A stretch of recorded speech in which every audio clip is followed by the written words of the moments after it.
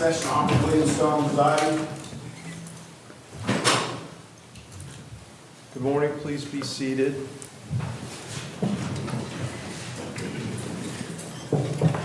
All right, and council, we have so many inmates today that unfortunately we're just going to go straight down the inmate list, not the sign-up list. I apologize for that, but because of the number we have and the challenges in detention, that's how we're going to run the docket. I apologize for the inconvenience. All right, let's go.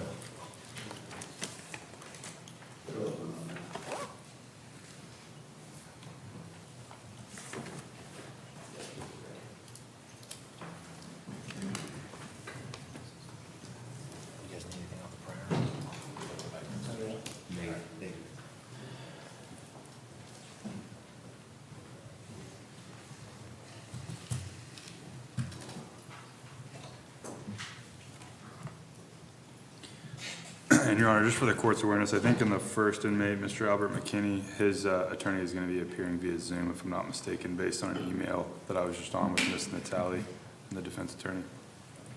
All right, thank you.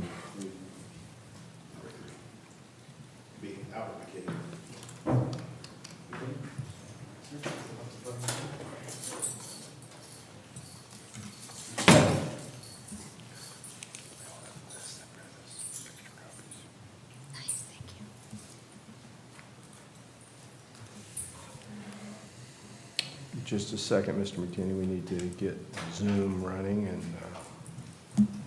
just a second.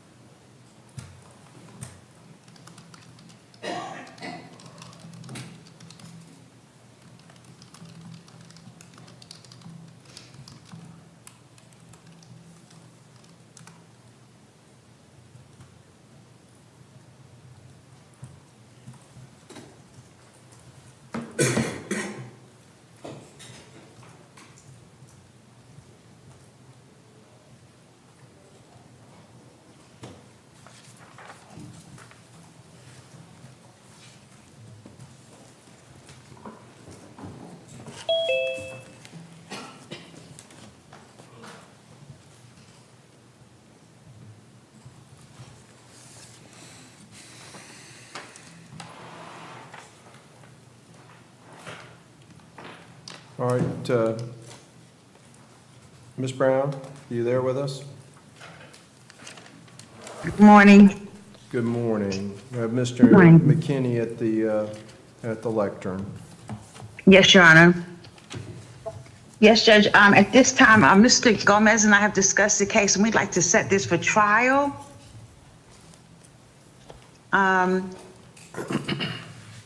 And I think we agreed on the June cycle. Is that correct, Mr. Gomez?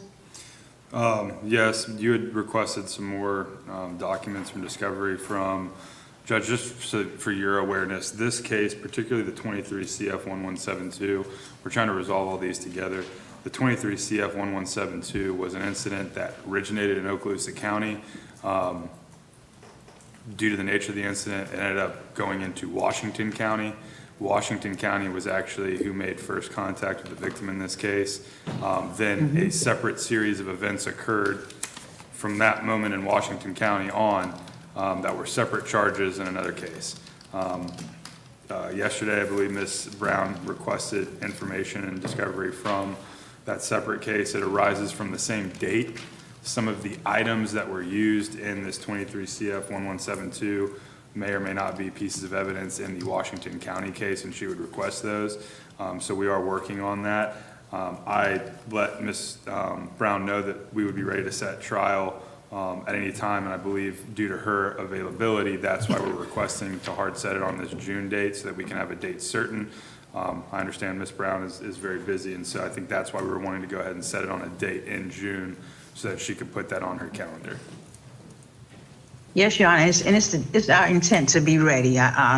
This gives us ample time because we do have quite a few things still out there and going on, but I anticipate that we will certainly be ready at that June cycle.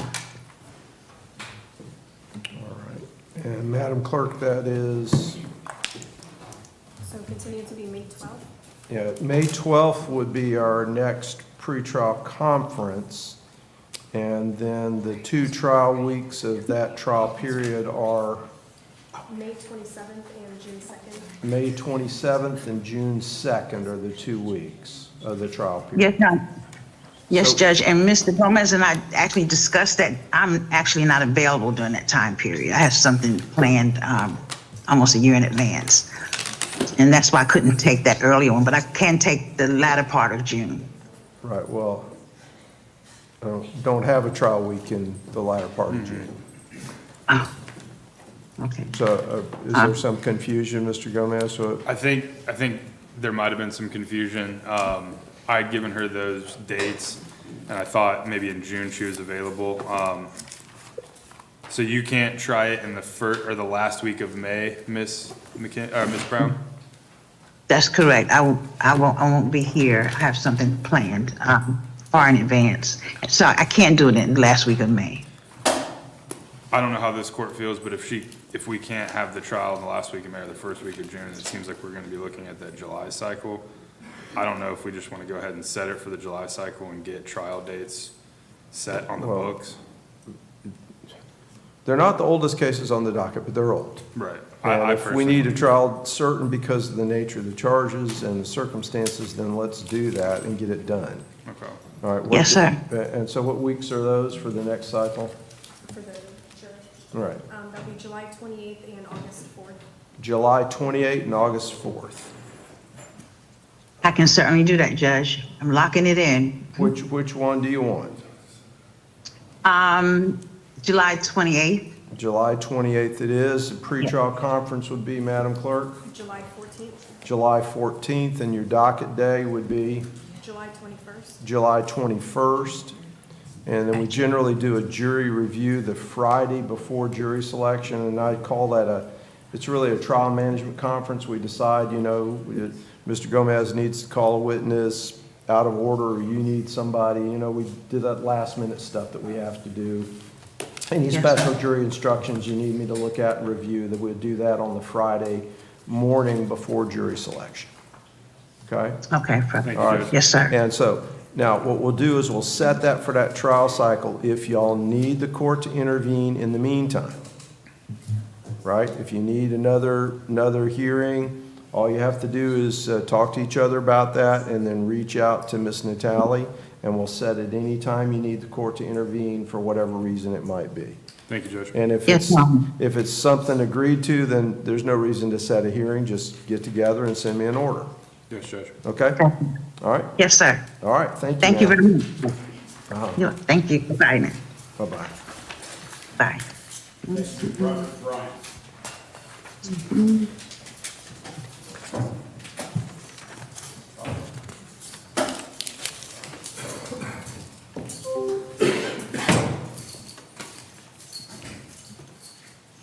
Robert Bryant. Mr. Cobb. Mr. Cobb should be on his way up in the parking lot now. Do you see him coming up?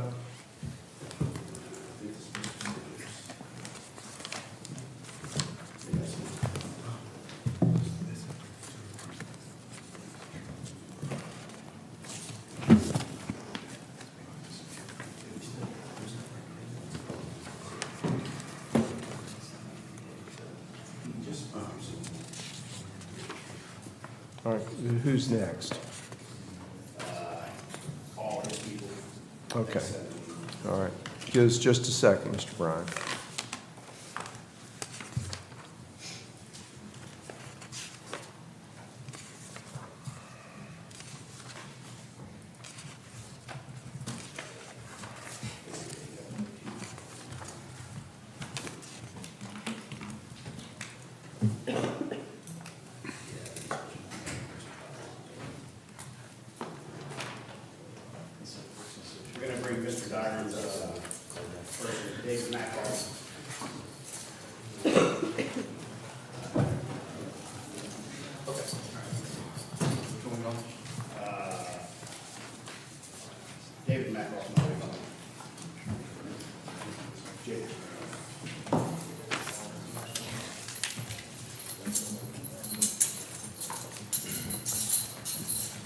Your Honor, Mr. Mackoff is present in 23 CF 402 and 24 CF 746. At this time, he's going to withdraw his earlier plea of not guilty and enter a plea of no contest.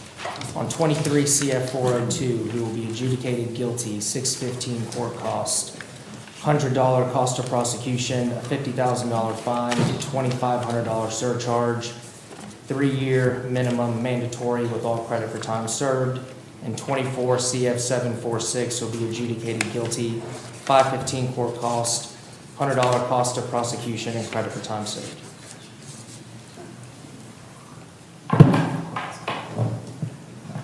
All right.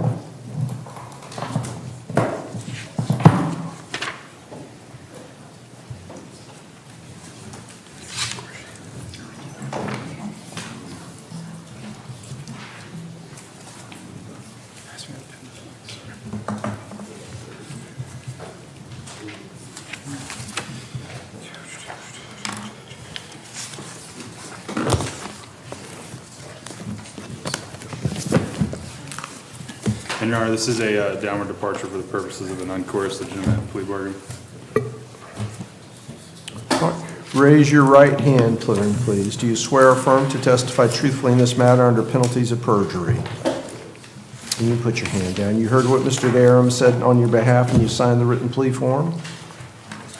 How old are you and how far did you go in school? 52. I graduated high school. All right. You able to read and understand the plea form? Yes, sir. Did you do that before you signed it? Yes, sir. And is what you read in the plea form what you heard Mr. Darum just announce? Yes.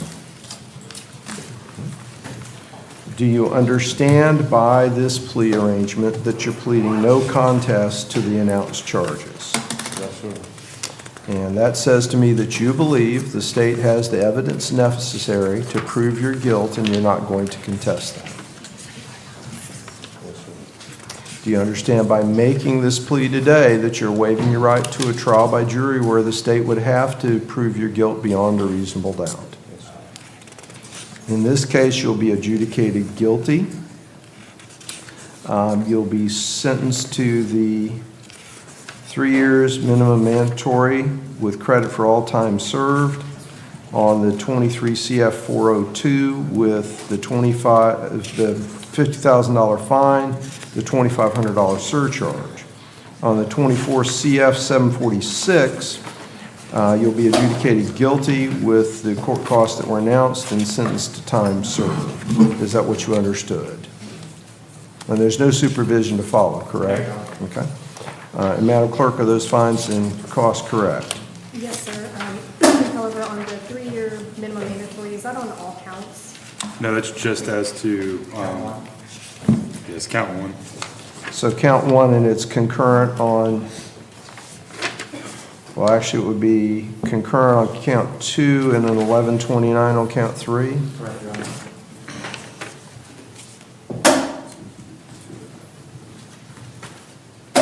So it'll be for count 1 and 2? Well, the minimum mandatory only applies to count one. So it'd be 36 months on count 2 concurrent, and then count 3 would be 1129 concurrent, right? Yes, yes, Your Honor. Correct.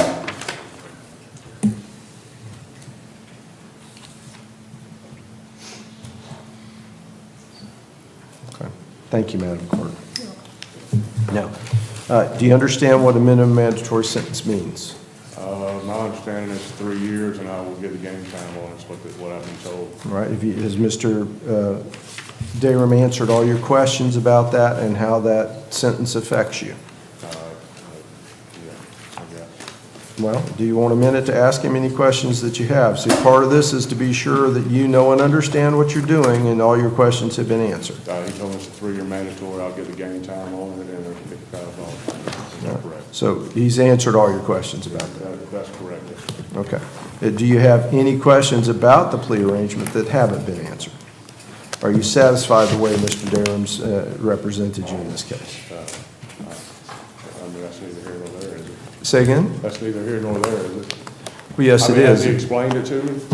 No, are you satisfied with how he's represented you in this matter? Yeah, yeah. Okay. The court will find the plea to be freely and voluntarily entered into and will accept the plea. Thank you, Your Honor. Thank you. How much time do you think? You got a significant amount of money here. If you don't pay within 90 days, the clerk automatically sends, I know. The clerk will automatically send it to collections after you're released. So I'll give you 60 months to pay, and as long as you're making payments, if you need more time, I'll give you more time. Is that all right? I mean, if I had anything, I'm sure I won't have it when I got out, so, I mean, I'm sure I'll need more than 60 months. Well, as long as you're making payments, I'll give you more time, but if you're not making payments, you understand what I'm saying? Okay. All right, thank you. Next will be Robert Bryant.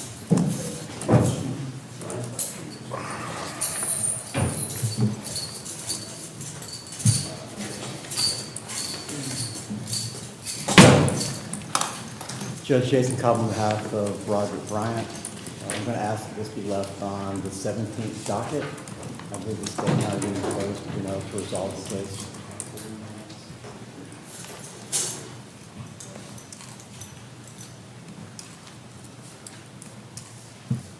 For which docket?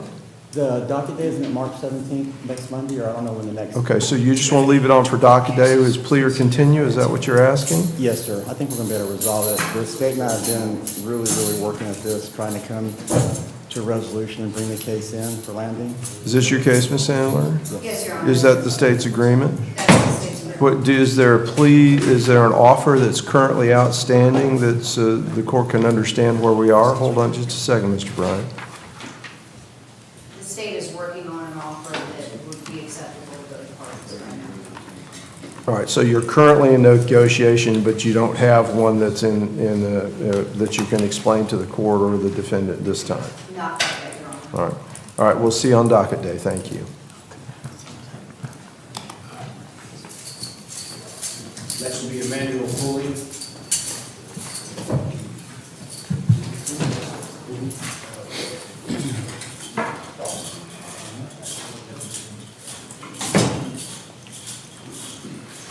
Judge Jason Cobb on behalf of Emmanuel Cooley. I yesterday finished picking up a hard drive, a DVD from the State Attorney's Office in Milton. I talked to Mr. Alderman, who's the prosecutor in the case, and we're currently talking about possible plea negotiations, but this is a significant charge, of course. I've got the discovery that my office is going through right now. I'm reviewing the depositions that were previously taken. I believe there's like almost 30 depositions that were previously taken. So I'm asking the court for some additional time to work through the discovery. Finish reviewing those depots to see if there's any additional depots I want to take or if there are any depositions I want to take over. I think I was appointed in this case due to a conflict with the former attorney, but that doesn't mean I have to just go by his depositions. I believe based on the seriousness of the charge, I need the ability to decide if I want to redo the depots myself. So I'm asking for continuance to the May 12th docket. What's the state's position? Oh, Mr. Alderman said that Mr. Snell was covering for him. And when I talked to Mr. Alderman yesterday, he did not have an objection to a continuance, but you need to hear that from Mr. Snell.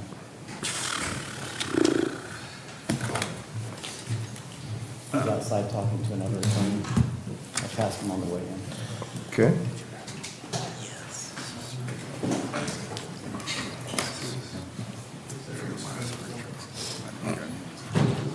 They don't have anybody past number 29 up here.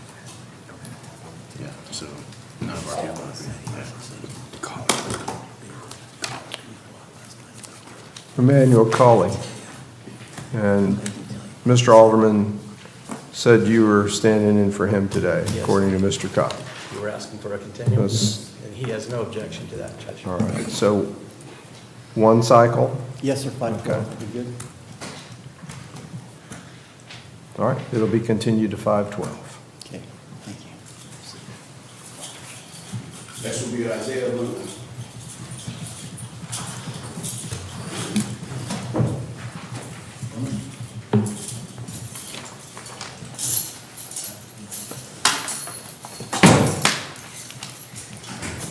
Judge, State of Florida versus Isaiah Luna. I've been talking to Ms. Gleason about the case. I do know that there was a new discovery exhibit that was filed with new discovery that was made available through the portal. We received that yesterday. We're in the process of downloading that right now. If I can't get download, I'm going to provide the State Attorney's Office with another hard drive. But some of the co-defendants' cases have already been continued to 512. And I went to the jail yesterday and spoke with Mr. Luna about what we're trying to do. And I don't believe he has an objection to it being continued to 512. And if I can bring it in for an earlier plea, I'll contact the court and we'll do that. But I need to go over the discovery that was just sent.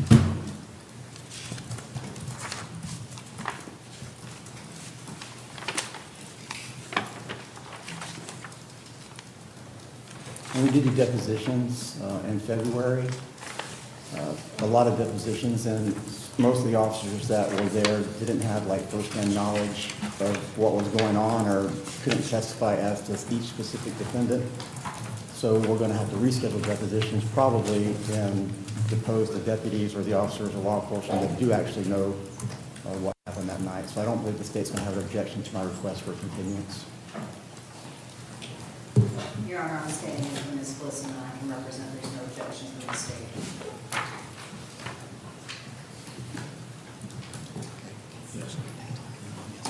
All right.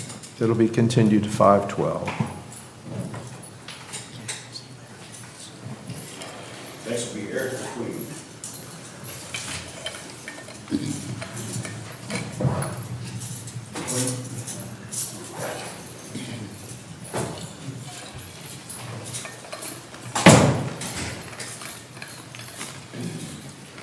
Judge, can I approach Mr. Dennis? Yes.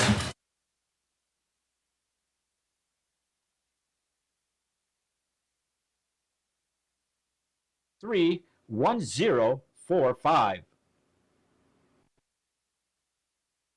CQ Roofing, your hometown roofer since 1999. We're state licensed and insured, family owned and operated with 24 years of local service. We specialize in shingles and metal, re-roofs, repairs, and leak specialists. For all of your roofing needs, call us today or visit our website at cqroofing.com. CQ Roofing, your hometown roofer.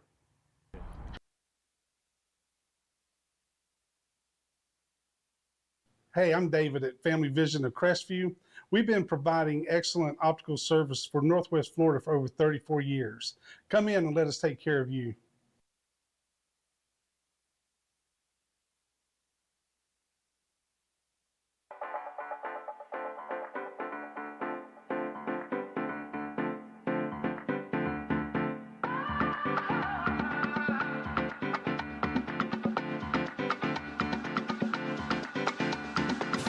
All right, plea or continue on docket day.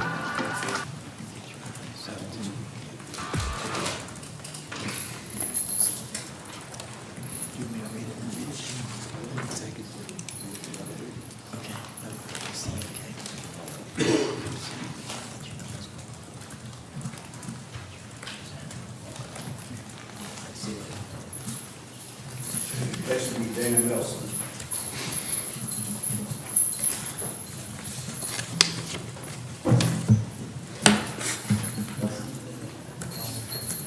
No, it's down in this, it's down in this, yeah.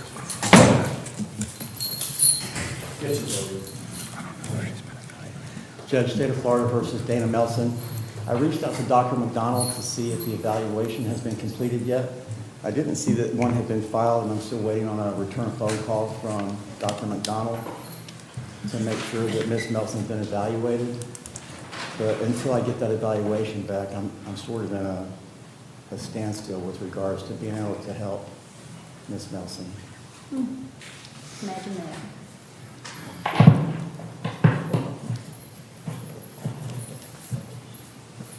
I just want to make sure that she's competent, or if she's found incompetent, she gets the necessary care so that she can become competent, so that I can. Did you hear back from Dr. McDonald? No, sir, I haven't received a phone call back from her yet. Does Dr. McDonald come to see you at the jail? I think that was him that came. It's a she.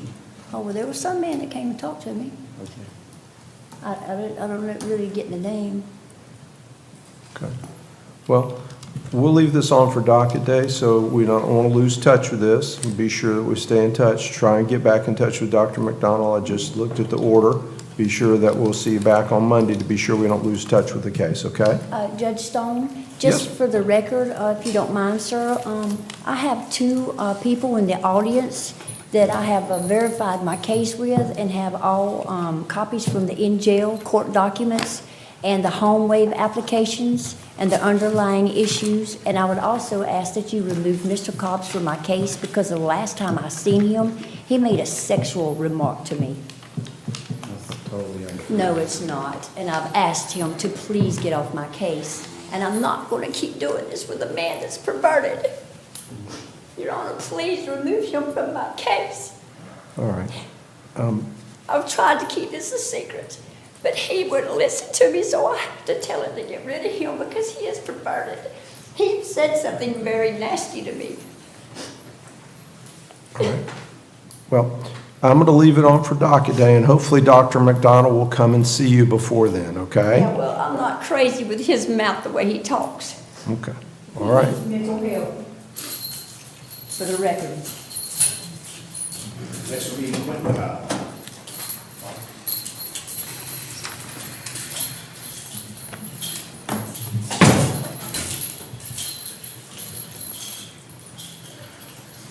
Does that need to approach Mr. Gomez again, if I can?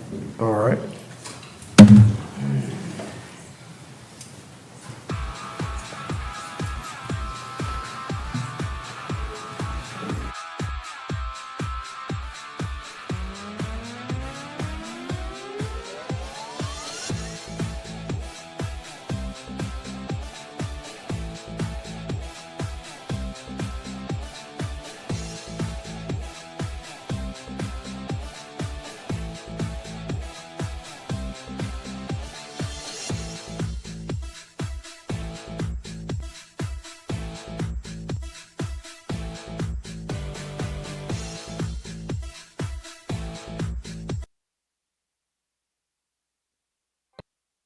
This is Tiffany Woodham, State Farm's newest agent in Crestview. I'd like to personally invite you to stop by my office for a no-cost policy review. Let me help you start saving today. Call in, walk in, or click in at yourcrestviewagent.com.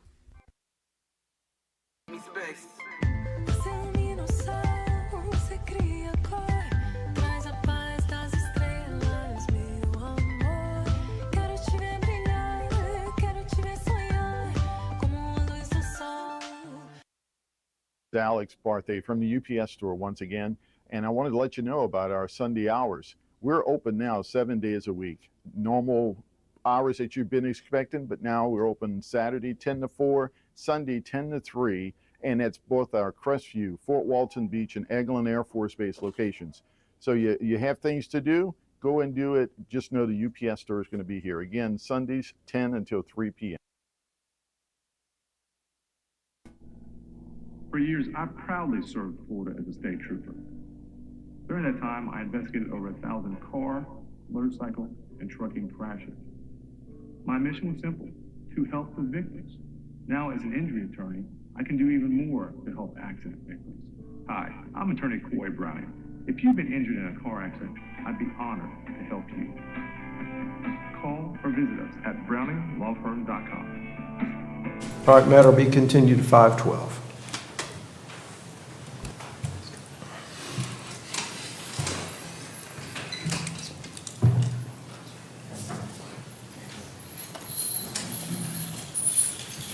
Next will be James Rhodes. Who? James Rhodes. Prelowitz. Prelowitz. That's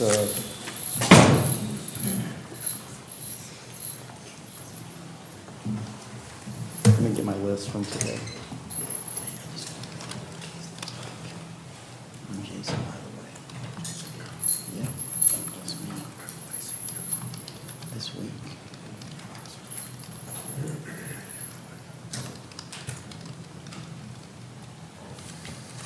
Yeah, Judge, this is State of Florida versus James Perowitz. I was just recently appointed, I believe last week, if I'm not mistaken, or the week before that. I'm asking for continuance to the 512 docket so I can get the discovery from the state and get caught up with what's been going on in the case, and then work the case. All right, State. We have no objection to that, and Mr. Cobb, we don't have a demand for discovery yet. Yeah, I got you. I've got it all filed and then the key ready to do, so.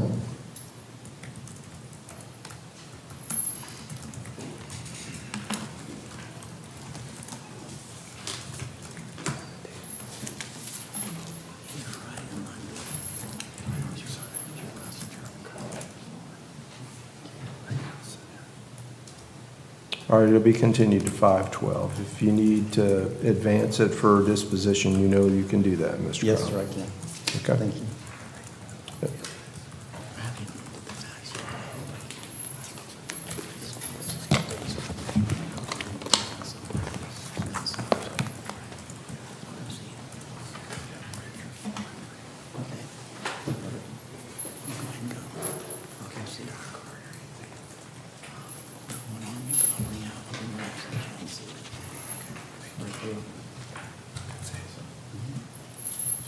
Next will be Cleon Cornell.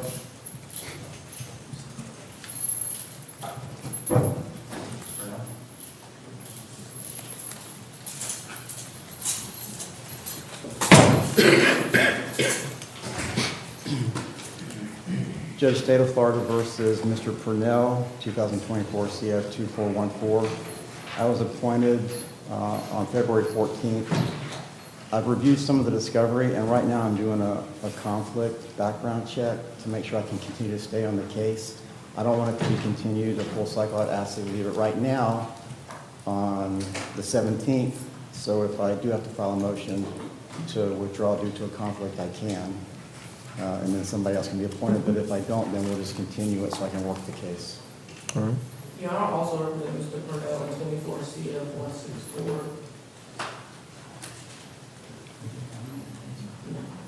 Yes. I would like to continue on mine. We have an outstanding position to take on that case. State. That's Mr. Gomez. He had no objection. No. You're Mr. Now. No objection, Your Honor. And I believe Ms. Sandler's handling the case I got appointed on. Is that correct, Ms. Sandler? That's correct, Mr. Hall.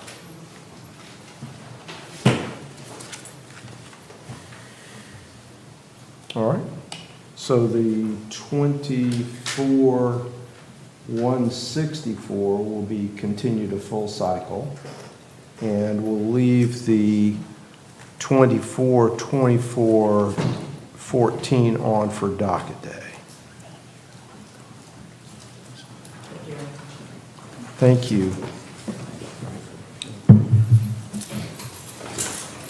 Next will be Salvatore Riccio.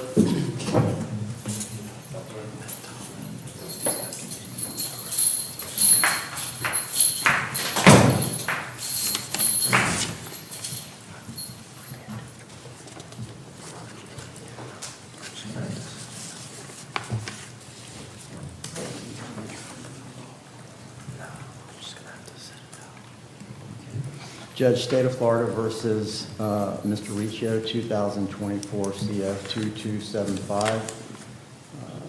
We have been in discussions with the possible drug court referral. I talked to Mr. Snell about that last week, and we were going to get up with Mr. Gomez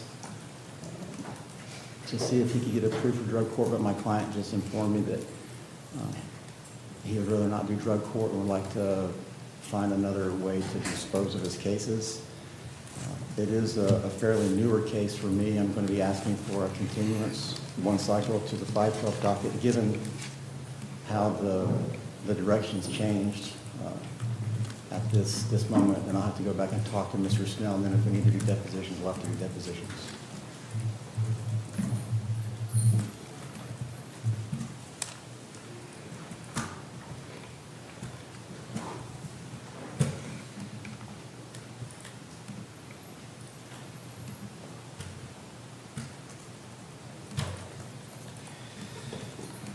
State?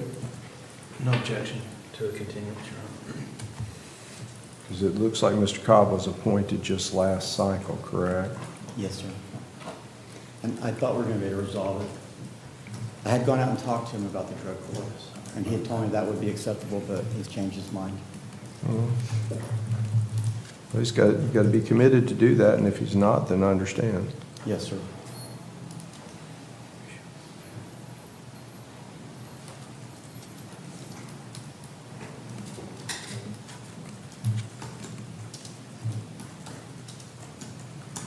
All right, it'll be continued one cycle. I'll come out and see him. We'll regroup again. See you later. Next, we step the rosters.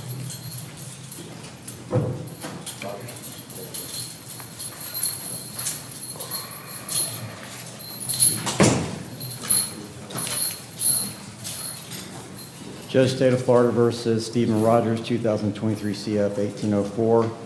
I'm going to need to leave this on the docket day for a more than likely trial, but Mr. Gomez and I are still in the process of talking to try to resolve the case, but if we can, at least we'll be on the trial docket.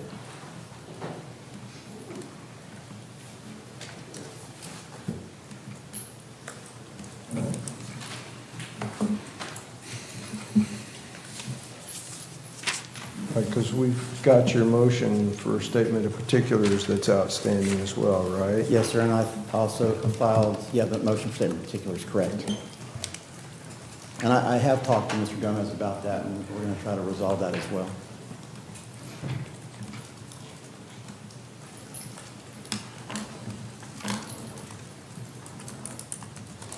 Other than the statement of particulars, what specific discovery is it that you believe is necessary here? Just what's in the statement of particulars. The information doesn't contain the name of the homeowner, of the alleged victim of the burglary. So it's just the items in the statement of particulars is what you're saying about the additional discovery? Yes, sir. Okay. Mr. Gomez? I'll make sure to get that information. I recently just got this case, or it was not terribly recently, but I'll make sure to get that information over to Mr. Cobb. Well, I guess the court's concern with this case, and I know Mr. Cobb is relatively new in this case, but this case has been pending since August of '23. Yes, sir. And so the court's concerned about where we're going with this case with all the time that's passed. In the interim of that time, we did have a violation of probation hearing on his one case, and the violation of probation was based on the new case, and he received a 36 months prison sentence in that, and we kind of handled the VOP first. And now we're trying to get this other case resolved, and that's why I just want to leave it on the docket and either resolve it or try it, Judge. All right. Well, we're going to resolve it or we're going to try it next cycle, period. I'm not continuing it again. Yes, sir. Based upon the age of the case. Yes, sir. So it's either going to be a voluntary disposition next cycle or it's going to go to trial. Yes, sir. I mean, it's, you know, now, I understand the intervening VOP, but still, since then, if I'm not mistaken, it's been,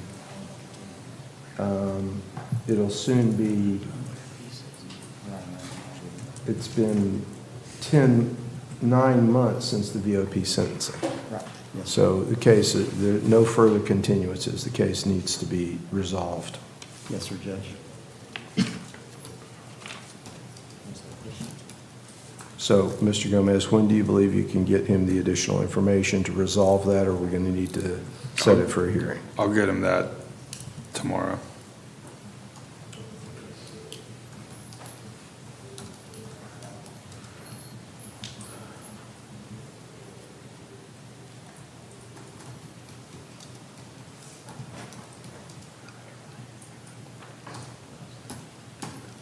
So let's just call it Friday. I mean, that's aspirational. We have another docket tomorrow, right? So, Yes, Your Honor. okay, so That's the 14th, so we'll say no later than the 14th. You can commit to that? Yes, Your Honor. All right. All right. Thank you very much. Okay.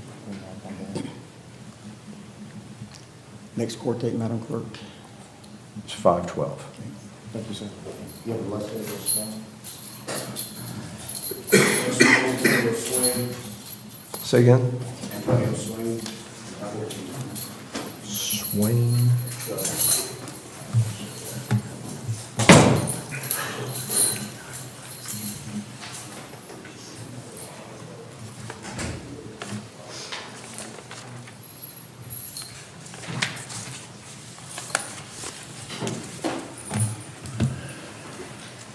Judge, State of Florida versus Antonio Swain. He has 2 cases before the docket. I'd like to approach with Mr. Snell if I can. You may.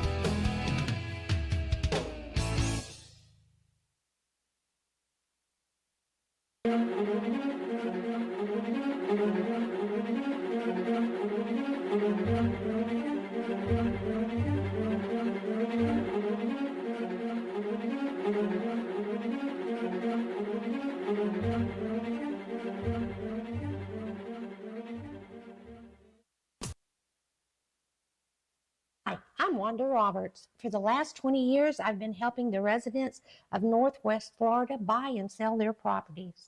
My office is just 1 block south of the courthouse in historic downtown Crestview. Give us a call at 850-398-5389. Hi, I'm Michael Gilbert, defense attorney with Warrior Law. I represent those accused in Santa Rosa, Okaloosa, and Walton County. If you or anyone you know has been accused of a crime, give us a call. We can help.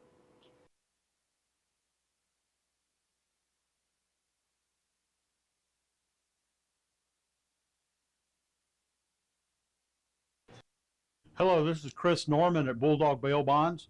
Our office is in Crestview, Florida, but we service 7 Northwest Florida counties. If you ever find yourself in a jam, please give us a call. We're here to help you out.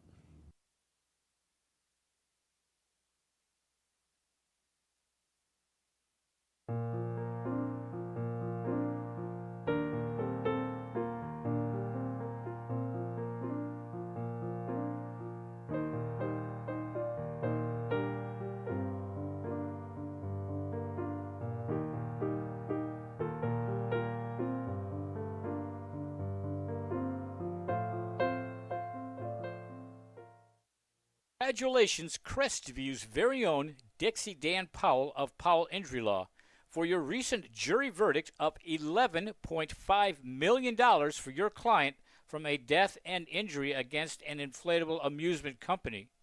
Recognized in 2017 as one of the top 100 civil trial lawyers in the state of Florida, and Dixie is AV preeminent rated. Dixie Dan Powell works tirelessly for his clients, as is evident by this extraordinary verdict. If you're taking your case to trial, be prepared. Contact Dixie Dan Powell and Powell Injury Law, 850-306-2667. Back Home Bakery Cafe is 2 blocks from the courthouse on Crestview's historic Main Street. We serve handmade pastries, espresso, and lunch items, and we're open Tuesday to Saturday from 7 a.m. to 4 p.m., serving lunch from 11 to 2. We hope to see you soon.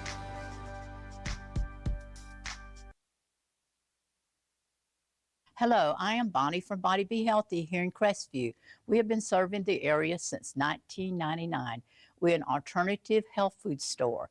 If you're interested in bettering your health, we'd like to invite you to stop by. We're located in Court Plaza. Stop by and let us help you be healthy.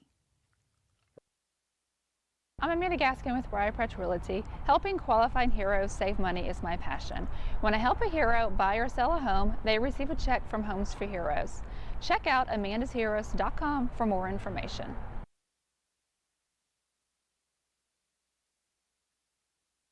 For more than 70 years, the sweet aroma of the Crestview Coney Islands burgers and hot dogs has permeated the downtown area. If you have not experienced the unique flavor of Crestview's Coney Islands burgers and hot dogs, then I encourage you to join us for lunch. Monday through Thursday from 10 a.m. till 3 p.m., Friday from 10 a.m. till 4 p.m., and Saturday from 10 a.m. till 2 p.m. We're located in historic downtown Crestview at 107 North Main Street. Call 850-683-1045. All right, it's clear continue on docket day, and if it's a continuance, the court's not going to continue the case again. This, at next docket day, it'll be 3 years old. Yes, sir. It's not going to be continued again. I don't want to, I understand.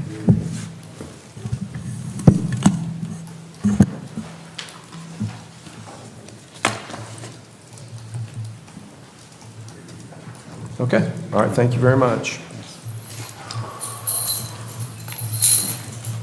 Next will be Elijah White.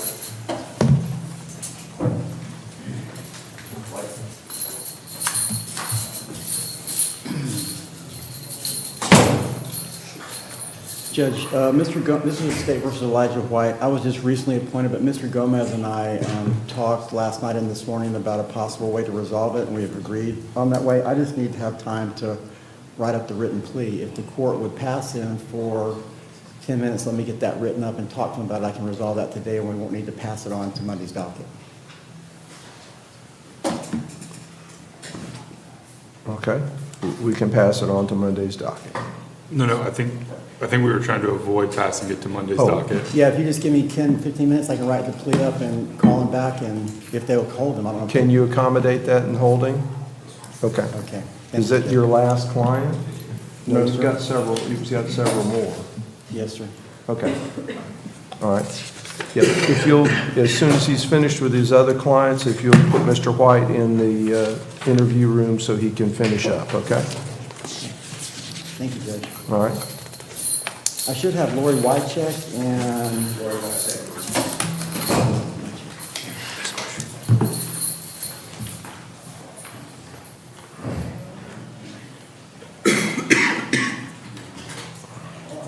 Yeah, you're good.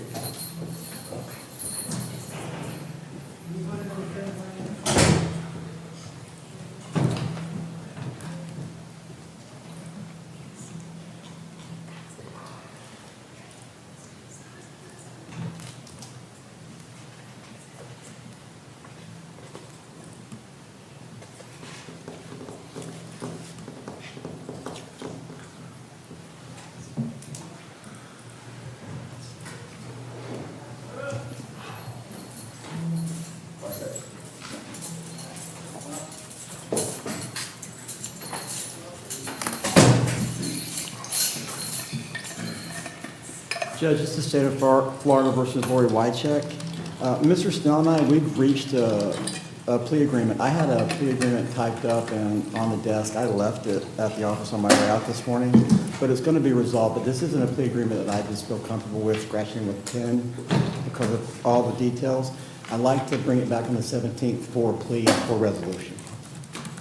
If that's Okay. okay. Is that okay with you? Or do you want me to sit back there and write it? I would rather have it. All right. I have family in town to try All to right. help me.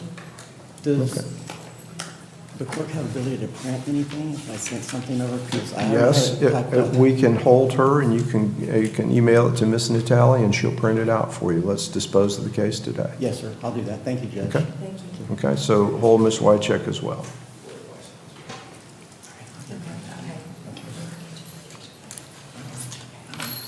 And if you'll do that ASAP, Miss Natali is online right now, and we'll get that printed for you, Mr. Cobb. To bring up tonight. Okay. All right, thank you. Next, we got any yes?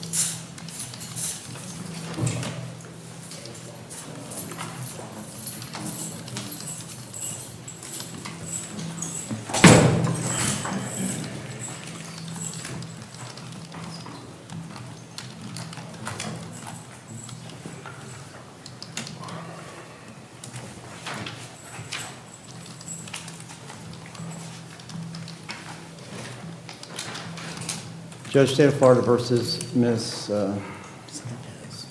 Yepes. She has two cases on the docket. I'm going to ask that it be left on Monday's docket for plea or continuance. Mr. Snell and I are going to be able to work this out. Okay. Do you have an offer that's been made? Yeah, I have an offer. Mr. Snell's offered to let her plead the guidelines, but I think that I found something that will be able to maybe do something a little bit better. I just need to talk to Mr. Snell about it. Okay. In the interim, but I don't think it's a case that's going to proceed to trial. I think we're going to be able to work it out. All right, so plea or continue on docket day? Yes, sir. Mr. Snell, do you have confidence that it'll resolve on docket day? Yes, sir. Okay, all right, very good. We'll see you on docket day. It's Monday. Monday. Thank you. David, do you want to ask him about Ms. Blanchett? Okay, let's approach. Next will be Armando Rosales. On Ms. Wycheck, Judge, can Mr. Snell and I approach really quick? I think. Yes.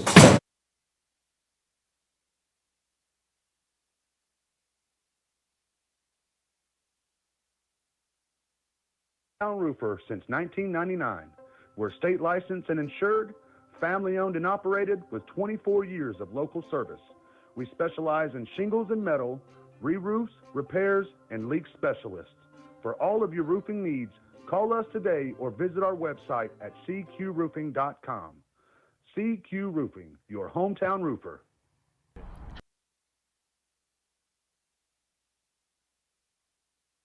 Hey, I'm David at Family Vision of Crestview. We've been providing excellent optical service for Northwest Florida for over 34 years. Come in and let us take care of you.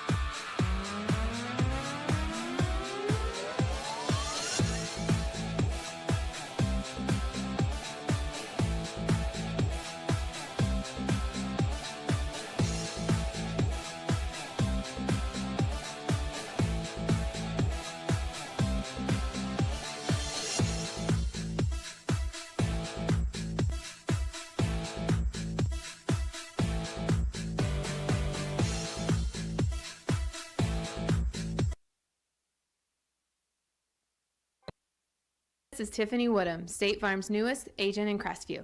I'd like to personally invite you to stop by my office for a All right. no-cost policy Mr. review. Dees is Let me your help you attorney, start right? saving Yes, Your Honor. today. Mr. Dees informed the court that he has another appointment. He's going to be here about 10:30, so we have to pass your case until Mr. Dees is here. So we'll move on down the docket. Who's next? Juan. Next will be Dion Wingate. Ms. Dudley. So we'll get back to you when Mr. Dees is here. And once again, he has informed the court, so I'm not upset about that at all. You're like that.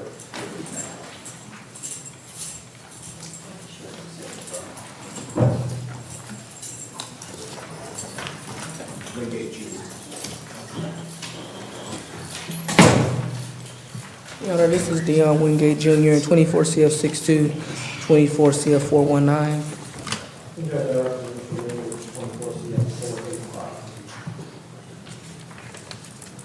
All right. Your Honor, I still have one deposition outstanding on these cases. We tried, I think, at least twice to get this deputy deposed. I would ask for a continuance in this matter to try to get that done. No objection, Your All right. And so full cycle? Yes, sir. All right. And so, once again, this is not and is that on the 23 case or on the 24 case? I'm sorry. This is Dion Wingate. That's Dion, I apologize. And so that's the 24. It is an Yes. older case. It's a year old right now. Yes, So sir. if We're you hoping need- to you get it need worked out. assistance with the deputy, let me know Yes, so sir. we can get the case resolved. Yes, sir. All right. And then on your case, Mr. McKinney, I would ask for a continuous judge just to track on behind the stuff in this case. I think it's going to be part of that negotiation. right, because they're not the same case, but they are connected because of the circumstances, right? Yes, sir. State have any objection to that? No, sir. And we're hoping we can meet between now and then and try to get the case resolved. So we've discussed that a couple times, so.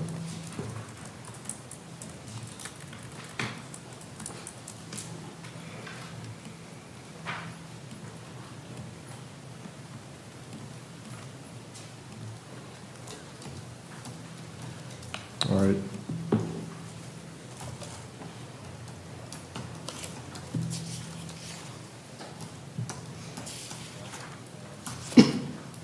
All right, it'll be continued as well. Yes, sir. Thank you.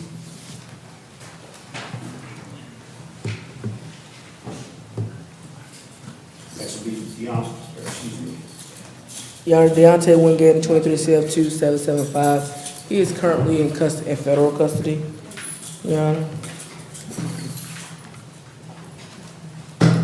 All right, what do we wish to do with that case? Just continue the full cycle, or are we wasting our time to put it one time? Should we just move it on two? The state is gonna dismiss the charge based on the fact that they're the same charges in federal court, and he's entered a plea there. So you're dismissing this case? Yes, sir. All right, so 23 CF 2775 is null pros by the state? Yes, sir. And I think that's all I have, Your Honor. Yes, is that right, Madam Clerk? Yep, thank you, Ms. Dudley. Good day. Next will be Fernando Medina. Ms. Merrifield. Yeah. I have flattery for Fernando Medina. Yes, Ms. Merrifield is here for them.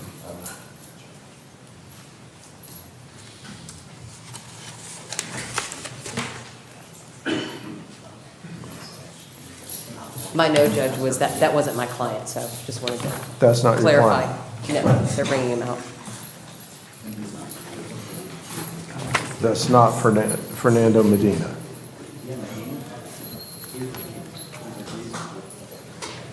Medina refused. Okay, I can address his case, Judge. Bernie Merrifield on behalf of Fernando Medina. It's 24 CF 2462. There is a waiver on file for Mr. Medina.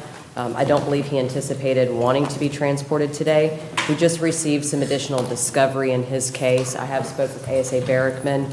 Based on the review of that discovery, we are reviewing to see if we need depositions. I'm not certain at this time, so I am requesting a continuance to the 512 pretrial to give us an opportunity to get through the remainder of that discovery. So the court is aware it would be the messages that directly tie to the charged offense. And I believe this would be the third time up for Mr. Medina. The state has no objection. All right, it'll be continued. Thank you, Judge. Wiley? Next will be Brian Wiley. Riley. The next case I have, Judge Brandy Merrifield on behalf of Brian Wiley in 24 CF 2458.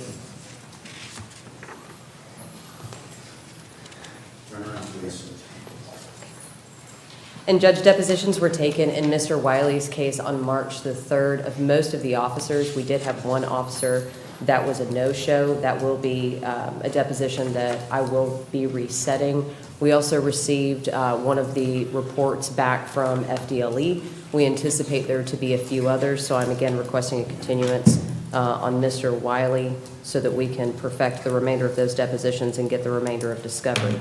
I have discussed this with ASA Snell, and he is working to collect that information for me. Mr. Snell? Yes, no objection. Yes, sir. All right, it'll be continued to 5/12. I believe that's all I have this morning, Judge. Madam Clerk? Yes, sir. Okay, thank you very much, Ms. Merrifield. Thank you, Judge. Thank you. Trevor Brown.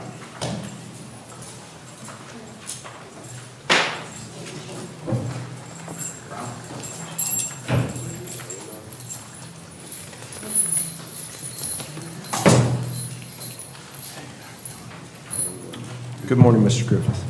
Hello, Judge Michael Griffith. I represent Mr. Brown. We got some new discovery on the 12th of February that you need to depose those witnesses. Also, Mr. Brown has a co-defendant, Brandon Laniu, on 22, I believe it's 22 CF 1856. Bo Powell represents him on that, and I understand that case was continued. So I'm asking for continuance. What was the other case number? I believe it's 22-1856. It's on Brandon Laniu, Lanieux.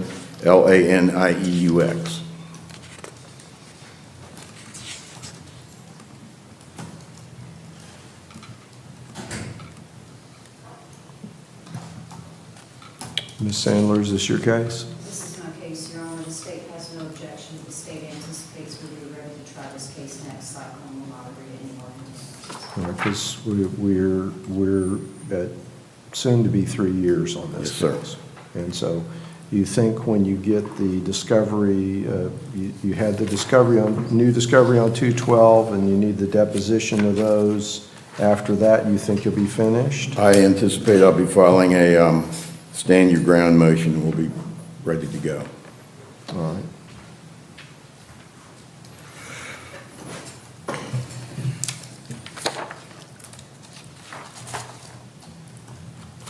Yeah, do you think, when would you be able to get that done? I'm just sort of anticipating when we get the case set for trial and handle that. I will try to get that done next week, Judge.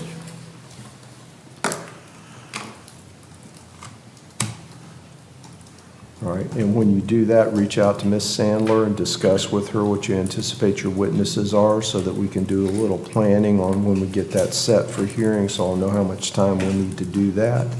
All right, and if we need to do a little pretrial conference where we can organize that and get the witnesses all organized and get the timing set, then all you need to do is the two of you reach out to Mrs. Natalia and we'll get that set. And we can just do that on one of our regular dockets if necessary so that we can just plan that out, okay? Yes, sir.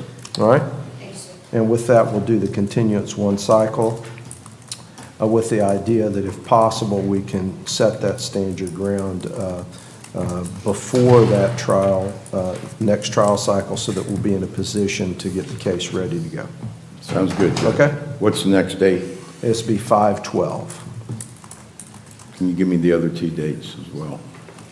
That would be May 19th, and then the trial dates are May 27th and June 2nd.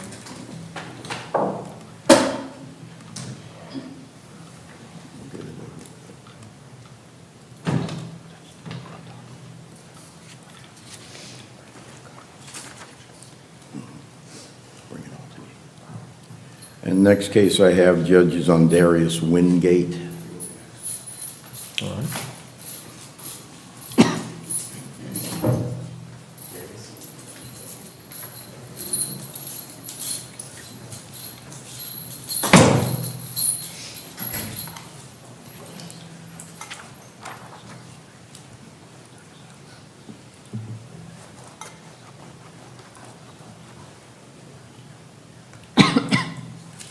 Judge, on Mr. Wingate's case, Mr. Cobb was up here earlier with his client, Mr. Luna, which is a co-defendant of my client, and we got a great deal of discovery. I believe it was yesterday or the day before, so I'm asking for a continuance on this so that we can go through the discovery.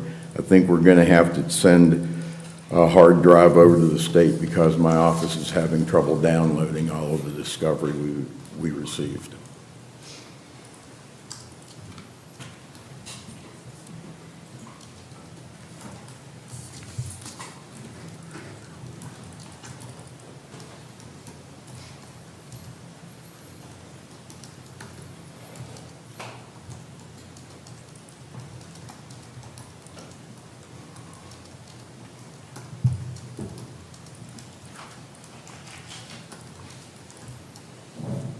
All right.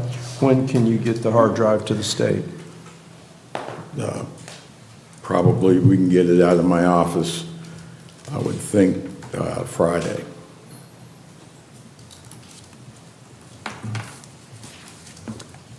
When I came over this morning, Judge, one of my secretaries was still trying to get it all downloaded, so. Okay. Ms. Sandler? There's no objection from the state. The state has asked that you get that hard drive to the SB office, please. All right, it'll be continued one cycle. Thank you, Judge. All right, thank you. Anything else for you, Mr. Griffin? That concludes my business before Okay, the court. thank you. Good day. May I be excused? Yes, sir. Next will be Toriano Marsh.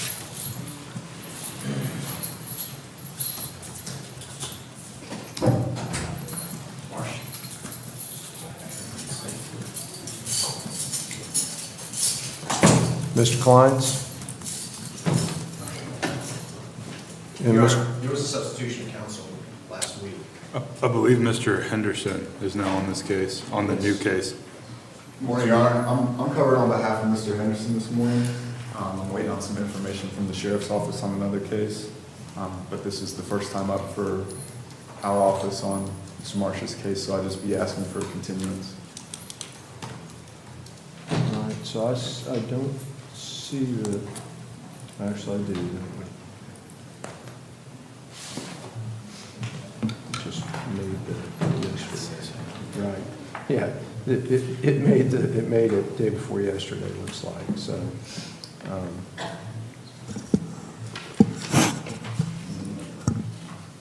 Okay.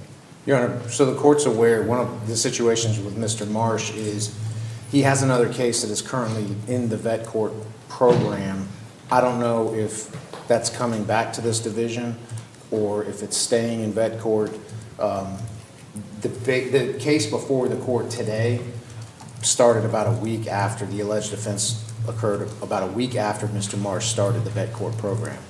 So Mr. Snell might be able to fill the court in more on what's going on in vet court. I don't typically attend vet court.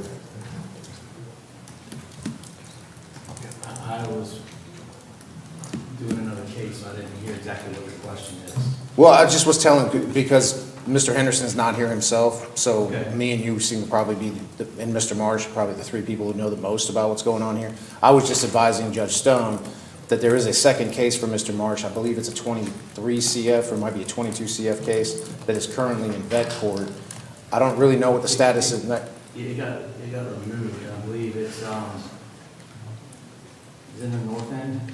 No, it should be here. Is it here? Madam Clerk, do you have that case number? Yes, I'm it is confused. 22 CF 2119. 22 CF 2119? Yes, sir. So he's in vet court in that case. Yes, sir.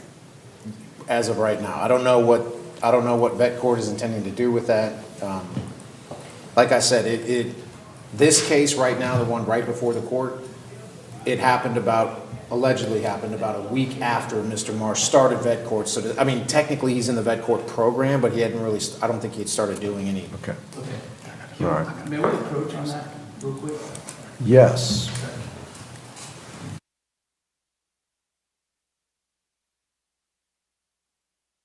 Walk in or click in at yourcrestviewagent.com.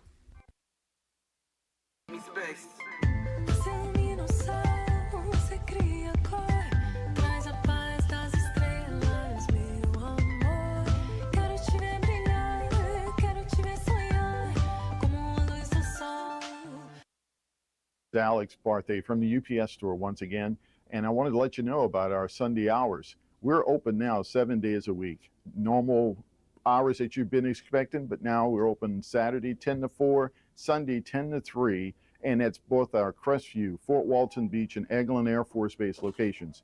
So you have things to do, go and do it. Just know the UPS store is going to be here. Again, Sundays 10 until 3 p.m. For years, I proudly served Florida as a state trooper. During that time, I investigated over 1,000 car, motorcycle, and trucking crashes. My mission was simple, to help the victims.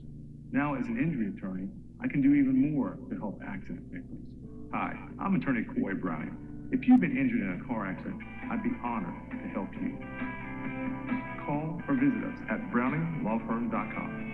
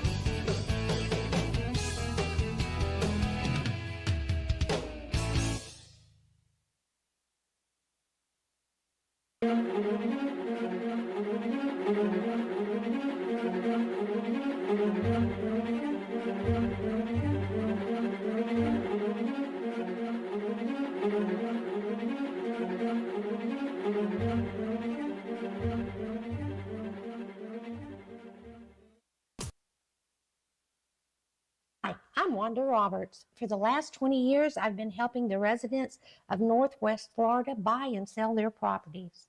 My office is just 1 block south of the courthouse in historic downtown Crestview.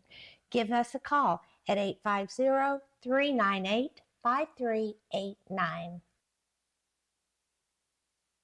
Hi, I'm Michael Gilbert, defense attorney with Warrior Law. I represent those accused in Santa Rosa, Okaloosa, and Walton County.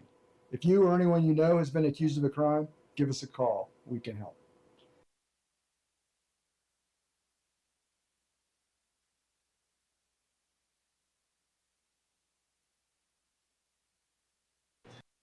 Hello, this is Chris Norman at Bulldog Bail Bonds.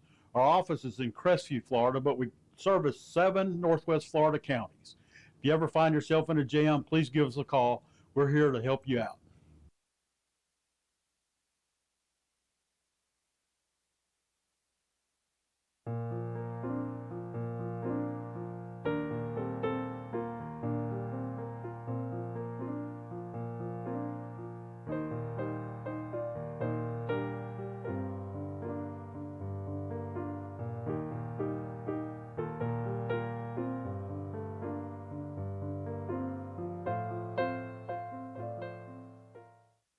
Congratulations, Crestview's very own Dixie Dan Powell of Powell Injury Law, for your recent jury verdict of $11.5 million for your client from a death and injury against an inflatable amusement company.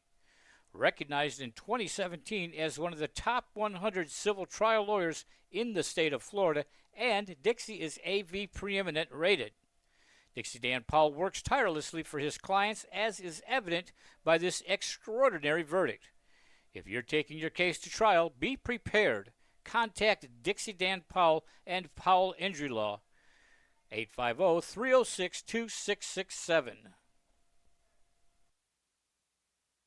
Back Home Bakery Cafe is 2 blocks from the courthouse on Crestview's historic Main Street. We serve handmade pastries, espresso, and lunch items, and we're open Tuesday to Saturday from 7 a.m. to 4 p.m., serving lunch from 11 to 2. We hope to see you soon. And your lawyer will explain what's going on. We're just massaging everything, being sure everything's traveling together so that there's not any unreasonable delay in moving the cases forward. Your lawyer's new on this case, but the other pending case, and we're being sure that he had transferred information from your prior counsel as well. So he'll explain that all to you when you have an opportunity to meet with him.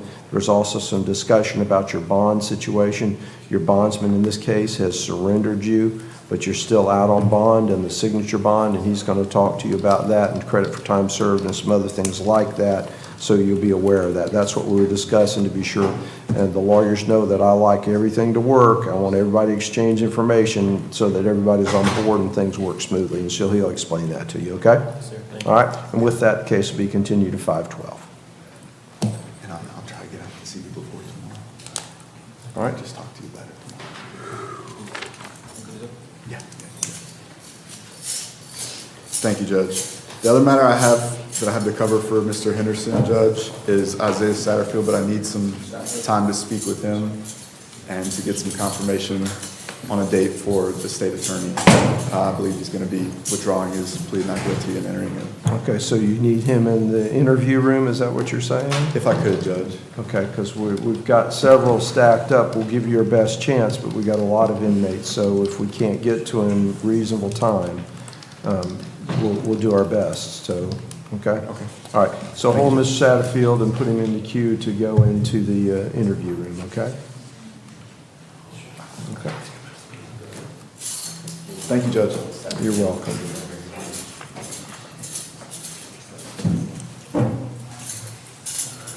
Who's next? Shows Mr. Novus. Mr. Nigel Gamble, that should be the next offending. Yeah, it's 10:30. Let's take a 5-minute comfort break at this point in time. 5 minutes.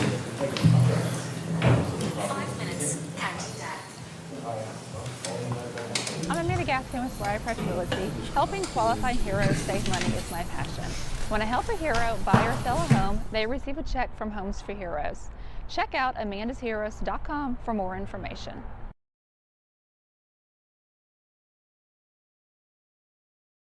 For more than 70 years, the sweet aroma of the Crestview Coney Islands burgers and hot dogs has permeated the downtown area.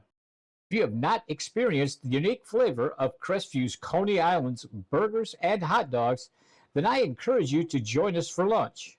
Monday through Thursday from 10 a.m. till 3 p.m., Friday from 10 a.m. till 4 p.m., and Saturday from 10 a.m. till 2 p.m. We're located in historic downtown Crestview at 107 North Main Street. Call 850-683-1045. CQ Roofing, your hometown roofer since 1999. We're state licensed and insured, family owned and operated with 24 years of local service. We specialize in shingles and metal, re-roofs, repairs, and leak specialists. For all of your roofing needs, call us today or visit our website at cqroofing.com. CQ Roofing, your hometown roofer.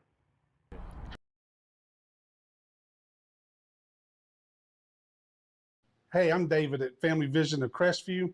We've been providing excellent optical service for Northwest Florida for over 34 years. Come in and let us take care of you.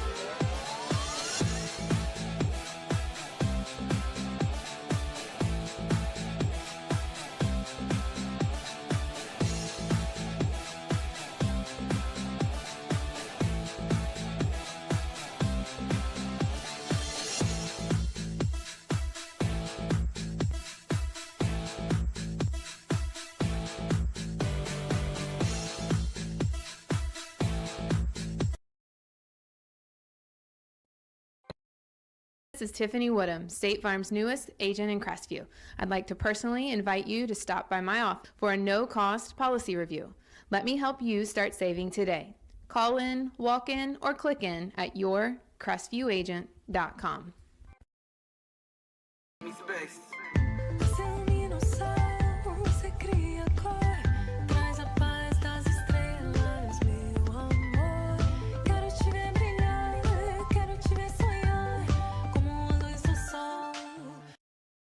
Alex Barthay from the UPS store once again, and I wanted to let you know about our Sunday hours. We're open now 7 days a week. Normal hours that you've been expecting, but now we're open Saturday 10 to 4, Sunday 10 to 3, and that's both our Crestview, Fort Walton Beach, and Eglin Air Force Base locations. So you have things to do, go and do it. Just know the UPS store is going to be here. Again, Sundays 10 until 3 p.m. For years, I proudly served Florida as a state trooper. During that time, I investigated over 1,000 car, motorcycle, and trucking crashes. My mission was simple: to help the victims. Now, as an injury attorney, I can do even more to help accident victims. Hi, I'm attorney Coy Browning. If you've been injured in a car accident, I'd be honored to help you. Call or visit us at browninglawfirm.com.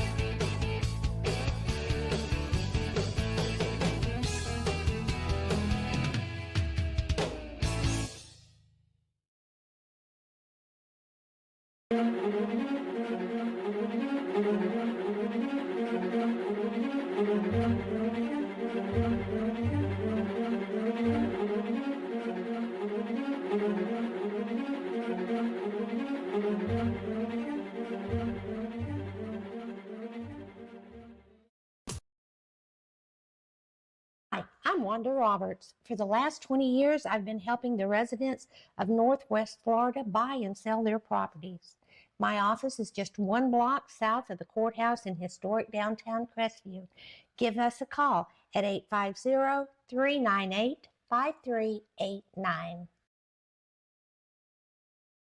Hi, I'm Michael Gilbert, defense attorney with Warrior Law. I represent those accused in Santa Rosa, Okaloosa, and Walton County. If you or anyone you know has been accused of a crime, give us a call. We can help.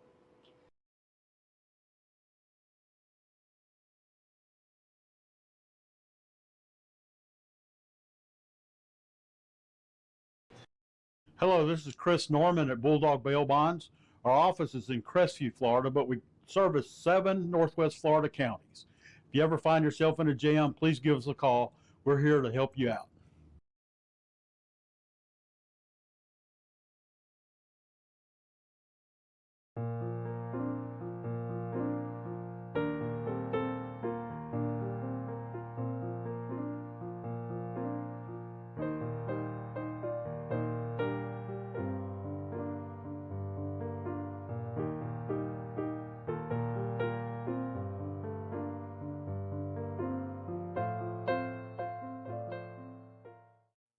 Congratulations, Crestview's very own Dixie Dan Powell of Powell Injury Law, for your recent jury verdict of $11.5 million for your client from a death and injury against an inflatable amusement company. Recognized in 2017 as one of the top 100 civil trial lawyers in the state of Florida, and Dixie is AV preeminent rated. Dixie Dan Powell works tirelessly for his clients, as is evident by this extraordinary verdict. If you're taking your case to trial, be prepared. Contact Dixie Dan Powell and Powell Injury Law, 850-306-2667. Back Home Bakery Cafe is 2 blocks from the courthouse on Crestview's historic Main Street. We serve handmade pastries, espresso, and lunch items, and we're open Tuesday to Saturday from 7 a.m. to 4 p.m., serving lunch from 11 to 2. We hope to see you soon.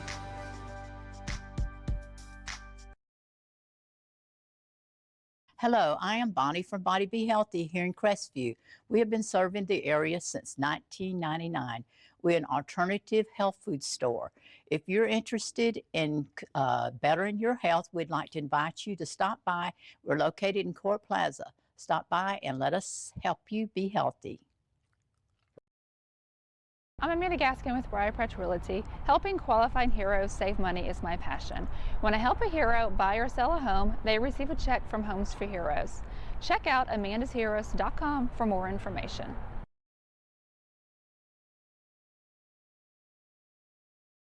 For more than 70 years, the sweet aroma of the Crestview Coney Islands burgers and hot dogs has permeated the downtown area. If you have not experienced the unique flavor of Crestview's Coney Island's burgers and hot dogs, then I encourage you to join us for lunch.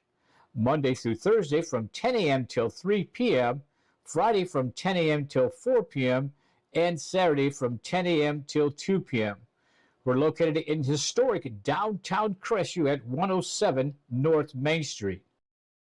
Call 850-683-1045. CQ Roofing, your hometown roofer since 1999. We're state licensed and insured, family owned and operated with 24 years of local service. We specialize in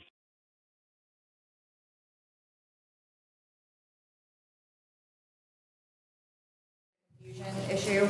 That's all right. Regardless, And what's the name again? Mr. Ariel Mises.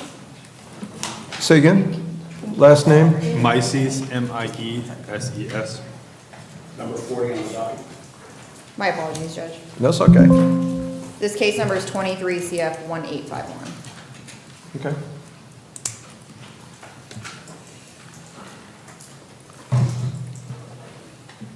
Go ahead. Oh, I'm sorry, I thought you were waiting for Madam Clerk, I apologize. Your Honor, in Mr. Mice's case, he was in pretrial intervention and was returned to the docket. Based on some information that Mr. Mice gave me that I was able to provide to the state, they are gonna allow him to go return to the PTI program to resolve his case in that manner. However, they have asked that in an effort to make sure the case continues to move along, that we enter a plea to count one, which the plea will just be a plea into the PTI program as long as he successfully completes. The plea will be automatically withdrawn and the case dismissed. If he does not successfully complete PTI when he's being returned to it now, then he will be returned and he will have sentencing before the court. And I've explained to Mr. Mices how that process works, and he is understanding and he's grateful for the second opportunity to go back. So I have a plea agreement, if I may, Bruce. You may. And the state will be in all crossing counts 2 and 3. We didn't do it previously because he just went into the PTI program, so. All right. If you'd raise your right hand for me, please. Do you swear or affirm to testify truthfully in this matter under penalties of perjury? I do. All right. And you can put your hand down. You heard what Ms. Jaquith said, and you signed the written plea form. I did. All right. And how old are you and how far did you go in school? 42, and I went to the technical school after high school. All right. You able to read and understand the plea form? Yes, sir. Did you do that before you signed it? Yes, I did. All right. Now, this is a different sort of plea arrangement. What you're entering a plea here today is a no contest plea, which says to me that you believe the state has the evidence necessary to convict you of this charge and you're not going to contest that, that you're waiving your right to a trial by jury. Do you understand those things? Yes, I do. And the sentence in this case is that you're to enter in and successfully complete the program. And if you do that, then this plea is withdrawn. If you fail to complete the program, then you'll return here for sentencing, and the sentence will be up to me completely. Does that make sense? Yes, sir. And so, and I like to be silly about this to emphasize that it's absolutely up to me, right? Because the state is null processing count 2 and 3, which leaves only count 1, which is a third-degree felony, and so you're facing 5 years in state prison. So if I have a fight with my wife on the morning of sentencing and I'm just mad, I can take it out on you and put you in jail, in prison for 5 years. It wouldn't be the right thing to do, but would be legal according to this plea. Do you understand? Yes. Okay. So the point is you're, by making this plea, you're leaving it completely up to the court to determine the sentence in this case if you fail to complete your program. Do you understand that? Yes, I do. Has Ms. Jacob answered all your questions about the plea and how it affects you? And are you satisfied with how she's represented you? Yes, sir. The court will find the plea to be freely and voluntarily entered into and will accept the plea. Thank you.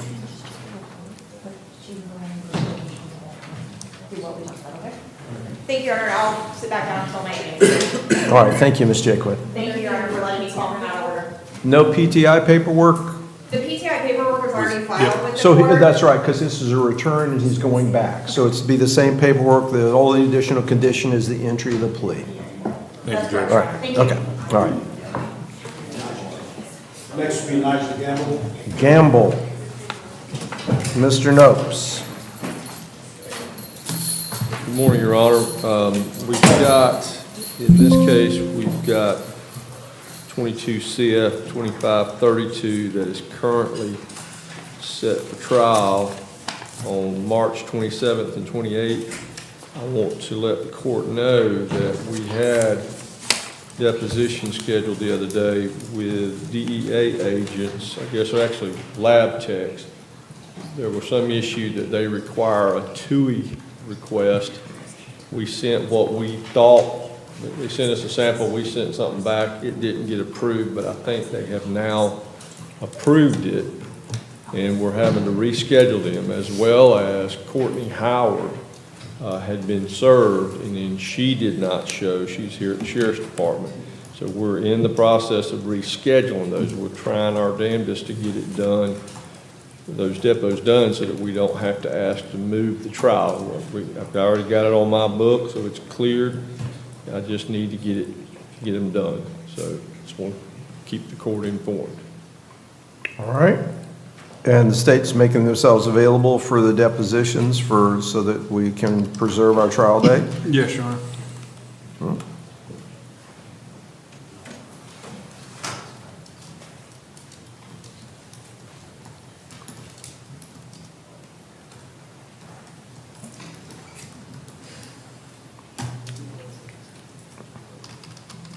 Right. So anything else we need to be aware of in making sure that the trial date is credible here? That's all I can think of, Judge. We already have all of our subs out. We've had them out, spoken with all the DEA agents because they're kind of scattered throughout Florida. We have everything ready to go for that 27th and 28th trial date, Your Honor. Okay. All right, very good. So what's the next date we come back, Judge? 3/17, March 17th. Is that the jury trial review? No, March 17th is docket day. Do you think we need docket day in this case, or you want to just go straight to jury review? Judge, let's leave it on for docket day, just to double check what I've got. Yeah, Judge, I think we need to put it on for docket day. Okay. If anything comes up, then we can address it at docket day, be sure we got our hands on the case and be sure it moves forward. Now, what about, we're certain on 27, 28? Any idea on any number of jurors that we'll need? I'm just trying to get an idea going forward. I just want 40, Your Honor. Say again? 40. You agree, Mr. Nopes? Yes, sir. And based upon the nature of the charge and the circumstances, the court finds that reasonable. And as you know, that I just required to make those statements for the benefit of the Supreme Court. Sure. For the use of jurors. Any other special things that we need to be aware of as far as so the court be prepared? Y'all looking at any special jury instructions or anything like that needs to be done? Not from the state, Your Honor. Not from the defense? No special or exceptional jury instructions that we need to consider? No, sir. Okay. All right. Anything else that the court needs to be aware of so that if I need to intervene or provide assistance in getting the case tried? Not to the state's knowledge. Okay. All right. Then we'll see you on docket day with the anticipated trial 27, 28 March. Thank you. Locke.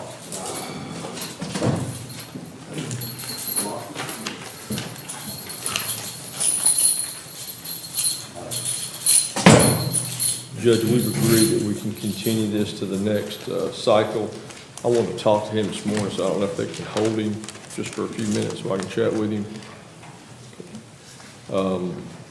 What's your next pretrial date, Judge? It's 5/12. That'd be great, Judge. State agree to the continuance? Yes, Your Honor. All right. Now, we got quite a few lined up for the interview room, Mr. Nope, so it just depend on how many folks they have back there to keep the docket moving, so we'll just have to see. Okay. Can't guarantee you that, but we'll try to hold it for you. Okay. Okay? So if we can accommodate Mr. Nopes with his client, we will. All right. All right. I promise I won't be very long. Okay. Thank you, Judge. All right. 5/12. Try to talk to you. Next will be Devon Moore. Judge, Mr. Moore's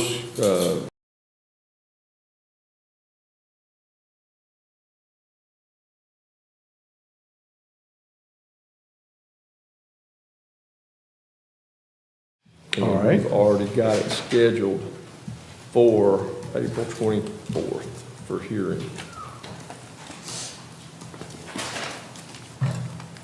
So I don't know if you want to put this on for, Well, what we'll do is we'll go ahead and continue it for a placeholder with the understanding we've got your hearing on 4/24.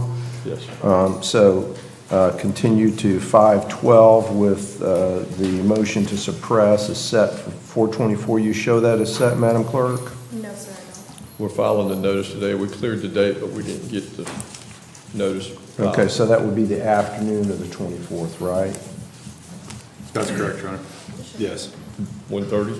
2:30. 2:30. Right, because we got PTDs before that. So, and how much time do you anticipate, Mr. Nopes, from your point of view?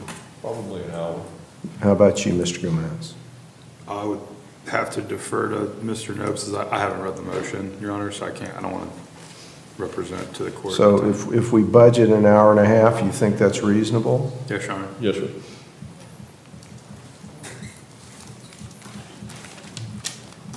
Okay. And, all right. All right, thank you very much. Thank you, Judge.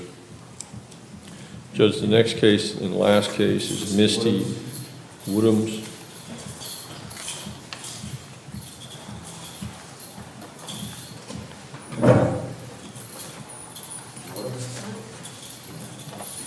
Judge, she's actually got two cases. On this 25 CF 66, I was just appointed March 10th. And then this morning, I got appointed to 25 CF 464. And I will tell the court that there's also a pretrial detention currently scheduled for tomorrow at 12:30. Correct. And are you appointed on that as well, Mr. Nopes? I was, Your Honor. Okay.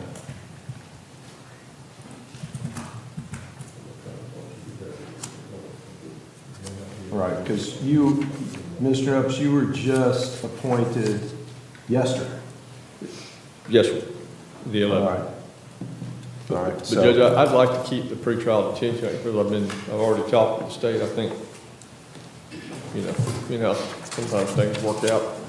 So, All right, so what we'll do is, do you want to continue this case? And then have it also set tomorrow to travel with the pretrial detention so they're on the same docket? that'd be great, Judge. State, any objections to that? No, sir.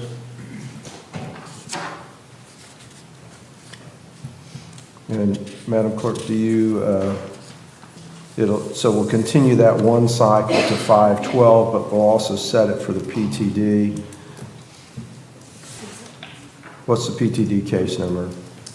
It is 25 CF 464.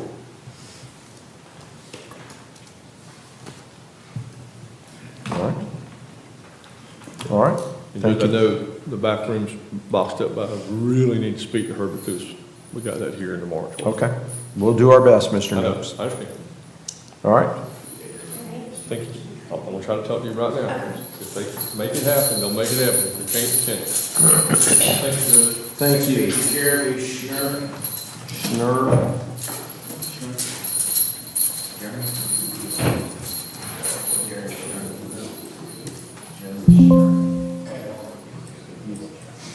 He refuses. He refused, all right. He refused to be, Sal Matul Hernandez. And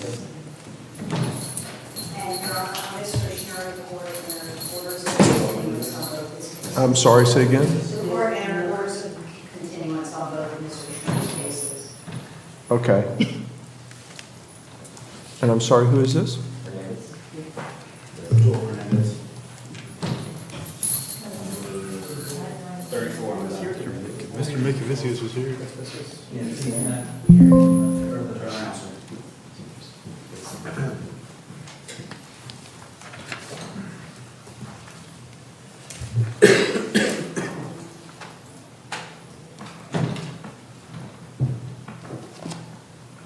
And who's his counsel? Is that? Mikevich. Oh, okay, very good. I thought I saw him. Good morning, Your Honor. Good morning. I suppose we also need Madam Interpreter.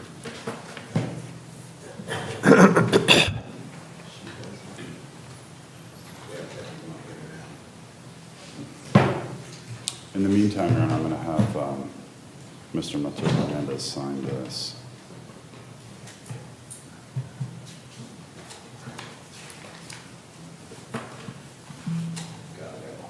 She might be.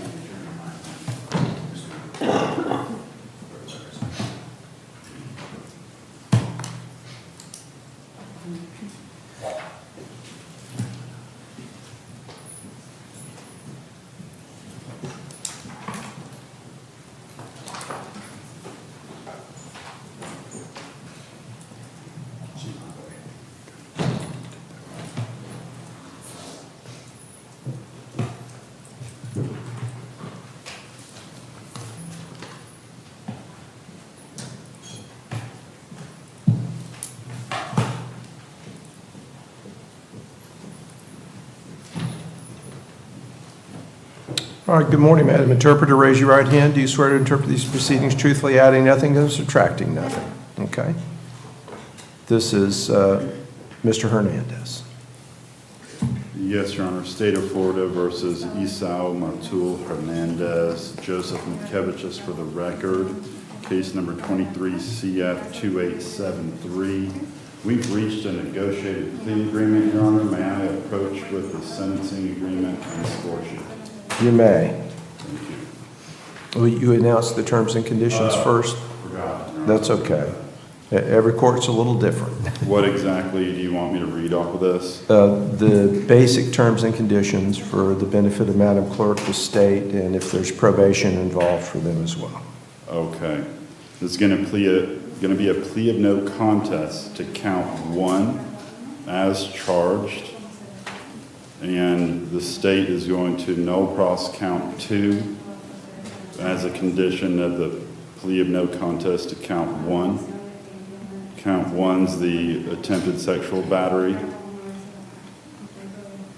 The terms are adjudication of guilt, court costs, cost of supervision, sexual predator status and all requirements associated with that status, 10 years of sex offender probation, no contact with the victim or her family, no contact with minors, GPS attached before release, and curfew of 7 p.m. to 6 a.m. And actually, Judge, may we approach briefly? You may. Thank you. Shingles and metal, re-roofs, repairs, and leak specialists. For all of your roofing needs, call us today or visit our website at cqroofing.com. CQ Roofing, your hometown roofer.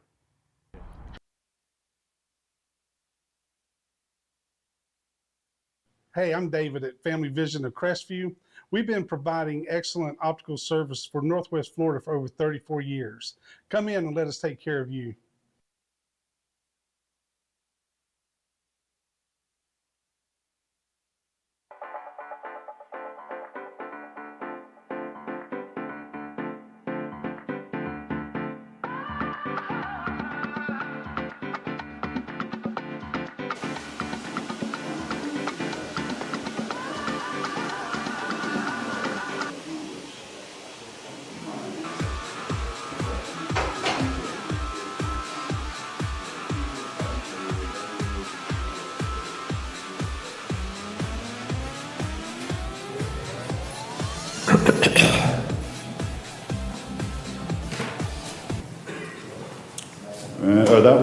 That was the end of the terms.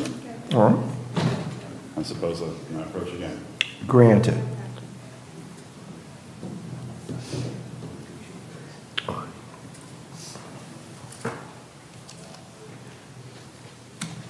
And any score sheet objections?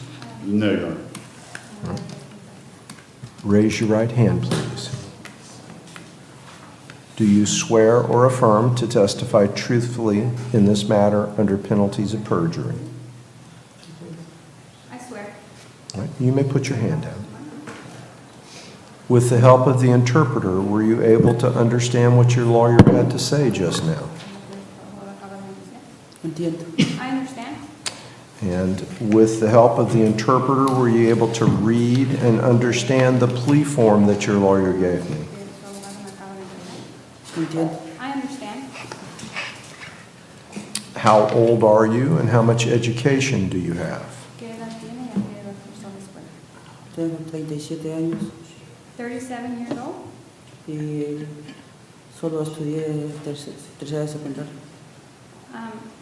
I only went up to junior year in high school.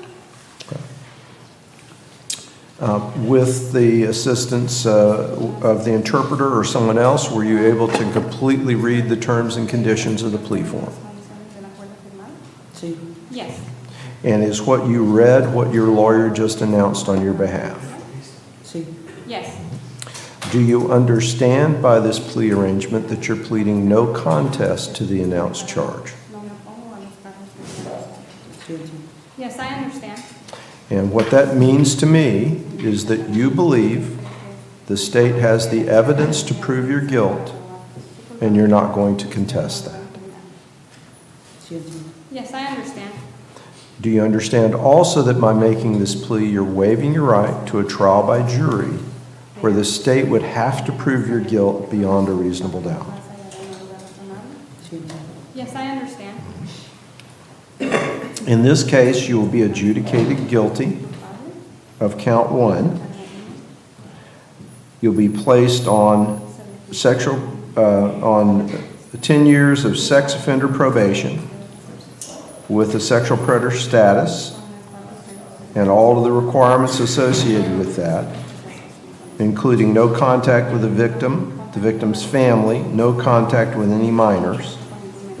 You must have a GPS attached before your release, and you'll have a curfew from 7 p.m. to 6 a.m. Do you understand? Do you understand this designation may affect where you may live, where you may work, and who you may be around? I understand. In addition, it's my understanding from your lawyer that this plea may have some impact on your ability to remain in the country. Do you understand that? Yes, I understand. Has your lawyer answered all your questions about the plea and how it affects you? Yes. And are you satisfied with how your lawyers represented you? Yes. Madam Clerk, what are the fines, fees, and costs? Total is 1,018. All right, so your total fines, fees, and costs are $1,018, which would be paid under the terms of your probation. Thank you very much. The court will find the plea to be freely and voluntarily entered into and accept the plea with the adjudication. And Your Honor, just for the record, this is a downward departure based on a negotiated plea, and the state has met its constitutional requirements, formerly known as Marcy's Law. Thank you very much. If you'll step this way to have your fingerprints taken. Next will be Rivera Gutierrez.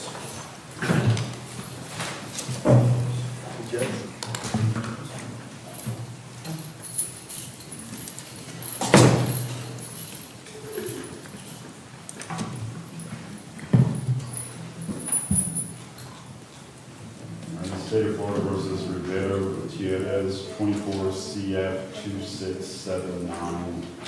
Joseph and Coaches for the record. And we're ready for trial. All right. State. Okay. We'll send out the subs, Your Honor. All right, and we already have one trial set for 27 and 28. When do you think you can be ready? Whenever earliest date possible, I would say, Your Honor. I know that my client's eager for his trial, so we're ready as soon as the state and the court wants to set it. All right. How much time does the state anticipate being necessary to try the case?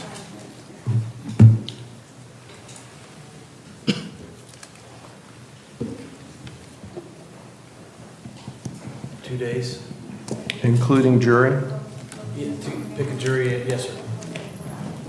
Do you agree that's reasonable, time-wise?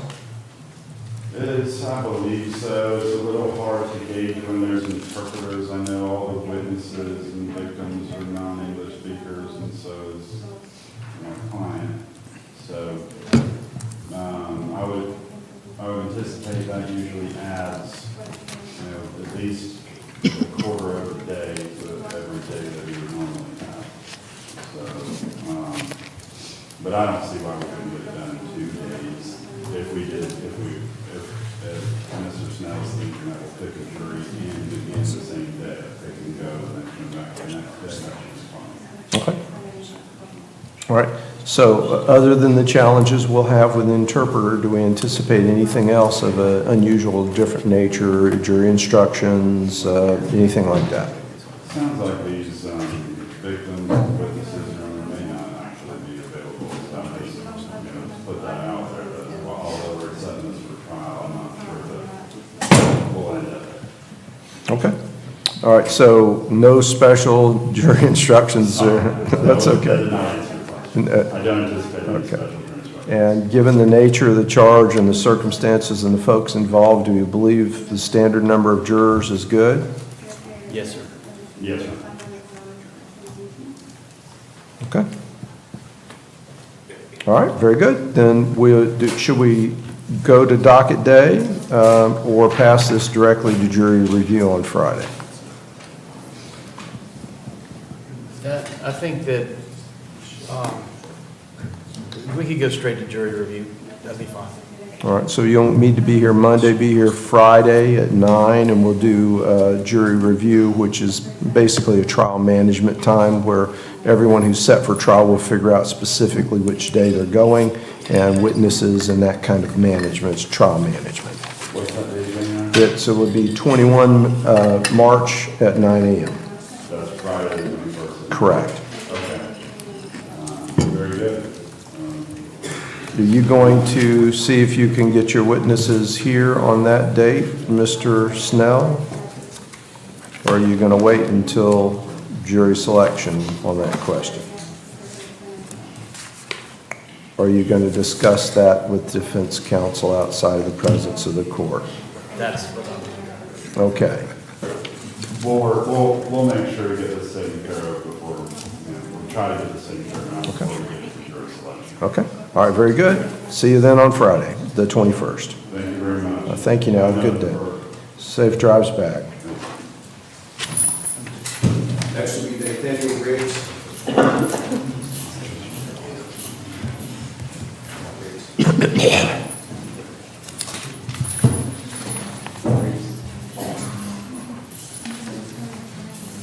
You covering for Mr. Switek? Say again? Oh, Ira Still. Oh, I apologize, yes. Judge, this is State Person Nathaniel Riggs. I'm covering for Mr. Steele. I also have on the code for Ms. Vivian Morris. That case already continued to 5/12. Deposition schedule. I guess there are many depositions scheduled for April 29th and 30th or 28th and 29th. That's a 2-day period. And I can still in the afternoon. State? No objection, Your Honor. Mr. Still had already filed his motion to continue, it just wasn't granted. Okay. All right, matter will be continued to 5/12 because of the depositions.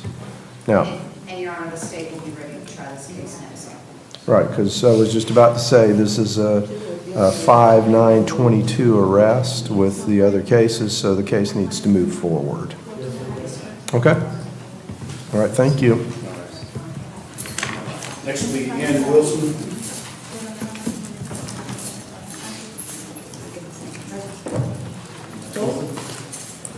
You say Wilson?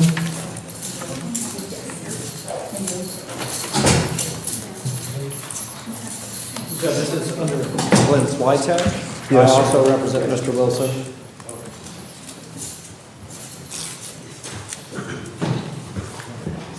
Judge, there have been significant plea negotiations in this case. I'll let the court catch up.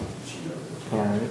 So you represent him, Mr. Switek represents him in, looks like 23, 2839, 22, 3838, 23, 2837, 23, 2836, 23, 2835, 23, 2077, 21, 15, 20, and you represent him in the other cases. Correct, which is 24 CF 201, 239, 467, 468, 469, 487, and 488. And we've reached an agreement that handles all of those cases. And speaking with the state intends to file, I believe, an additional several cases which are going to become part of the plea agreement. Because those do not have case numbers yet, we cannot add them to the plea agreement that we reviewed with Mr. Wilson. But those are going to be wrapped into that agreement. If we pass this to docket day for plea or continue, we anticipate that we can take those new charges as long as we have case numbers and information, so that at that time we can include them in the negotiations in the plea and docket. I met with Mr. Wilson, with Mr. Switek yesterday at jail. He's fully up to speed. He understands that those additional cases are going to be coming and wrapped into this negotiation. State? That's correct, Your Honor.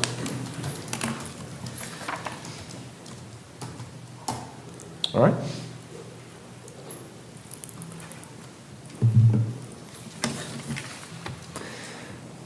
All right, very good. We'll see you on docket day.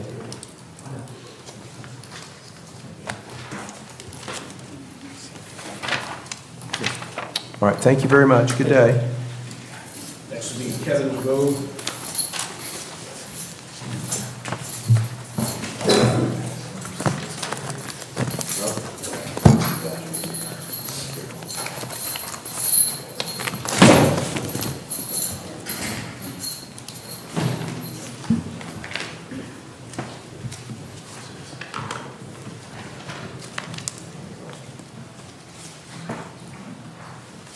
Give me just a second to catch up here.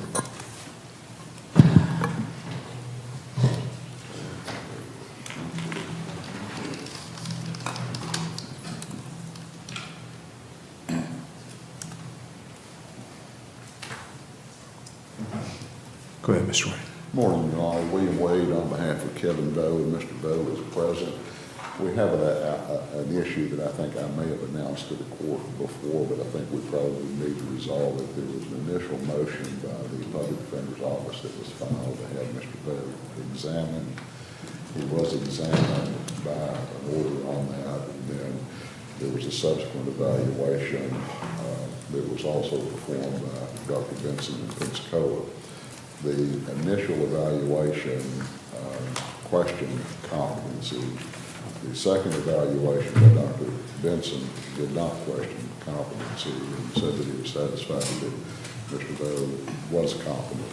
I have discussed both of those evaluations with Mr. Doe and as well over a significant period of time extensively discussed the case. As late as Sunday afternoon, I discussed specifically the competency issue with him as to what would be involved in that determination. He acknowledged, and myself, based upon experience, I had no question as to his competency. Mr. Doe agreed with me that he is competent, and I think that it would be appropriate at this point in time for us to go ahead and announce that we're stipulating that he is competent to proceed, and I will be glad to tender an order to the court reflecting that.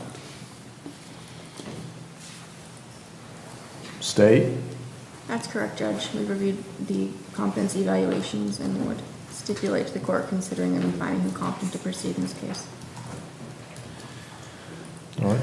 And so I'm going to restate to be sure I understand. You had conflicting evaluations that some time has passed. Based upon your experience and your engagement with your client, you believe that that your client is able to proceed and has the ability to know and understand what's going on, to participate meaningfully in the case and to assist you in the resolution of the case and to act appropriately in the disposition of the case in the courtroom. That's correct, Your Honor. Okay. If you'll tender an appropriate order, the court will sign that. Okay. And we're here then on scheduling dates. I had contacted the clerk and been given a date for motions, 2 of them. Mr. Phil has 2 cases that are both on the docket today. Sought out times in both of those cases for both the motion to suppress and a motion to dismiss, which it would be my intent to have those heard under both of those case numbers at the same time together. The date that I was given was April the 24th. Through my computer sophistication, I filed a notice saying March 24th, which is incorrect. I will be amending that notice. I've already told the state that I've got it done one now. I haven't, but I will amend that. So that is going to put us obviously past the date that we're set on now. So I suppose we would be asking that it be continued for those motions to be heard and then to proceed from there. All right.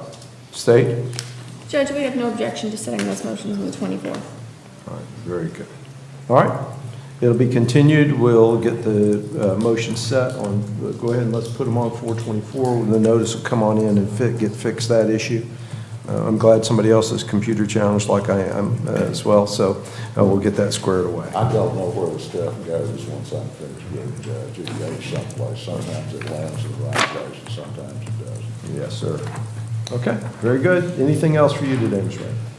On the date on the 24th, I believe the court earlier on a different case had said something about 2:30. Should it be noticed for 2:30? Yes, sir. We've got pretrial detentions at 12:30, and so this docket would start at 2:30.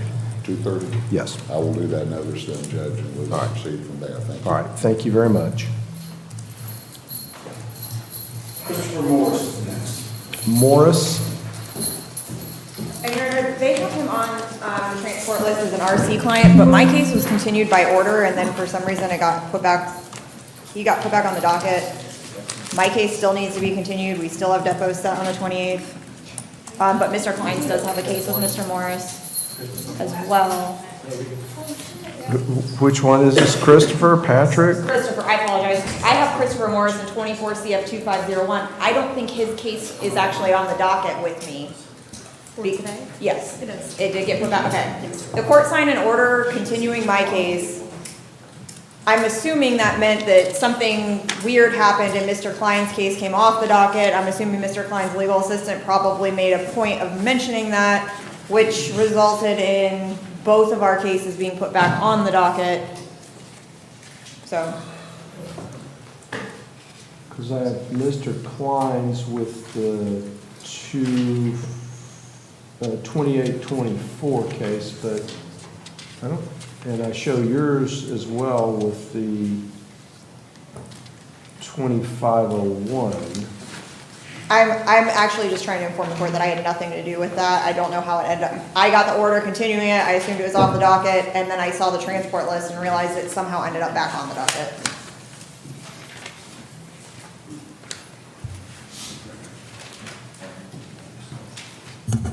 I never filed a motion to take this particular case that I'm representing in mind.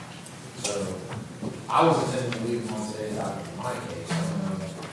Yeah, I think there was just some issue where something weird happened, and for whatever reason, they got put back. Mine got put back on the docket as well. This weird is set for 312 and 514. Scott's gonna want, Scott's definitely gonna want him up here.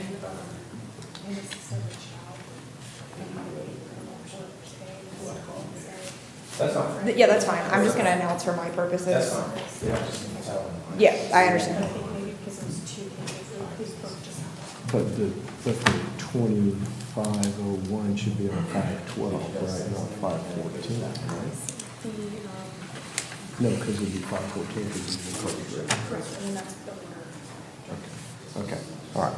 Yeah, I think there was just confusion. You're right, your case should not be on today.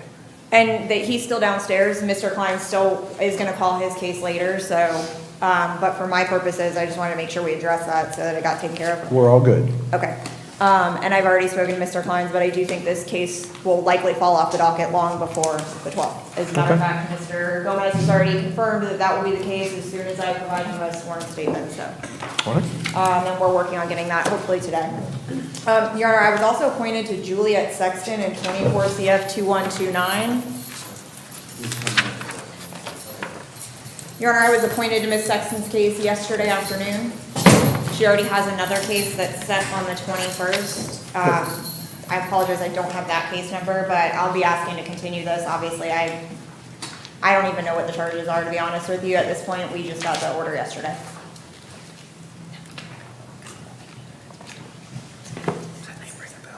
And Your Honor, I do have that other case number if you'd like it. Yes, sir. Yes, Judge. It is 2025 CF 429. 429, okay. Yes, Judge. And is Mr. Cutt appointed on that as well, or not? Okay, so you're appointed on that case as well, Ms. Jaquette? Thank you, Your Honor. And I know that I saw that the order to withdraw was sent by the PD's office. I just hadn't seen the signed copy. It's probably sitting in the interweb somewhere. But I anticipated having both of those, and I did look at the dates and saw that that was already set for the 12th, so if we can get it moved up, absolutely we will, but at this point. Well, it's currently set for the 12th as well, so now there was a plea offer made in this case when we were here last time. I don't know if you have in the case of the 24 CF 2129, I don't know if you've had the benefit of that from the state yet. Mr. Koch, you have that, or is the state prepared to give that now to Ms. Jaquette so she'll know what? Well, the bigger problem, Your Honor, is I think the other case has a tampering charge that if the state intends to file on, I would not advise Ms. Sexton to plea to, but regardless, she can't really go anywhere at this point anyway, so I wouldn't advise her to plea. If she were to insist on pleading, I would ask the court to remove me and allow her to plead pro se. I don't even know what the charges are, and I'm not in a position to advise her. No, the charge in the 24 CF 2129 is smuggle contraband. Yes, sir. And but there is POCS and I think POP. the new case, so even if Mr. Snell was to make a global offer at this point, I wouldn't. Oh, no, I'm just saying, I was asking him to tell you what the offer was in the case that he announced last time we were here so that you'd have that information before you leave today. I misunderstood, I apologize. No, that's okay. Not effectively communicating. I was just hoping he could announce that so you'd have that so you can work with your client on that case and at least have something with you. It was 36 months of probation, but given the new situation, we might need to add some terms to that. Yeah, I'm definitely going to need to speak to Mr. Snell about that, Judge. He's saying that his offer is not necessarily on the table at this point, given the new charges. So. All right. Well, sorry to waste that time then. No, that's okay, and I appreciate that, Judge. I'm not in a position. Unfortunately, getting the case yesterday, I'm just not in a position to really be making any representations to anyone. Right, and we've got, this is set for arraignment on 4/17. There's no the new charge is 4/17, there's no information yet, so we'll continue the 24 CF 2129 to 5/12 as well, which is the new case is set for that as well. And maybe something, we can work that out. And Your Honor, I'll get a global resolution together with Mr. Snell, and so that I can provide that to Ms. Sexton. I realize she's there on no bond, and she's over here telling me she wants to plead to whatever his offer is going to be today. The problem is I am strongly advising her against that. She doesn't have a prior criminal history other than one prior misdemeanor. So I'm not comfortable even assisting her in entering a plea today. Even if the state said it's a withhold and 36 months probation and this was her only case, given her lack of criminal history, I would not be comfortable assisting her in pleading today, given all of the information that I have about her lack of prior criminal history, given the charges, given the fact that I've not gotten an FDLE report, given the fact that I've not even had an opportunity to review the police report to see if there is any motion practice that needs to be done. And most of this I'm saying for Ms. Sexton's benefit, Your Honor. I understand the court understands how the process works, but again, given Ms. Sexton's young age and her and her lack of criminal history, I want to make sure she understands there's a lot more that goes into it than just hearing what the offer is, especially with the felony. This is felony court, you're not in misdemeanor court. It's really important that I make sure I cross all the T's and dot all the I's before someone goes on felony probation.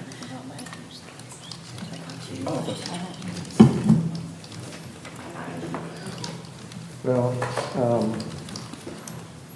I think you, and Ms. Sexton, you'd be very wise to allow your attorney the opportunity to review the facts and circumstances of the new charge against you, which appears, the obstruction appears, it's an obstruction charge, as well as a possession and a paraphernalia charge. It'd be very wise to take your lawyer's advice to allow her to review that, given the circumstances presented, so that she'll have the opportunity to meaningfully advise you. Okay, but there's no way I could get out today or tomorrow.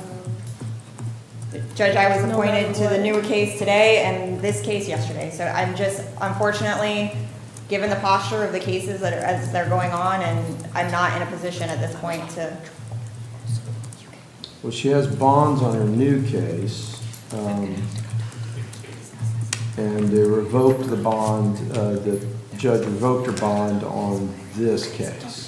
So she has bonds on the 429 case. Her bond is revoked in the 2129 case based upon the new charge. And I was just discussing with Mr. Snell, Your Honor, as soon as I review at least the police reports in both cases, I would at least be in some kind of position to discuss with Mr. Snell. I think we will likely get some kind of global resolution and have that prepared by the court's next miscellaneous date. The problem is just I'm getting a case yesterday and a case today. I'm just not prepared or in a position to help with that. She did indicate that drug court might be on the table for her, which if that's something she wants to do, I can get that evaluation process started.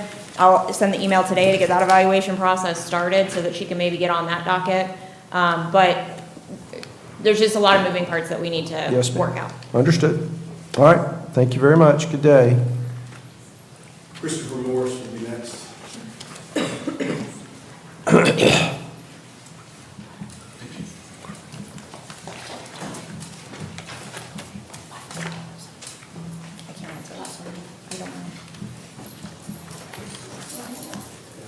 I'll come talk to you as soon as I can, okay?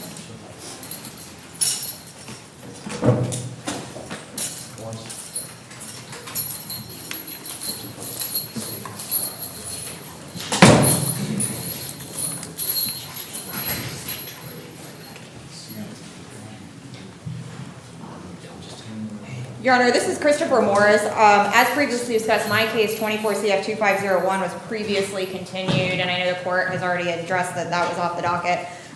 In Mr. Morris's case with me, I've been contacted by the alleged victim. We are working on getting a sworn statement over to the state. As soon as that happens, the state is dismissing his case. However, I filed the motion to continue because I was unable to locate the victim initially, and I did schedule depositions, but the first available date for those were April 28th. I know that Mr. Kleins has spoken to the state in his case and has a potential resolution as soon as we can get the other case dismissed, but I am unfortunately not a notary, so I am waiting on my investigator to assist me with that. Okay. And that's correct. And so just for Mr. Morris's benefit, Your Honor, I would ask the court to leave my case on the Monday docket. The problem that Mr. Morris has right now is Ms. Jaquit's case puts 36 points on his score sheet. So as currently, the score sheet I have in my file right now is over 50 points. So we're trying to negotiate a time served deal for my case, but I got to get those points off of that score sheet. So I would like to leave Mr. Morris's case with me on for Monday to see if maybe Mr. Gomez can make a decision on that other case. I can't guarantee that this will be pled on Monday. And I won't even be here. My docket partners are going to have to cover for me, so I'm not trying to unnecessarily burden them with my work, but this is a time served type deal, and if that other case goes away, this is the only thing holding him in custody. I don't want him staying in jail anymore. Understood.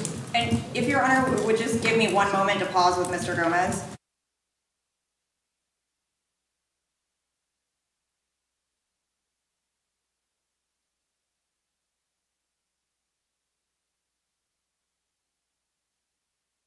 Of where we're at, there was a letter that was received that was allegedly written by the victim. Given the charges in the other case, I want to make sure that I comply and make sure that the notes are in my file, and that we speak with that victim and ensure that they are the ones that wrote that letter. And then once that happens, we will take the appropriate actions, and I think that'll help resolve Mr. Klein's case on Monday. All right, so we'll leave it on for docket day. Please continue. Okay? All right, thank you.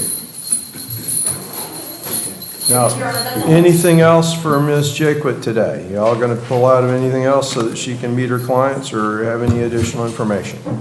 Nothing further from the PD's office, Judge. Okay, Maybe excuse. thank you. Yes, Thank you ma'am. for your time. Will it be both cases on docket? Yes, let's put them both on, well, I'm going to be out of town on docket day, and I, at this point, may not be able to arrange coverage Your Honor, unless, as long as I get verification that the victim wrote that letter and speak with them, it's likely that that case will get dismissed, and so I don't see it. I can probably get another one of the attorneys who is a notary, one of our dependency attorneys, to assist me if my investigator hasn't taken care of it. So Okay. I will try and get that over to Mr. Gomez before the end of the week. okay. Well, let's do this, Ms. Jaquith. I'm going to ask Madam Clerk simply to put that on the docket, so at least the case will be there. So if the state has an announcement, it'll be on the docket. We'll have a minute sheet. I'm not expecting you to be present. We'll take no substantive action. Thank you, Your Honor. I can appear by Zoom if the court would like, but I will be out of town. Well, check with Mr. Gomez. I don't think it'll be necessary, but at least it'll be on the docket. That way we'll be able to take care of it if the need arises. Yes, sir. Thank you so All right, much. thank you now. Good day. Next will be Marcus Lane.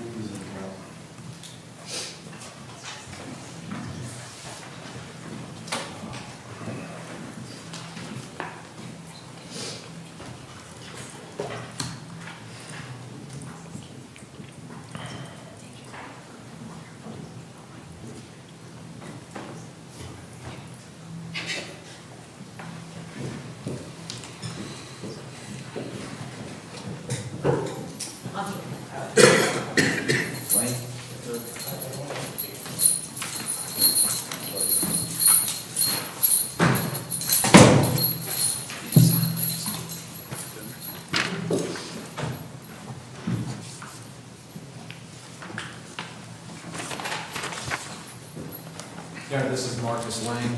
That's your copy. All right. Mr. Lane is going to be entering a plea today to resolve both cases before the court.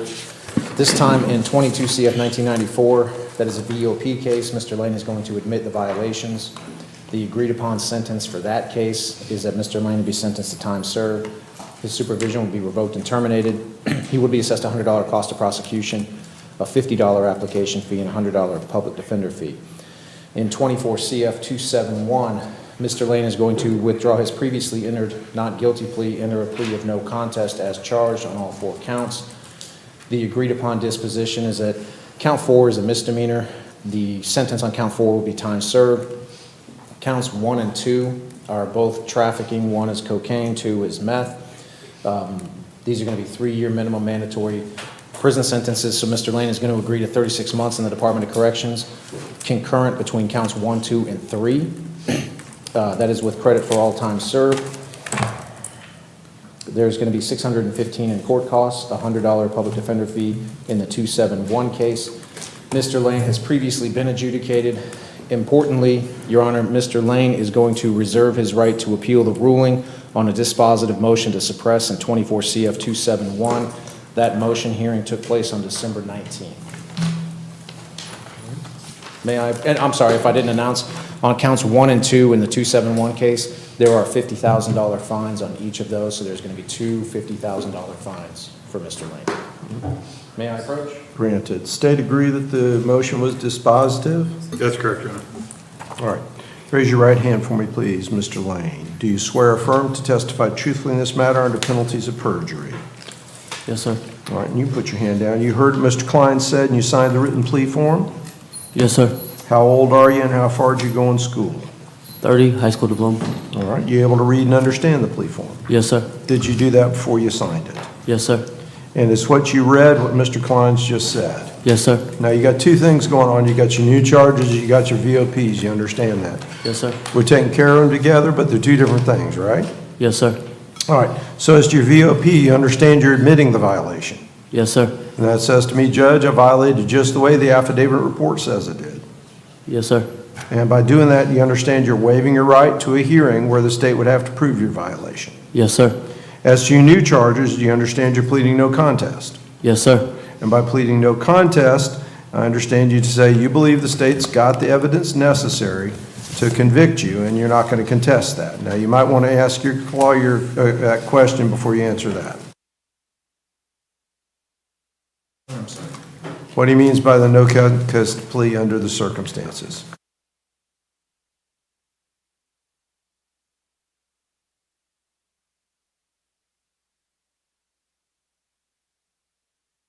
Yes, sir. Okay. And do you understand by making this plea, you're waiving your right to a trial by jury where the state would have to prove your guilt beyond a reasonable doubt? Yes, sir. No. There's one condition here that is part of your plea, and that is the predecessor judge, that would have been Judge Brown, had a hearing where he denied a motion to suppress. And the condition of this plea is that you're reserving your right to appeal that denial. And the state has agreed that that motion to suppress would be a dispositive motion. And so you have the right to appeal that even though you're making this plea. Do you understand? Yes, sir. All right. Has Mr. Klein's answered all your questions about the plea and how it affects you? Yes, sir. All right. Now, as far as your sentence, you'll be adjudicated guilty. On the 22 CF 1994, it's time served, revoke and terminate your supervision with the imposition of the appropriate fees and costs, and I don't know about any outstanding other fees and costs that might be involved in that case, would also be imposed. And on the 24 CF 271, it's 3 years Department of Corrections credit for time served concurrent, a $50,000 fine for count 2 plus a $2,500 surcharge for that fine. Counts 1.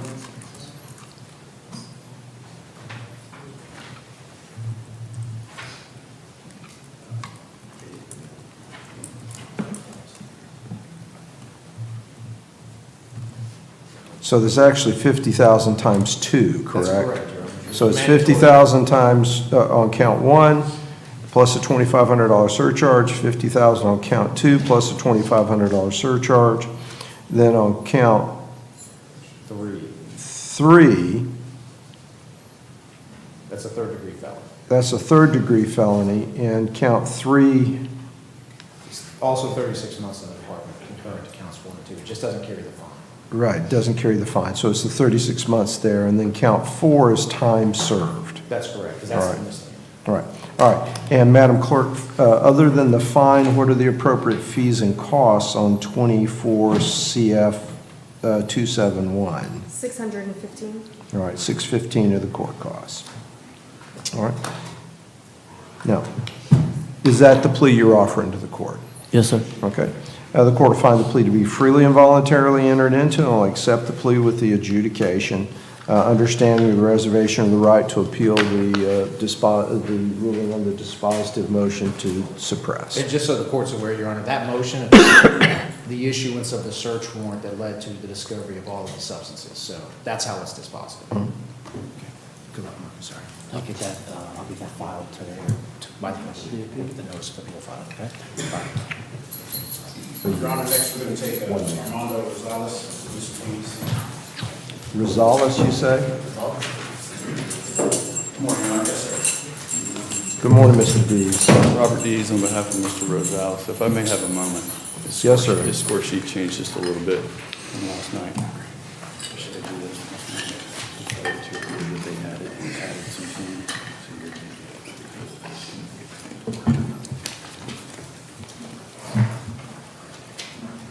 Okay, cool.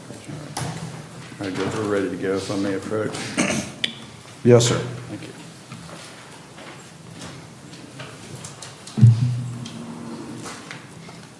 At this time, he is going to withdraw his previous inter plea of not guilty, tender one of no contest as charged.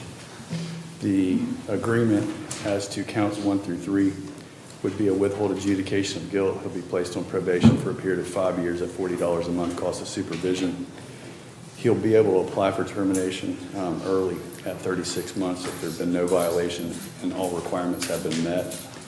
He'll have to have all fines and costs mandated by statute levied, no alcohol or drugs without a prescription, random urinalysis and breath testing at the defendant's expense, no contact with Brenda Madrigal unless in accordance with any family law court order, attend and complete the batter's intervention program. There'd be 100 hours of community service work. He may buy out up to 50 hours of that community service work at the statutory rate. As to counts 4 and 5, he'll be adjudicated guilty, credit for time served.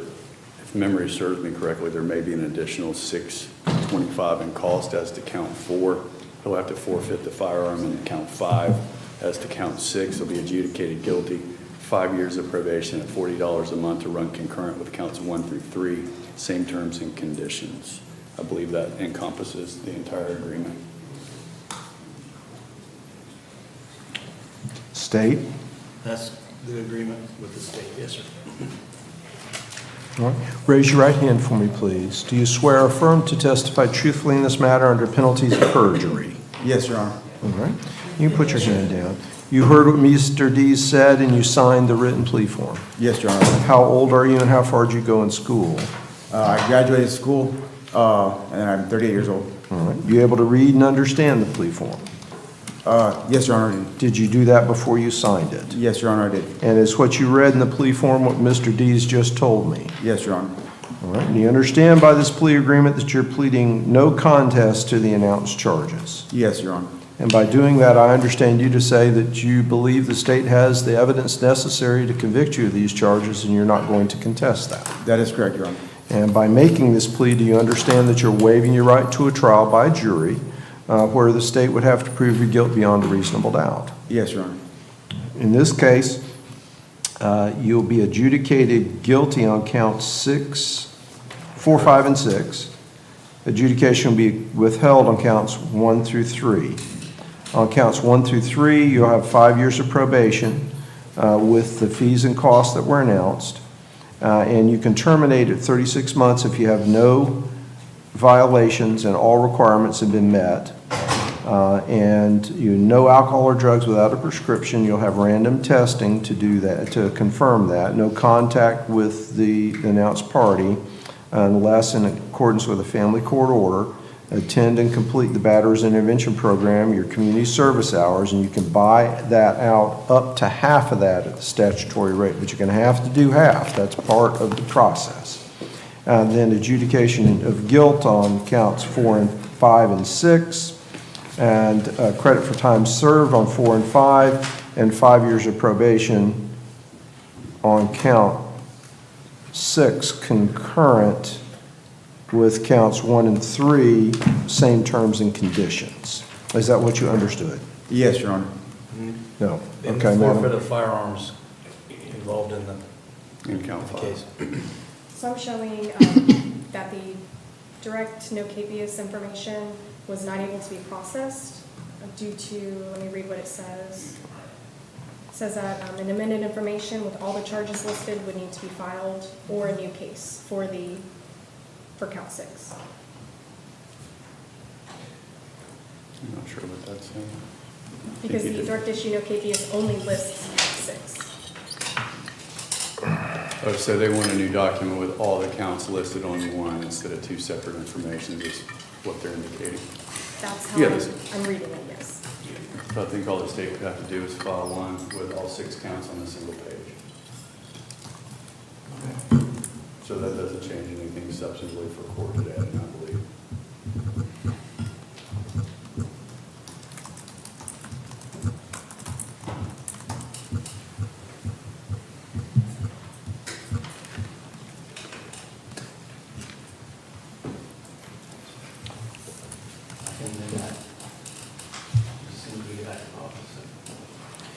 All right, so.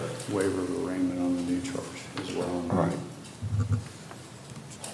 The information being filed yesterday probably should waive arraignment. He's aware of the charge maximum sentence, but just for the record, we're going to waive arraignment, enter a plea on that charge.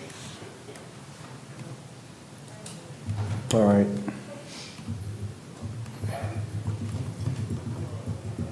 Because technically, we only have count 6, right? At this point in time. Technically, we only have count 1 through 5. count 6 was not So processed. they rejected our 6. Okay. yesterday, is what the court- All right, so you're going to amend it to include 6, and you're waiving all that, but that'll have to be done today before they can process all of this. Okay. Okay, all right, all right. And that's all about, they know I want it done right and complete, not do it again. That's right. So that affects the inside operations, doesn't affect your plea, right? So with all of that, you understand all that, Mr. Dees has answered all your questions, Yes, Your Honor. and you satisfied with how he's represented you? Yes, Your Honor. The court will find the plea to be freely and voluntarily entered into and accept the plea. Now, you're going to have to step over here and get, no fingerprints on those misdemeanors. He was adjudicated guilty on the, on the battery count. Yeah, so the battery, you'll have to have your fingerprints. Then you'll have to report to probation, and they'll give you a paper that says what you need to do when you get out of jail to report to probation. Okay? All right. Thank you, Judge. Thank you.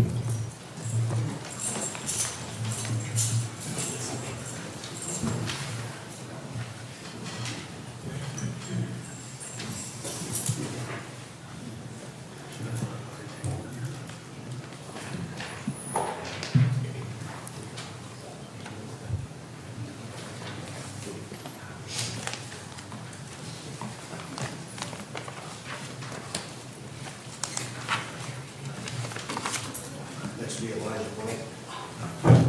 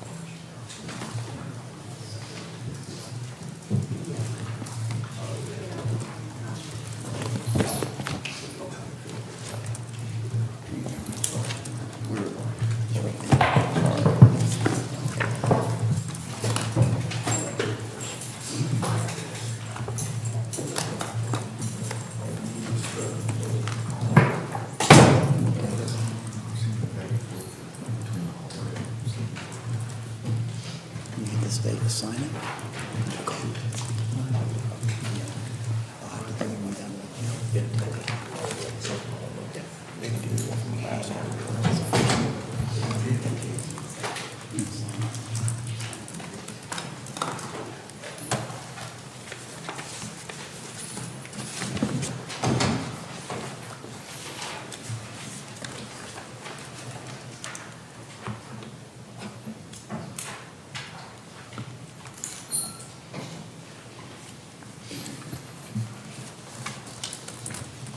Judge, this is State of Florida versus Elijah Caleb White and 2025 CF 155.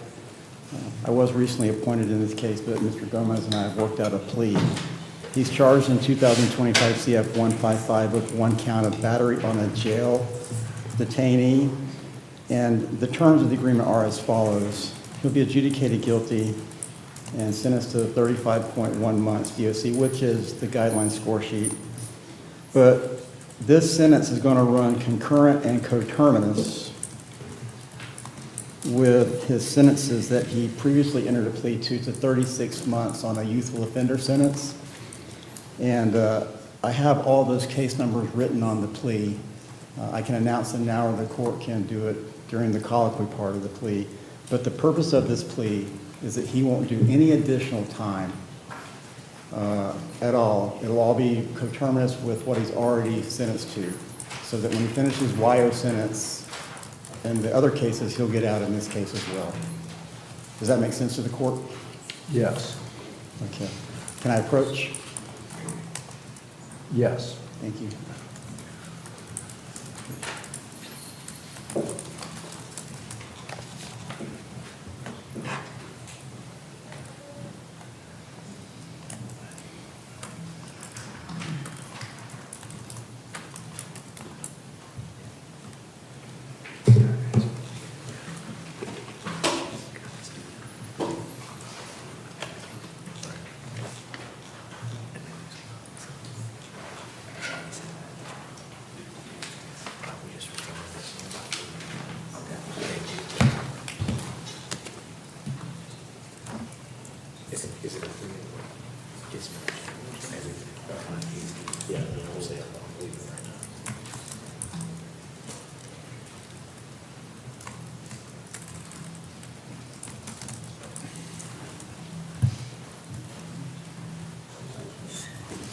And part of the reason I want to make sure this is understood on the record is he has 26 months credit for time served that's going to be applied to his youthful offender sentence and with regards to all those other cases. And I don't believe the state has any objection to him. Well, I just want to make sure that when he finishes that youthful offender sentence, this isn't looked upon as an additional 35.1 month sentence. I want to make sure that when he finishes the YO sentence, DOC doesn't say, well, he's still got the remainder of this 35.1 to do. That's why I put the language in there, coterminous and concurrent. And he'll receive credit for time served. Yes.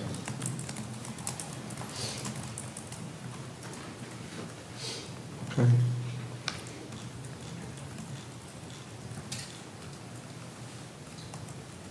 All right. Raise your right hand for me, please. Do you swear or affirm to testify truthfully in this matter under penalties of perjury? Yes, sir. Okay, and you can put your hand down. You heard what Mr. Cobb said on your behalf and signed the written plea form? Yes, sir. All right. How old are you? 19, And how far did you make it in school? 9th grade. All right. You able to read and understand this plea form? Yes, sir. Did you do that before you signed it? Yes, sir. And is what you read in the plea form what Mr. Cobb just announced to me? Yes. All right. Now, do you understand you're pleading no contest to this charge? Yes, sir. And that says to me you believe that the state has the evidence to convict you, and you're not going to contest that. Yes, sir. Do you understand by making this plea, you're waiving your right to a trial where the state would have to prove your guilt? Yes, sir. All right. And in this case, you're going to be adjudicated guilty. You're going to be sentenced to 35.1 months Department of Corrections to run concurrently and coterminous with your sentence in your other cases, which are enumerated in the plea agreement, which are there are a variety of different numbers, where you're currently on a sentence of a youthful offender. Yes, sir. Okay. And the intention of the court is that this 35.1 months is to run concurrently and terminate at the same time as your youthful offender sentence that you're currently on. It's going to terminate the same as my sentence, my first sentence? Correct. Okay, yes, sir. All right. And that's the intention. Now, has Mr. Cobb answered all your questions about the plea and how it affects you? Yes, sir, yeah. And you're satisfied with how he's represented you? 100%. Yeah. All right. Court will find the plea to be freely and voluntarily entered into and will accept the plea. Yes, sir. If you can. Judge, I may still need just a little bit of time on the Wycheck case, Lori Wycheck. We're still dealing with that. Thank you.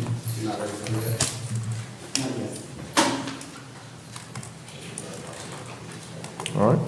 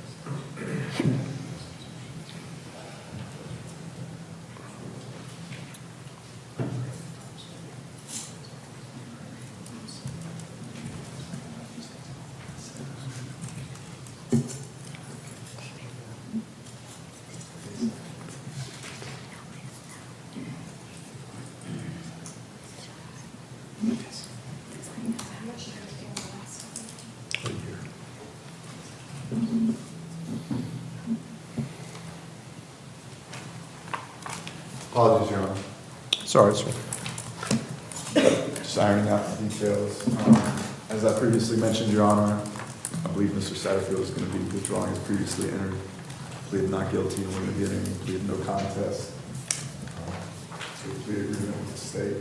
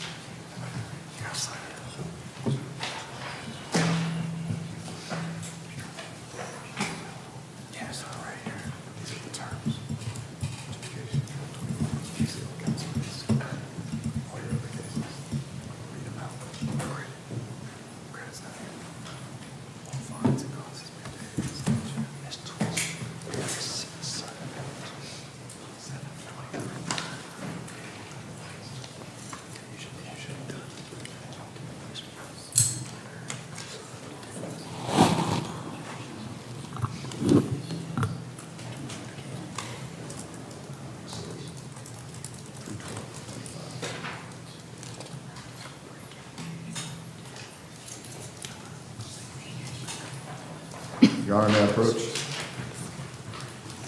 Yes.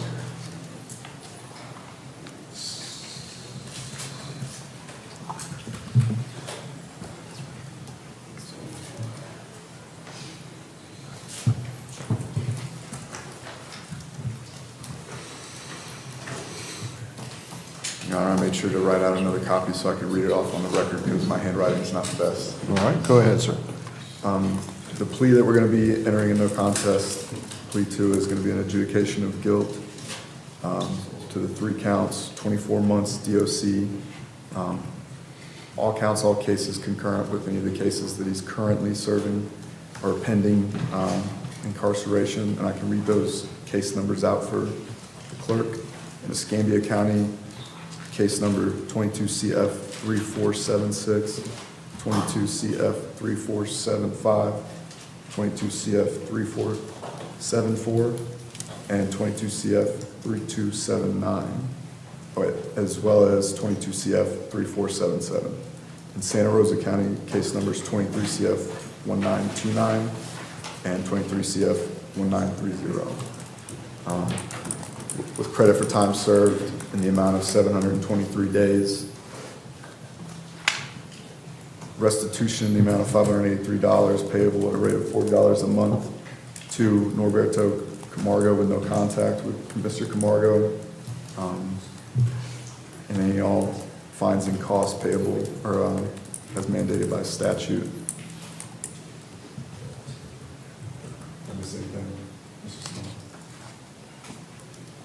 And it's my understanding, Judge, this offer should allow him to go back into custody of the Department of Corrections. So he should be done in Okaloosa County.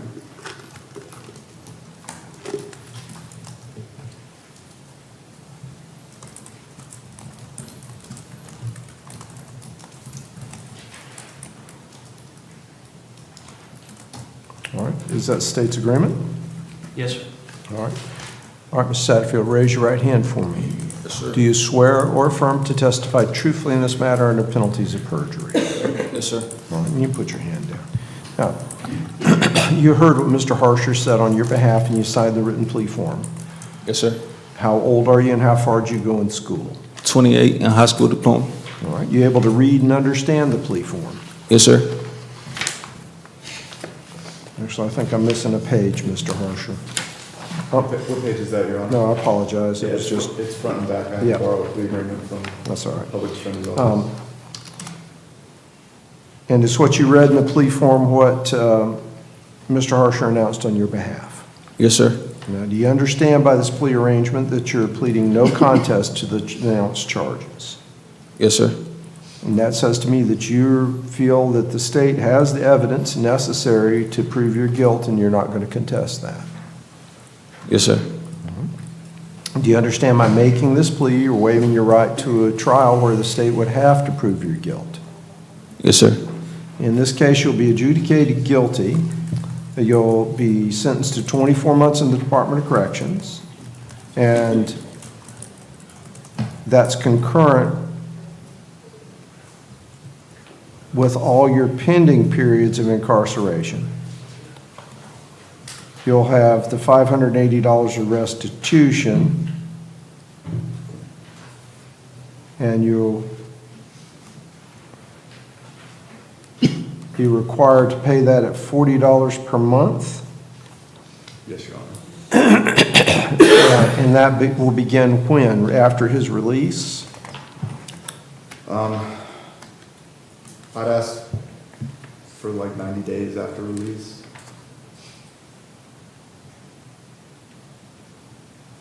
And Your Honor, it's my understanding his current expected date of release from the Florida Department of Corrections is April 16th of 2026. So just upon release, sometime after that.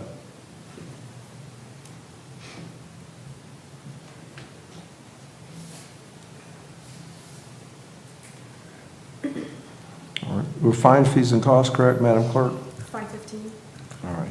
And then I'll give you 24 months to pay your other fees and costs. So 90 days to begin paying your restitution. You'll have 24 months to get your other fees and costs paid after your release, okay? Yes, sir. All right. And with that, have all your questions been answered regarding the plea and how it affects you? Yes, sir. And are you satisfied with how you've been represented? Yes.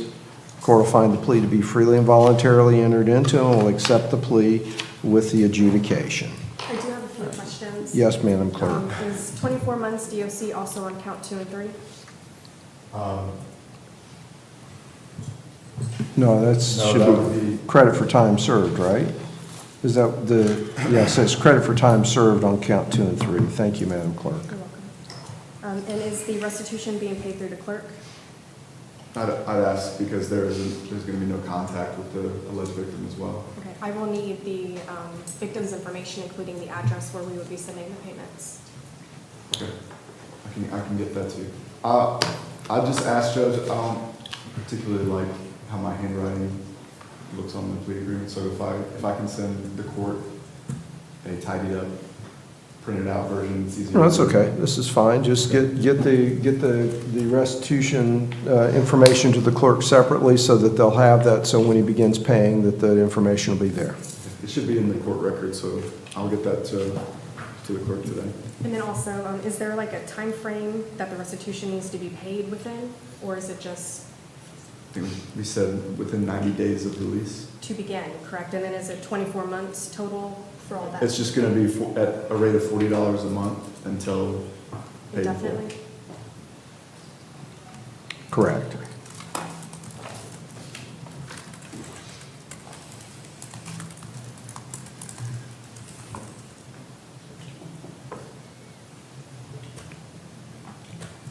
All right. Thank you very much. Thank you. And is there anything that I need to put on the record if this does conclude his sentence in Okaloosa County to release him to the department? No, that would be it. They'll determine that at the jail, but as far as they're concerned, this case is concluded. Thank you. Thank you, Your Honor. Thank you. Next will be Teddy Lanu.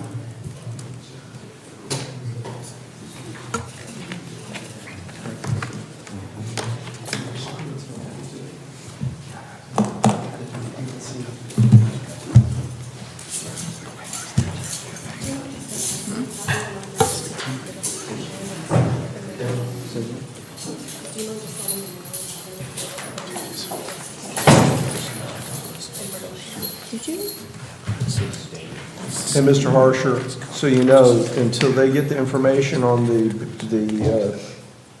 recipient of the restitution, they won't be able to begin processing that. Who at the clerk's office would I need to forward that to? Just forward it to the clerk with this case number and they'll take care of it. Yes, Your Honor. Can you just e-file the memo? And then That works, too. I can do that. Okay. Your Honor, this is Mr. Lanu. he has reached an agreement with the state to resolve this. At this time, Mr. Lemieux is going to be entering a no contest plea on count 2. That's paraphernalia. Count 1 will be no cost as part of this plea. Mr. Lemieux will be sentenced to credit for time served. He would be assessed misdemeanor court costs, 150 public defender fees. He would be adjudicated as a misdemeanor. As part of this, Your Honor, the state is going to agree to take no action on his failure to appear in the case. That's correct, Your Honor. May I approach? Yes. And there's no score sheet, this is a plea to this.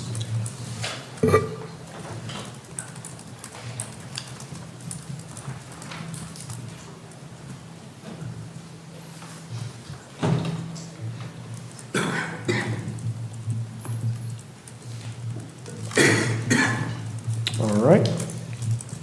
Raise your right hand. Do you swear or affirm to testify truthfully in this matter under penalties of perjury?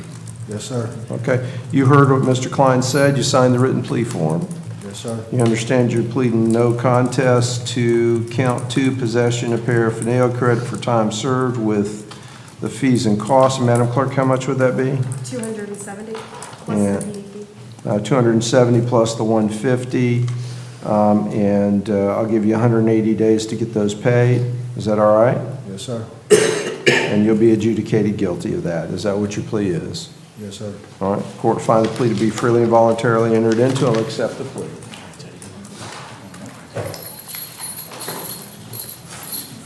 Next will be Christopher Lapierre.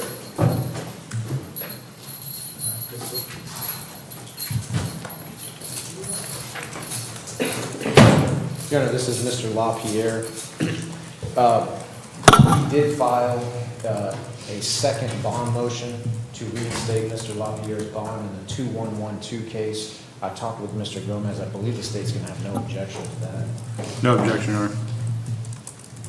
And that's based off of some new information that we received in the new law case.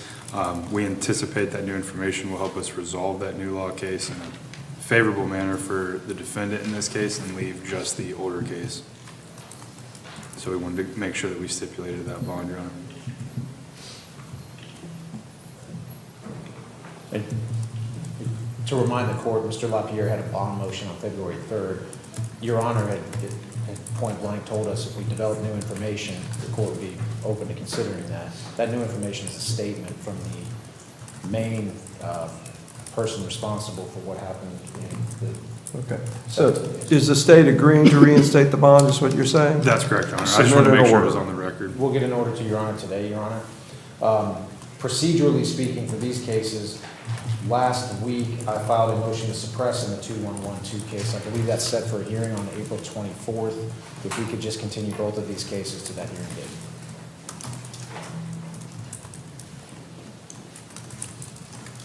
To 424? Yes, sir.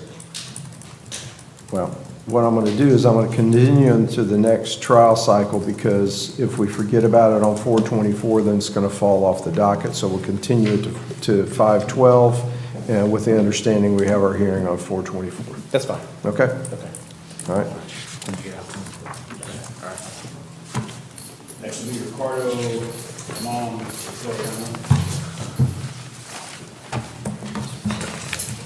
Mr. Kleins. I have it. I'm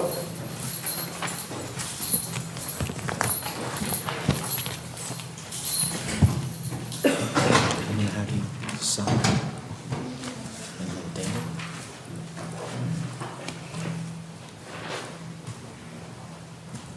it. Today is March 12th.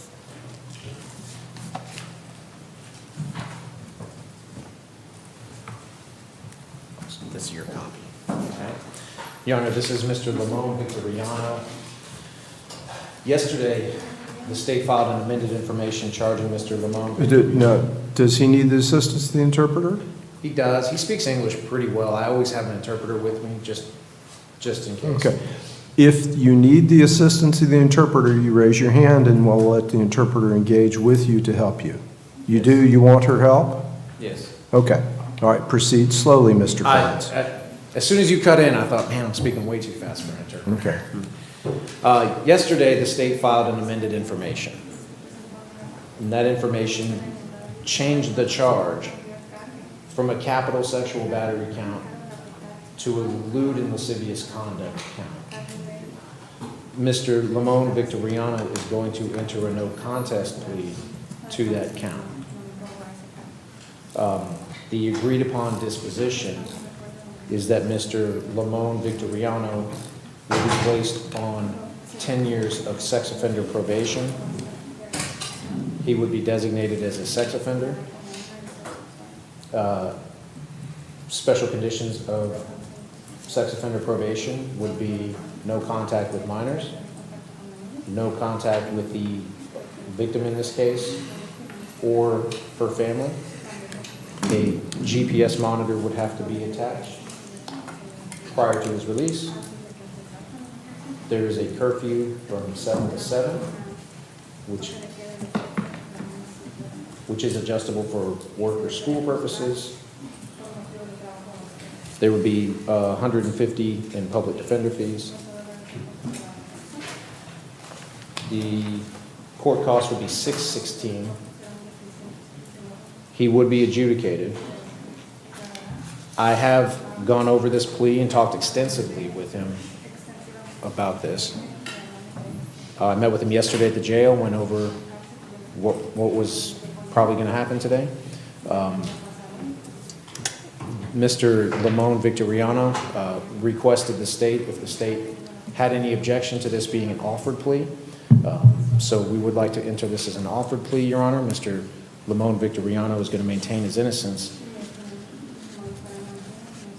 The problem is simply that the downside to losing on the original charge was so steep that he would elect to take the terms proposed by the state. And in full candor, both the parties expect him to be deported prior to actually beginning supervision. I have advised him that if he does return to the country, the first place he needs to go is the probation office in Fort Walton Beach.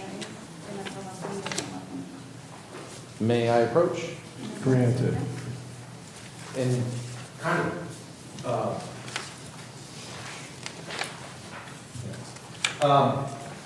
one other matter that I'll address after the court goes through the colloquy with Mr. Lamone Victoriano.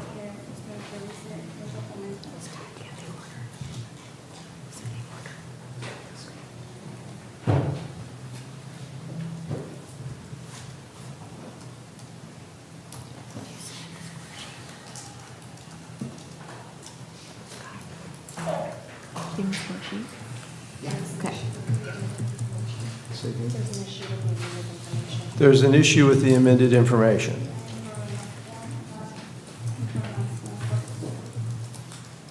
Go ahead, Madam Clerk. It is missing a subsection, so it was not able to be processed. State will just file an amended information on courtroom. And can you provide what the statute will be so I can make sure the correct fees are applied? It's 800-04 subsection 6B. Thank you.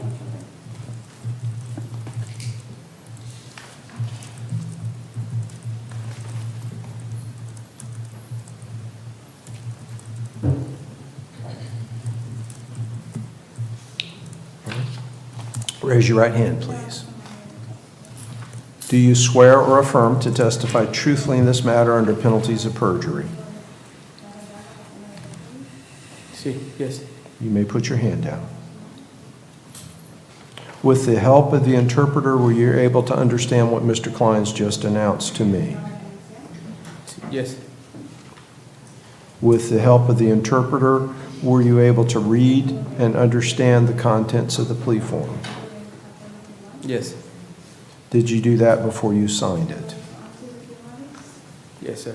Yes. How old are you and how much education do you have? I got 33 years old and I got almost, I'm gonna start the university in Mexico. Okay. But I never end. Are you able to understand what you read in the plea agreement? Yes. Do you understand by this plea agreement that you're pleading no contest to the amended charges? Yes or no? And by pleading no contest, what I understand you to tell me is that you believe the state has the evidence to convict you of that charge, And you will not contest that? And to be clear, Your Honor, this would be an offer plea. Okay, all right, let me restate that.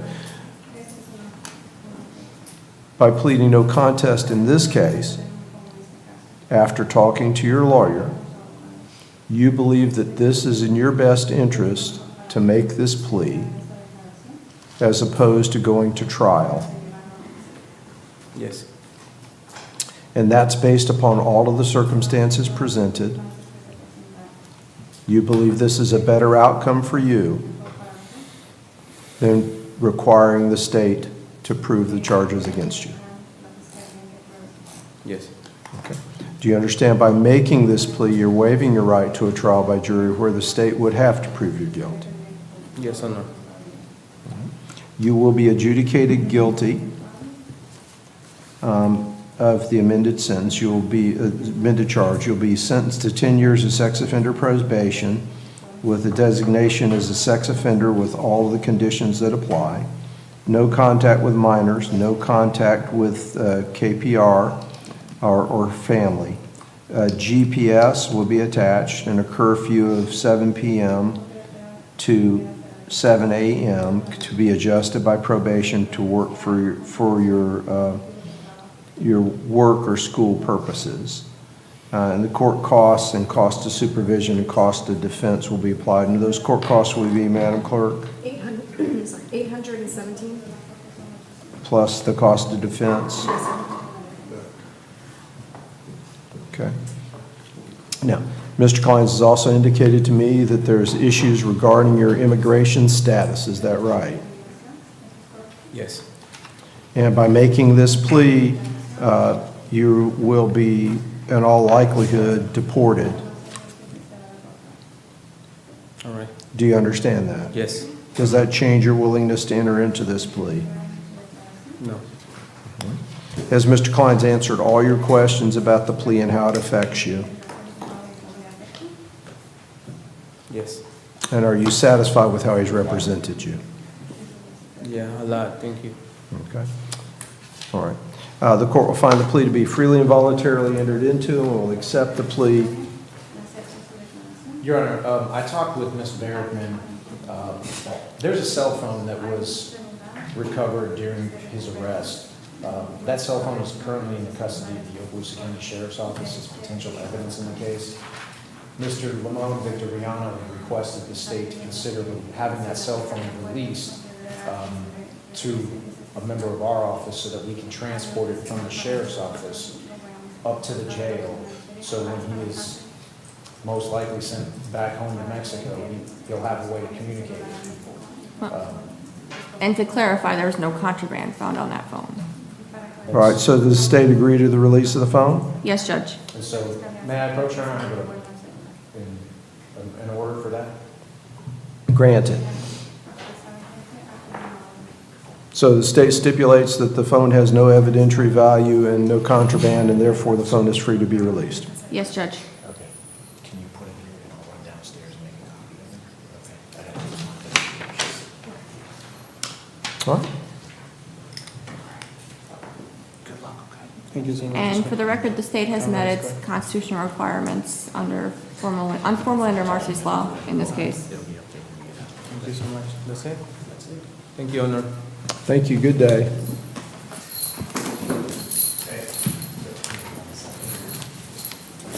Next is Xavier Martinez.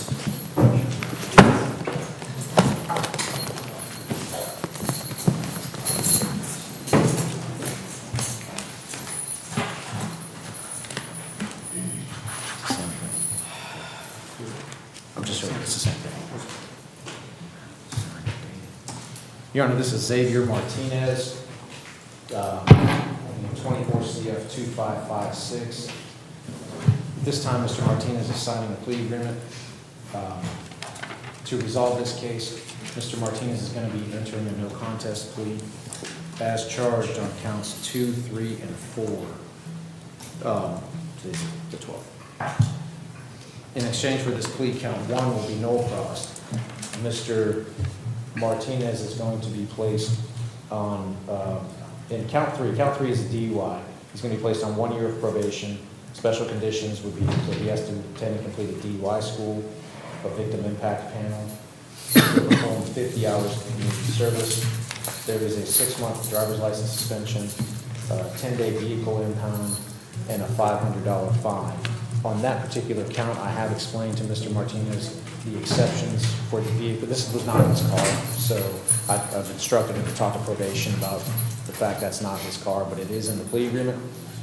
Count 2 is a fleeing charge. Mr. Martinez will be placed on 2 years of probation, concurrent to count 3.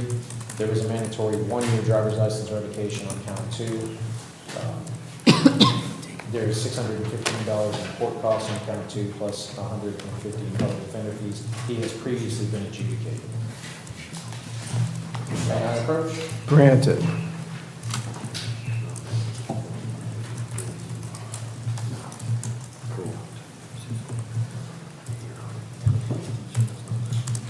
All right, raise your right hand for me, please. Do you swear or affirm to testify truthfully in this matter under penalties of perjury? I do. All right, you can put your hand down. You heard what Mr. Klein said on your behalf and signed the written plea form? Yes, Your Honor.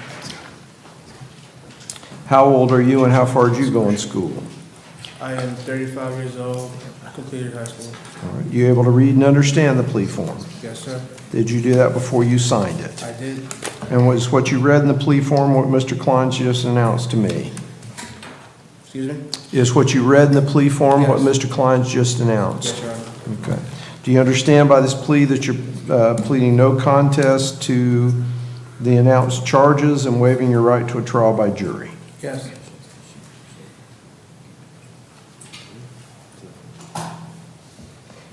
And Madam Clerk, I forgot to announce the count 4 is a second-degree misdemeanor. That would be time served.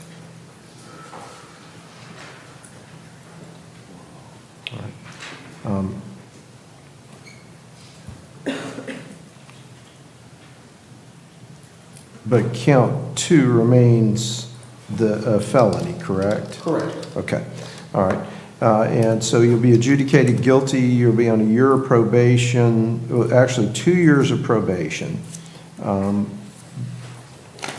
concurrent with a year of probation on count 3, with the DUI, the victim impact, community service hours, the driver's license suspension, which is kind of interesting. You get 6 months on one and a year on the other, so it actually ends up being a year. But the Department of Highway Safety and Motor Vehicles is, my job is to be sure that you know and understand what you're doing. And it's been reported to the court that the Department of Highway Safety and Motor Vehicles is acting a little different in some of these cases and viewing those 2 suspensions as different suspensions for some people and saying it's not just a year, but it's 1 year plus 6 months. I don't know why or how they're doing that, but I want you to be aware that it may not be just a year. It may be 18 months. I don't know. That's up to them and how you engage with them and how they do that. But it's 6 months on one and a year on the other.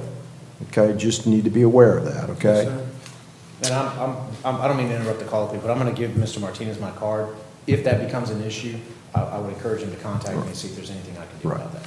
Right, but once again, my job is to be sure you know and understand what you're doing and that doesn't become an issue. We believe it'll be a year, but lately I understand they've been telling some people that it's 1 year on one charge plus 6 months on the other charge, okay? Okay. And you have your fees and costs that were announced and your community service hours as part of your probation. Is that what you understood? Yes, Your Honor. Okay. Mr. Klein's answered all your questions about the plea and how it affects you? Yes. And are you satisfied with how he's represented you? I am. The court will find the plea to be freely and voluntarily entered into. I'll accept the plea. You're going to have to step over here and have your fingerprints done. Then when you leave, probation is going to give you a piece of paper for you to report to them after you're released from jail, okay? Thank you.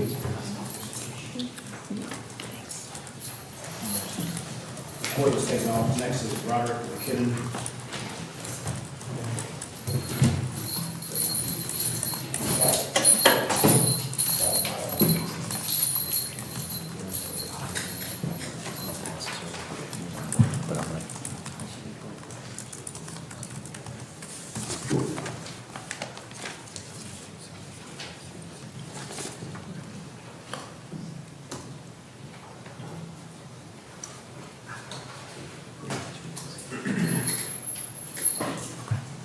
Your Honor, I was just advising Mr. McKinnon yesterday when I met with him at the jail. Mr. McKinnon had proposed a DOC counteroffer to the state, and I was just telling Mr. McKinnon that there has been some recognition by the state that some of the facts in the oldest case are not terribly strong for the state. So I did want the court to be aware that we are, as of yesterday, engaging in more fruitful plea negotiations than we had been up to this point. I have filed a motion for an order to show cause in the 202 case. That is, I believe, set for a hearing on April 24th. Like we did earlier with another case, if the court wants to pass all these over to the May docket, but Mr. McKinnon will be in court for that motion hearing in April. But if we get some kind of a resolution, as a matter of fact, I told Mr. McKinnon yesterday that Your Honor has the opinion that if you're in the courthouse and you're not doing anything and you can find a robe and a clerk, you'll take a plea. So my intent would be not to make it to that April 24th date. Hopefully we can get this resolved prior to that. And if we can, I'll put them on the first available docket. All right, so go full continuance and set your motions on 424. Yes, sir. I believe It's the already motions set. have already been set on 424. Yeah, I believe it's already set. What's it?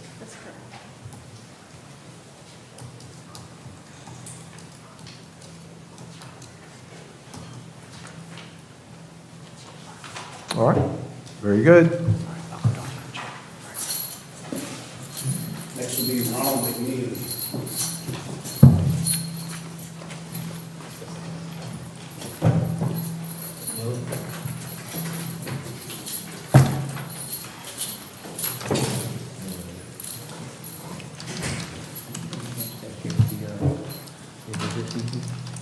No, we can't here, but I'll talk to your misdemeanor attorney.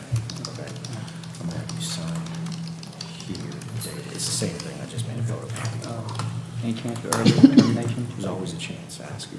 You do what you need to do with it. Okay. Talk to them about that. Your Honor, Mr. McNeely is signing a plea agreement to resolve this case. At this time, Mr. McNeely is going to be entering a no contest plea as charged. The agreed upon sentence would be, it's 312, would be that Mr. McNeely is placed on 2 years of probation. Special conditions of supervision are that Mr. McNeely is going to submit to a substance abuse evaluation and any recommended follow-up treatment. He will attend and complete a mental health evaluation and submit to any recommended follow-up treatment. He will have no violent contact with Ronnie Oglesby, that is his father. He must take any mental health medications prescribed to him as prescribed. He will attend and complete the batterer's intervention program. There would be $967 in court costs, $150 in public defender fees. The state would agree to a withhold of adjudication here, and they also would agree to take no action on any failure to appear in this case. That's correct, Your Honor. May I approach? Granted.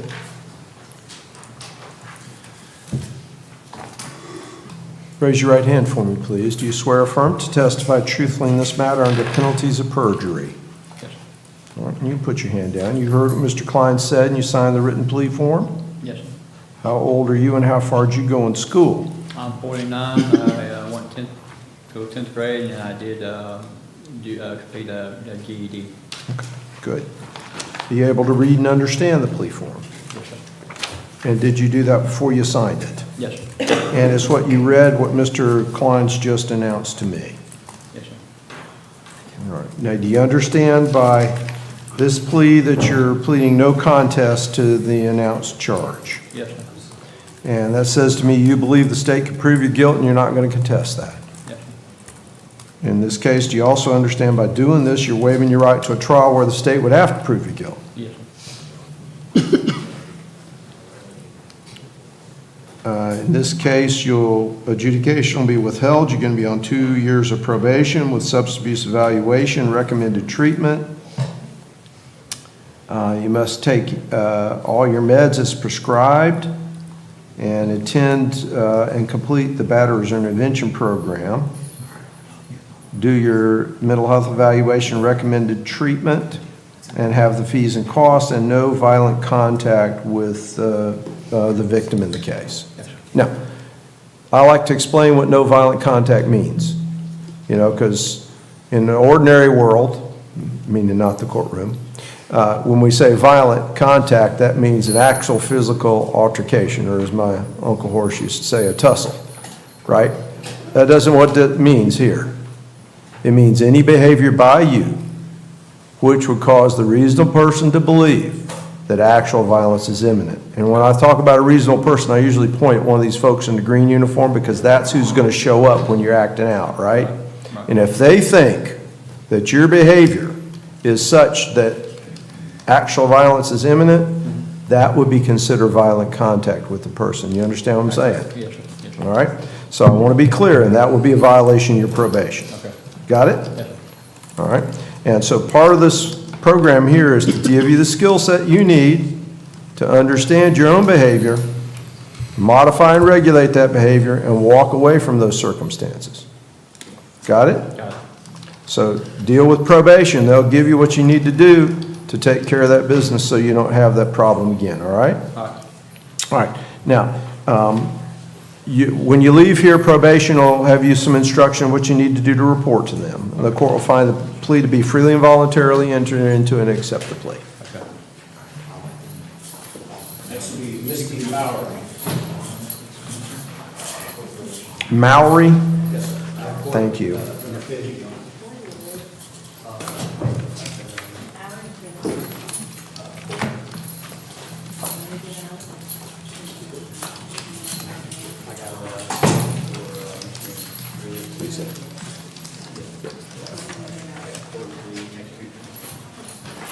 I'm gonna have you sign both of these, okay? That's the BOP, sign everything. And this is the all right, actually, those are yours. These are mine. Sign date there, sign the date there. Your Honor, sorry.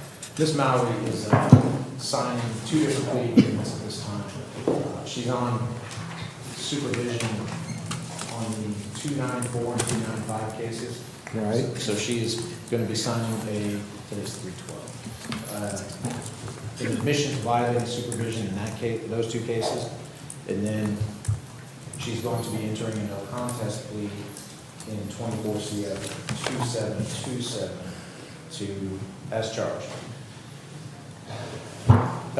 The agreed upon sentence, Ms. Mallory is going to be going to the Keaton Inpatient Treatment Program. So in 24 CF 2727.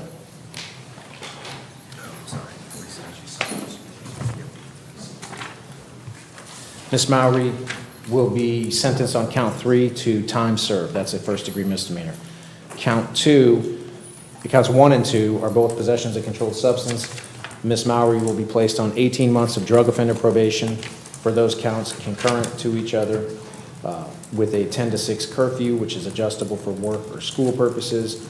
The primary special condition is that she remain in custody pending bed coming open at Keaton. She must complete the Keaton program as a special condition of this supervision. That 18 months of drug offender probation will then be followed by 18 months of regular probation. So there's going to be a total of 36 months of probation here for Ms. Mallory on the 2727 case. She would be assessed $615 in court costs in that case, a $50 application fee, a $100 public defender fee. The state is going to agree to continue her to a withhold in that case. Okay? You okay? In the VOP cases, her termination date is next, I want to say May of 2026. I have written this up just to modify the supervision in these 2 cases, to convert the remainder of the supervision in these 2 cases to drug offender probation, concurrent with the 2727 sentence. She also, as a condition of these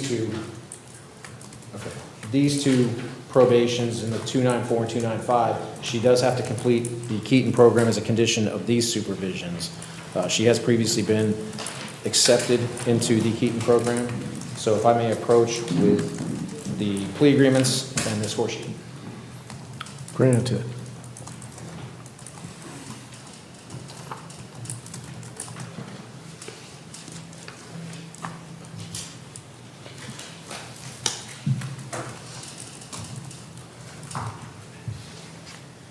All right, is that the state's agreement? It is, Your Honor.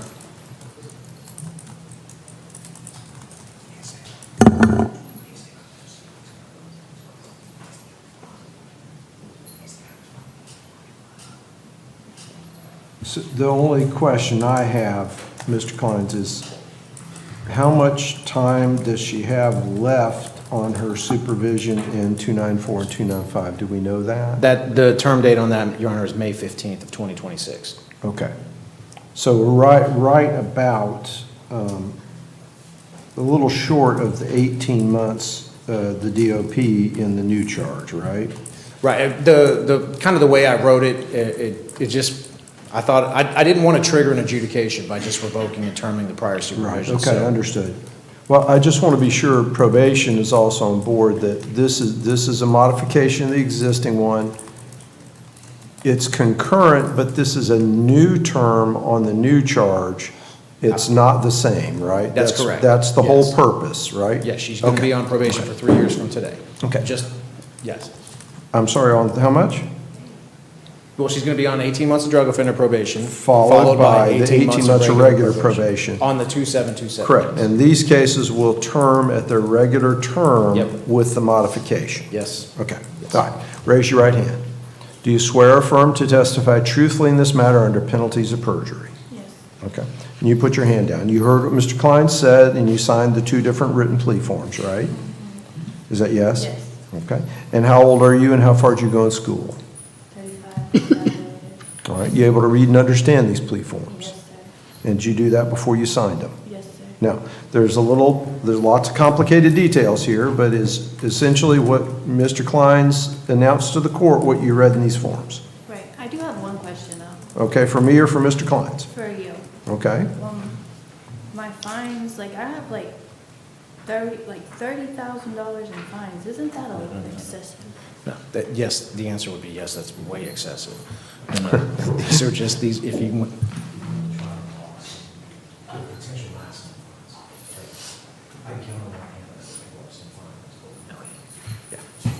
Yeah, that's a good question. has she been assessed that fine? No, she hasn't. She was referring to the maximum fines that I've put into the plea agreements.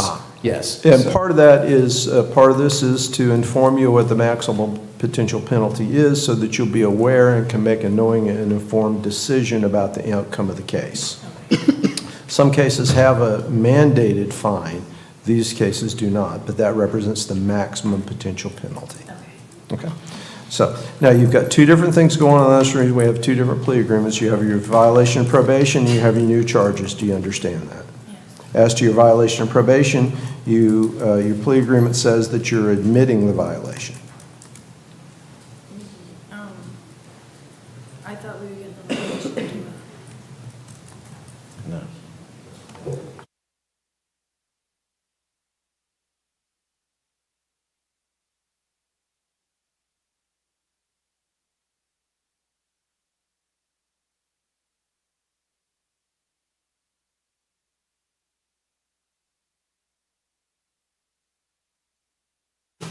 I think Ms. Mallory was she was confusing or conflating the adjudication with the admission. Correct. So you understand you're admitting your violation. What that says to me is that you agree that you violated your probation the way the affidavit report from your probation officer says you violated your probation.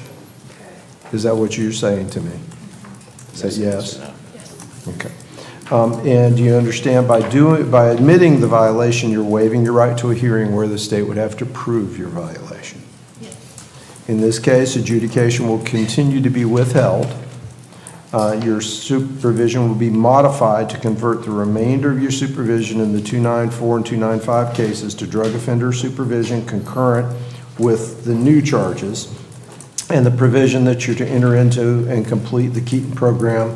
You'll have the additional cost of prosecution, excuse me, and the additional cost of defense to be imposed. Now, as to your new charge, do you understand that you're pleading no contest to those new charges?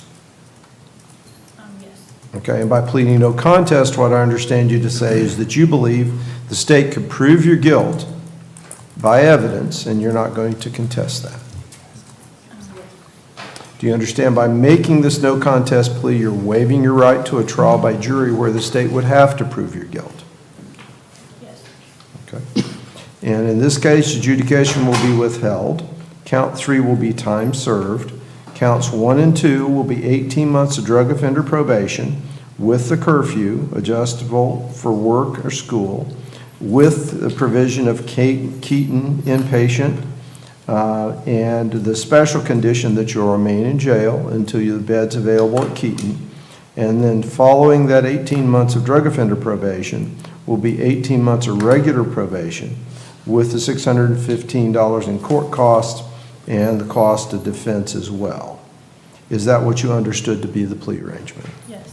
So Mr. Klein's answered all your questions about the plea and how it affects you. Yes. Are you satisfied with how Mr. Klein's has represented you in this case? Yes. The court will find the plea to be freely and voluntarily entered into and will accept the plea. Thank you. These are yours, You're ready.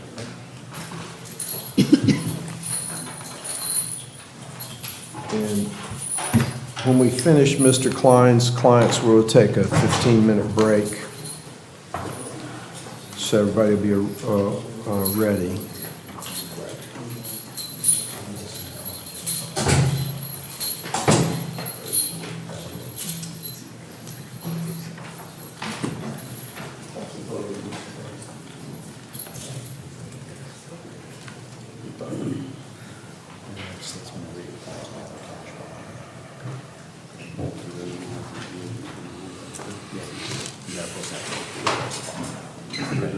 Means you're gonna have to come up with $1,000 and give it to the jail. Your Honor, this is Mr. Newsom. I had left him on, procedurally speaking, Your Honor, in the 24 CF 1979 case. The deposition is scheduled to take place in that on April 14th. The reason I left Mr. Newsom on today's cases is because, docket is because in 22 CF 3008, his bond was revoked a couple of weeks ago, maybe a month ago, on a violation of curfew. That's a probation violation case, and one of the conditions of the supervision was curfew.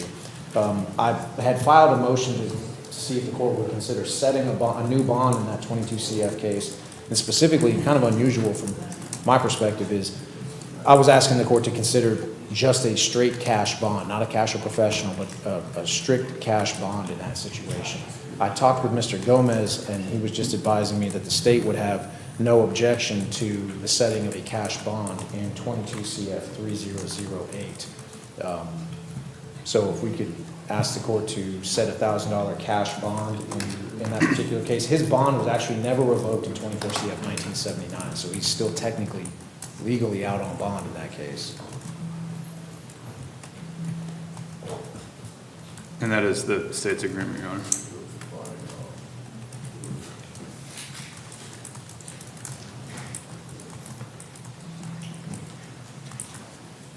All right, so the state is stipulating to a $1,000 cash bond? Yes, Your Honor.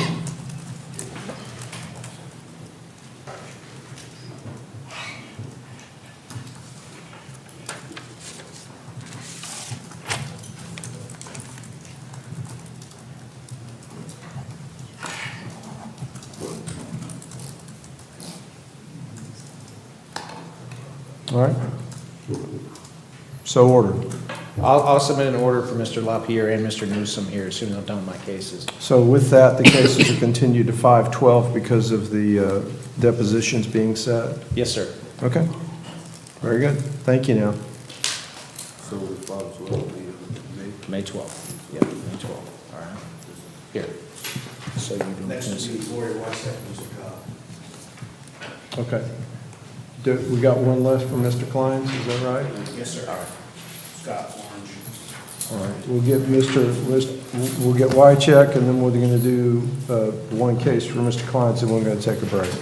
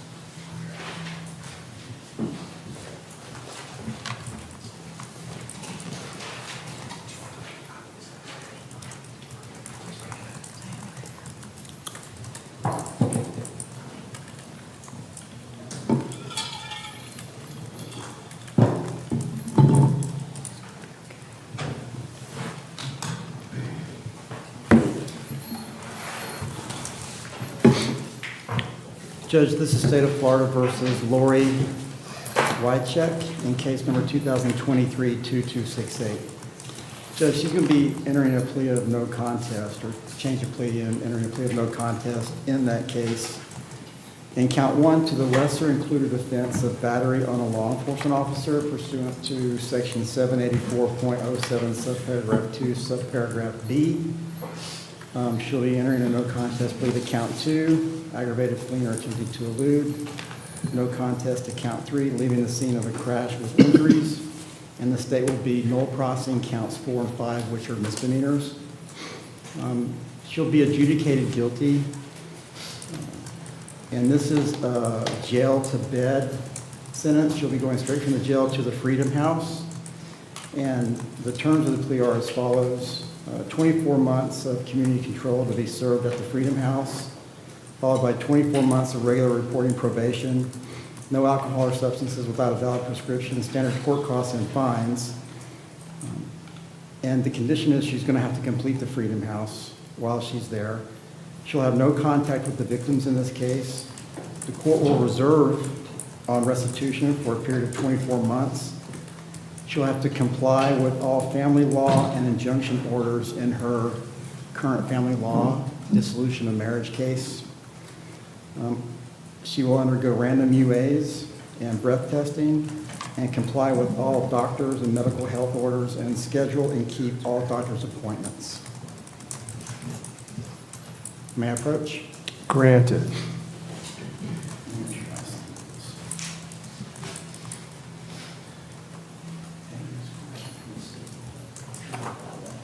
Do you have one? All right, raise your right hand for me, please. Do you swear or affirm to testify truthfully in this matter under penalties of perjury? Yes, Your Honor. Okay, and you can put your hand down. You heard what Mr. Cobb said on your behalf, and you signed the written plea agreement. Yes, Your Honor. How old are you, and how far did you go in school? I'm 45, some college. All right, you able to read and understand them? Yes, sir. Did you do that before you signed it? Yes, sir. And it's what you read, what Mr. Cobb just announced to me. Yes, sir. Do you understand by this plea arrangement that you're pleading no contest to the announced charges, which includes the lesser included offense of a battery on a law enforcement officer? Yes, sir. And by pleading no contest, what I understand you to say is that you believe the state has the evidence necessary to convict you of these charges, and you're not going to contest that. Yes, sir. Do you understand by making this plea, you're waiving your right to a trial by jury where the state would have to prove your guilt? Yes, sir. In this case, you will be adjudicated guilty of the charges, and you will have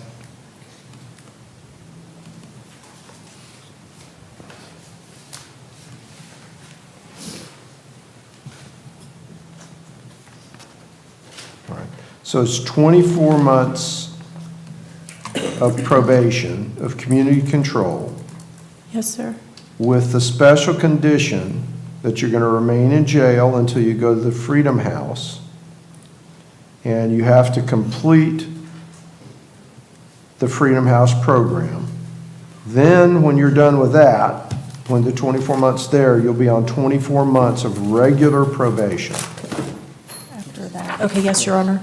And no alcohol or substances without a valid prescription. Yes, sir. You'll have your standard fees and costs. No contact with the victims.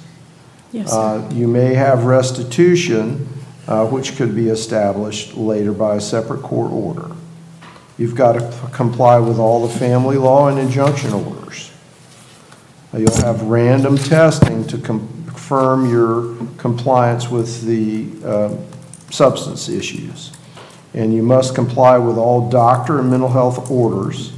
And you must keep all your doctor's appointments and comply with all the treatment regimens. Yes, That's Your all Honor. part of your conditions of your supervision. Is that what you understood? Yes, Your Honor. And that's in addition to the standard terms and conditions of probation which were listed. Yes, sir. Mr. Cobb answered all your questions about this plea and how it affects you. Yes, sir. And are you satisfied with how he's represented? Very much. Thank Now, you. I want to note, you've been very anxious about all of this and Yes. be very anxious to get this all done. Yes, sir. You feel comfortable that you know and understand what's going on today, that there's no issue with you being fully informed about what's going on today? Correct. Okay. All right. Yes, at probation, your question. Just for the record of probation, where the Freedom House location is at? It's in, the website listed as being Valparaiso, but I think it's in Niceville, actually. 401 Niceville, County Valparaiso. Line Road, 401 County Line Road, Niceville. Thank you. Okay. All right. The court will find the plea to be freely and voluntarily entered into and accept the plea. If you'll come over here, they'll take your fingerprints. All right, Judge, that concludes my business. May I be excused? Yes, sir. Thank you. Good day. Thank you, Chief.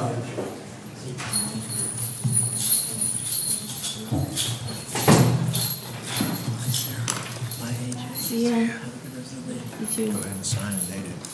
We're going to play the older one. Yeah. The other one's still going to be on the 417 arraignment document. Okay. Your Honor, this is Mr. Orangi in 24 CF 1289. He is executing a plea agreement to resolve that particular case. The agreed upon resolution of this case is that Mr. Orangi is going to be entering a plea to count 2, which is possession of paraphernalia. In exchange for count 1 would be Noel Prost. He would be sentenced to time served in 24 CF 1289 on count 2. He would be assessed misdemeanor court costs, 115 public offender fees. He would be adjudicated. Mr. Orangi is in custody because in 25 CF 430, he was arrested about 10 days ago. That case is currently going to be on the April 17th arraignment docket. This is not resolving that case. So I'm just instructing Mr. Orangi that he's going to have to be in court on 417 for arraignment. But if I may approach with the plea in the 1289 case. Yes.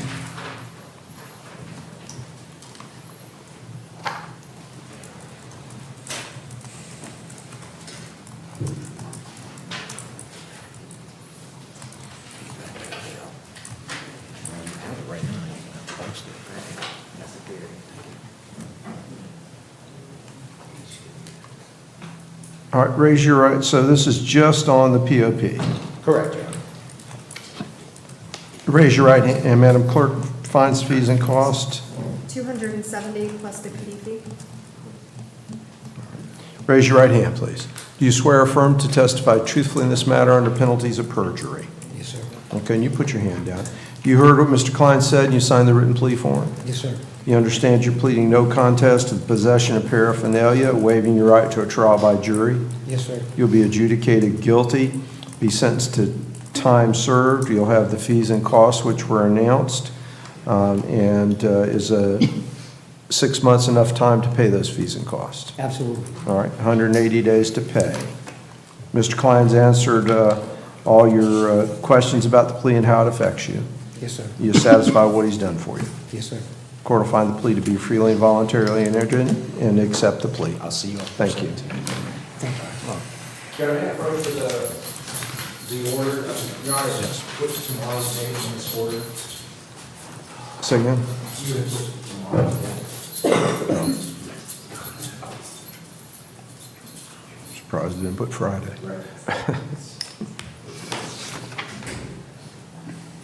Jade, I fixed that for tomorrow's date. All right, we're going to take 15 minutes at this time. 15 minutes. All rise, court is now in recess.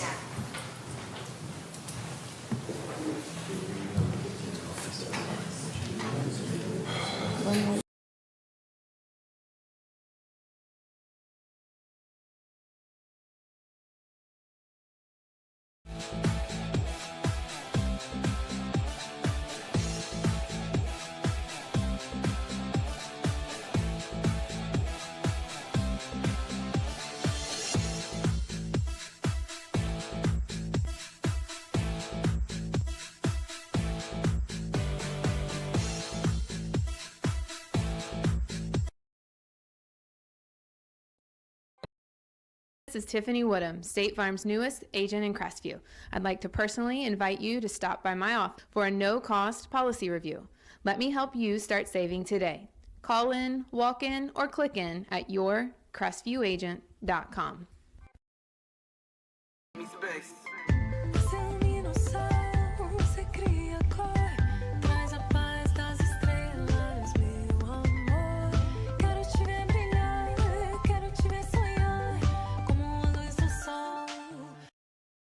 Alex Barthay from the UPS store once again, and I wanted to let you know about our Sunday hours. We're open now 7 days a week. Normal hours that you've been expecting, but now we're open Saturday 10 to 4, Sunday 10 to 3, and it's both our Crestview, Fort Walton Beach, and Eglin Air Force Base locations.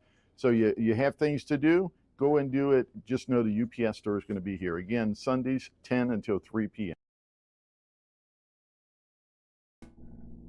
For years, I proudly served Florida as a state trooper. During that time, I investigated over 1,000 car, motorcycle, and trucking crashes. My mission was simple: to help the victims.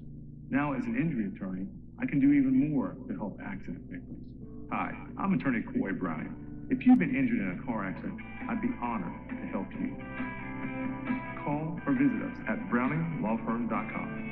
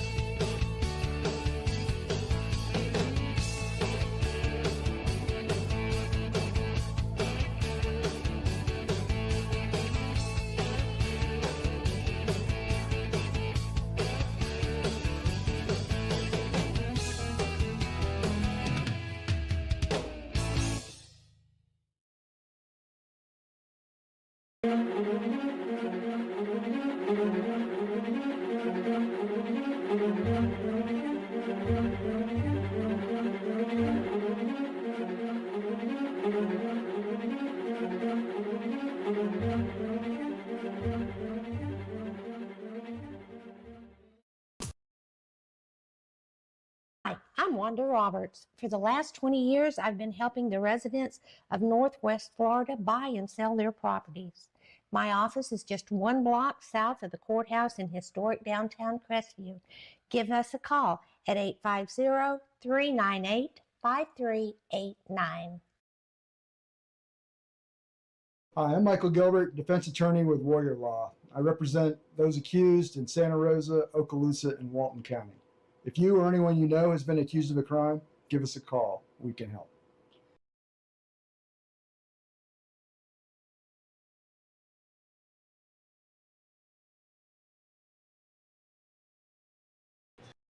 Hello, this is Chris Norman at Bulldog Bail Bonds. Our office is in Crestview, Florida, but we service 7 Northwest Florida counties.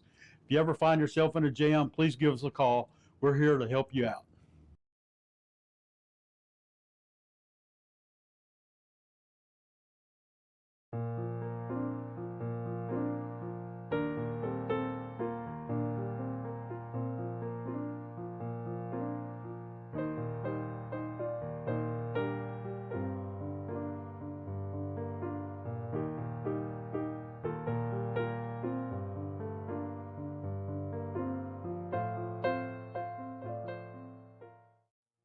Congratulations, Crestview's very own Dixie Dan Powell of Powell Injury Law, for your recent jury verdict of $11.5 million for your client from a death and injury against an inflatable amusement company.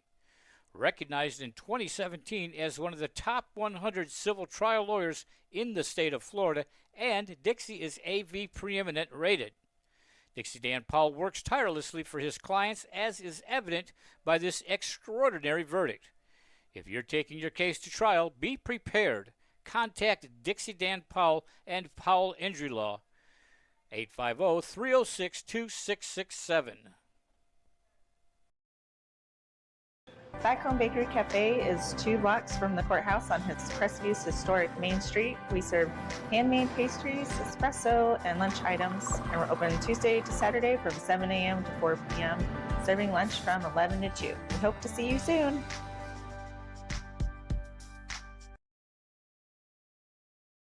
Hello, I am Bonnie from Body Be Healthy here in Crestview.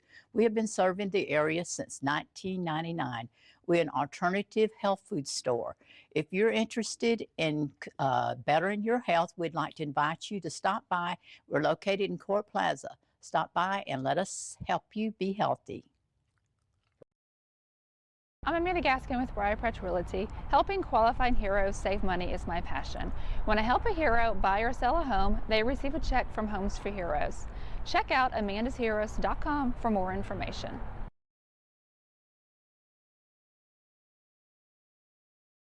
For more than 70 years, the sweet aroma of the Crestview Coney Islands burgers and hot dogs has permeated the downtown area. If you have not experienced the unique flavor of Crestview's Coney Islands burgers and hot dogs, then I encourage you to join us for lunch. Monday through Thursday from 10 a.m. till 3 p.m., Friday from 10 a.m. till 4 p.m., and Saturday from 10 a.m. till 2 p.m. We're located in historic downtown Crestview at 107 North Main Street.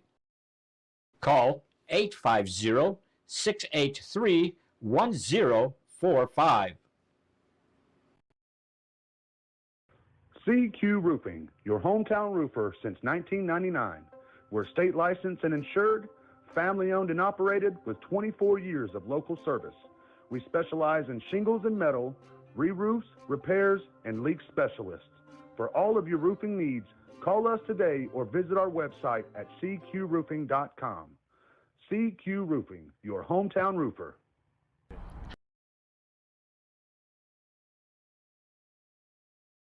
Hey, I'm David at Family Vision of Crestview. We've been providing excellent optical service for Northwest Florida for over 34 years. Come in and let us take care of you.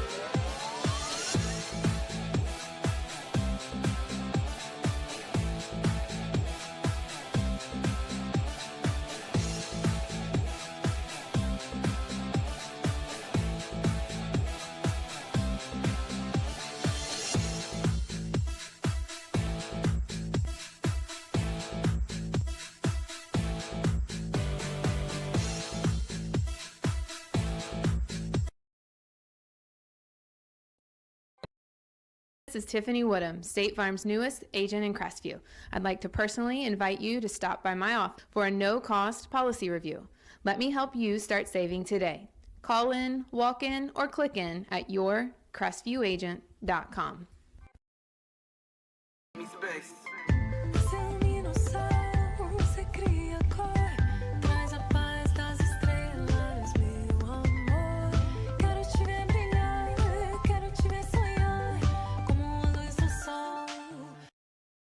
Alex Barthay from the UPS store once again, and I wanted to let you know about our Sunday hours. We're open now 7 days a week. Normal hours that you've been expecting, but now we're open Saturday 10 to 4, Sunday 10 to 3, and it's both our Crestview, Fort Walton Beach, and Eglin Air Force Base locations.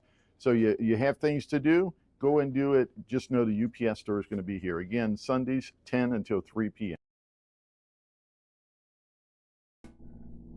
For years, I proudly served Florida as a state trooper.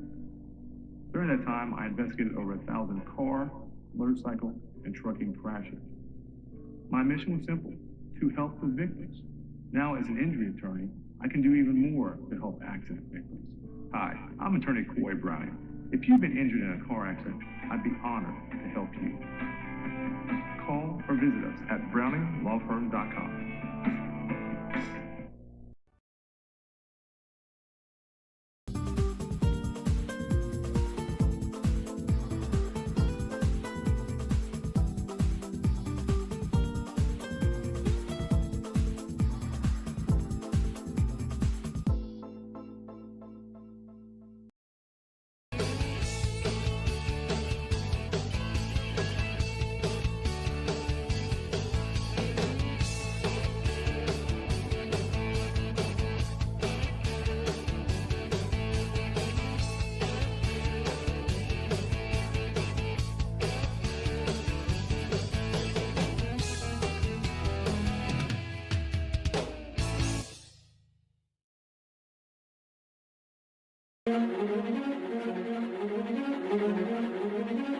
Hi,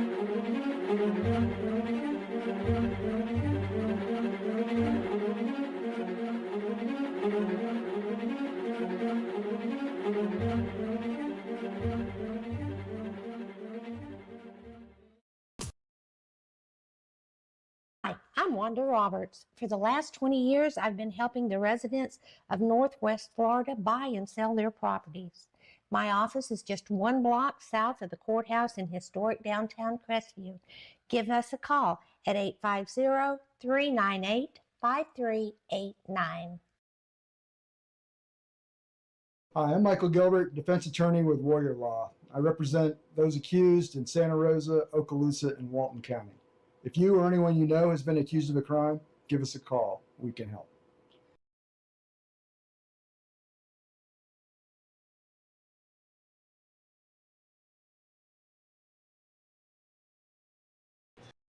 Hello, this is Chris Norman at Bulldog Bail Bonds. Our office is in Crestview, Florida, but we service 7 Northwest Florida counties. If you ever find yourself in a jam, please give us a call. We're here to help you out.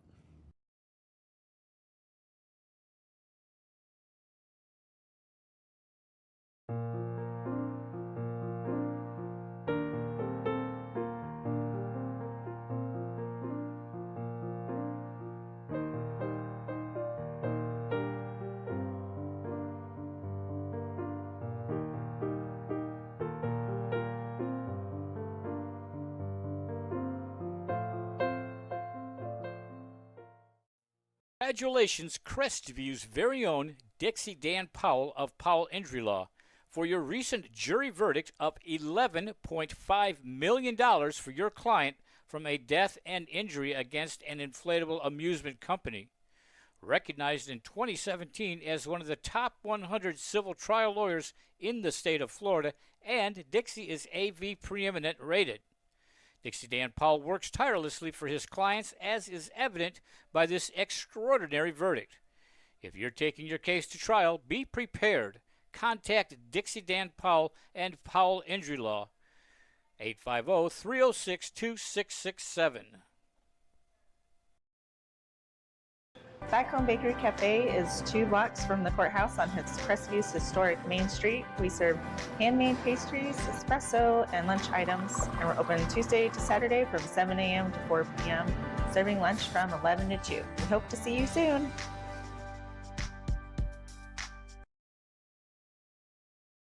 Hello, I am Bonnie from Body Be Healthy here in Crestview. We have been serving the area since 1999. We're an alternative health food store.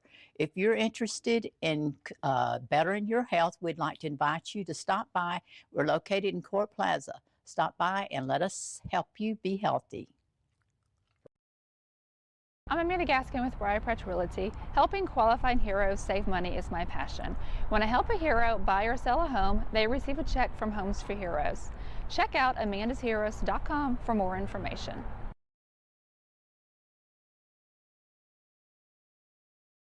For more than 70 years, the sweet aroma of the Crestview Coney Islands burgers and hot dogs has permeated the downtown area.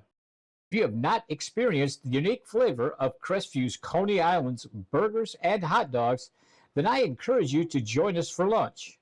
Monday through Thursday from 10 a.m. till 3 p.m., Friday from 10 a.m. till 4 p.m., and Saturday from 10 a.m. till 2 p.m. We're located in historic downtown Crestview at 107 North Main Street. Call 850-683-1045. CQ Roofing, your hometown roofer since 1999. We're state licensed and insured, family owned and operated with 24 years of local service. We specialize in shingles and metal, re-roofs, repairs, and leak specialists. For all of your roofing needs, call us today or visit our website at cqroofing.com. CQ Roofing, your hometown roofer.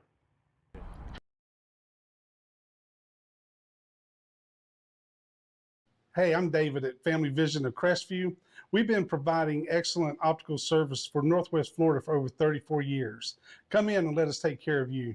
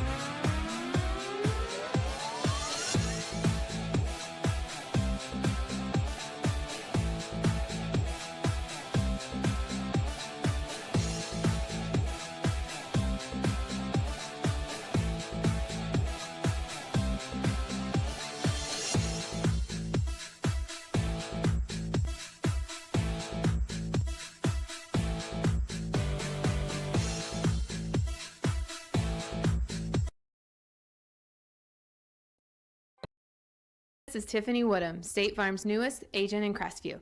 I'd like to personally invite you to stop by my office for a no-cost policy review. Let me help you start saving today. Call in, walk in, or click in at yourcrestviewagent.com.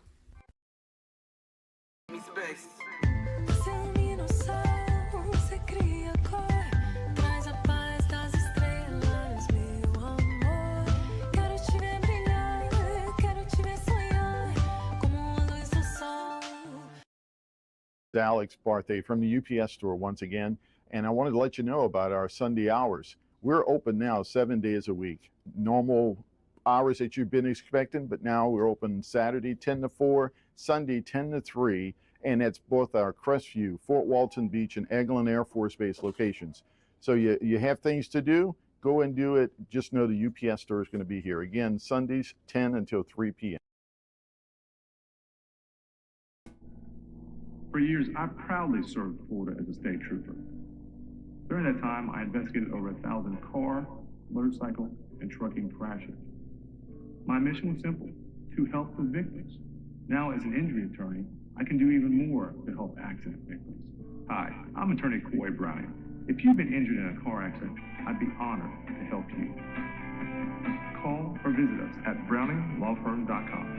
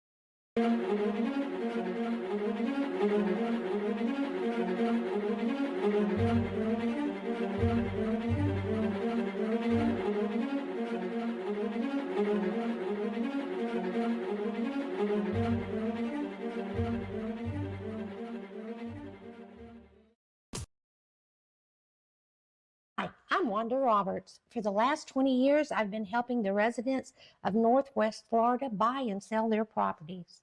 My office is just 1 block south of the courthouse in historic downtown Crestview. Give us a call at 850-398-5389. Hi,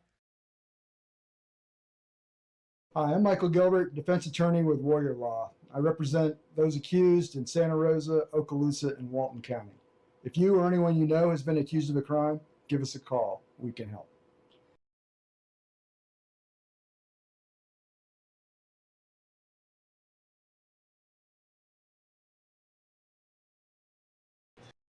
Hello, this is Chris Norman at Bulldog Bail Bonds. Our office is in Crestview, Florida, but we service 7 Northwest Florida counties. If you ever find yourself in a jam, please give us a call. We're here to help you out.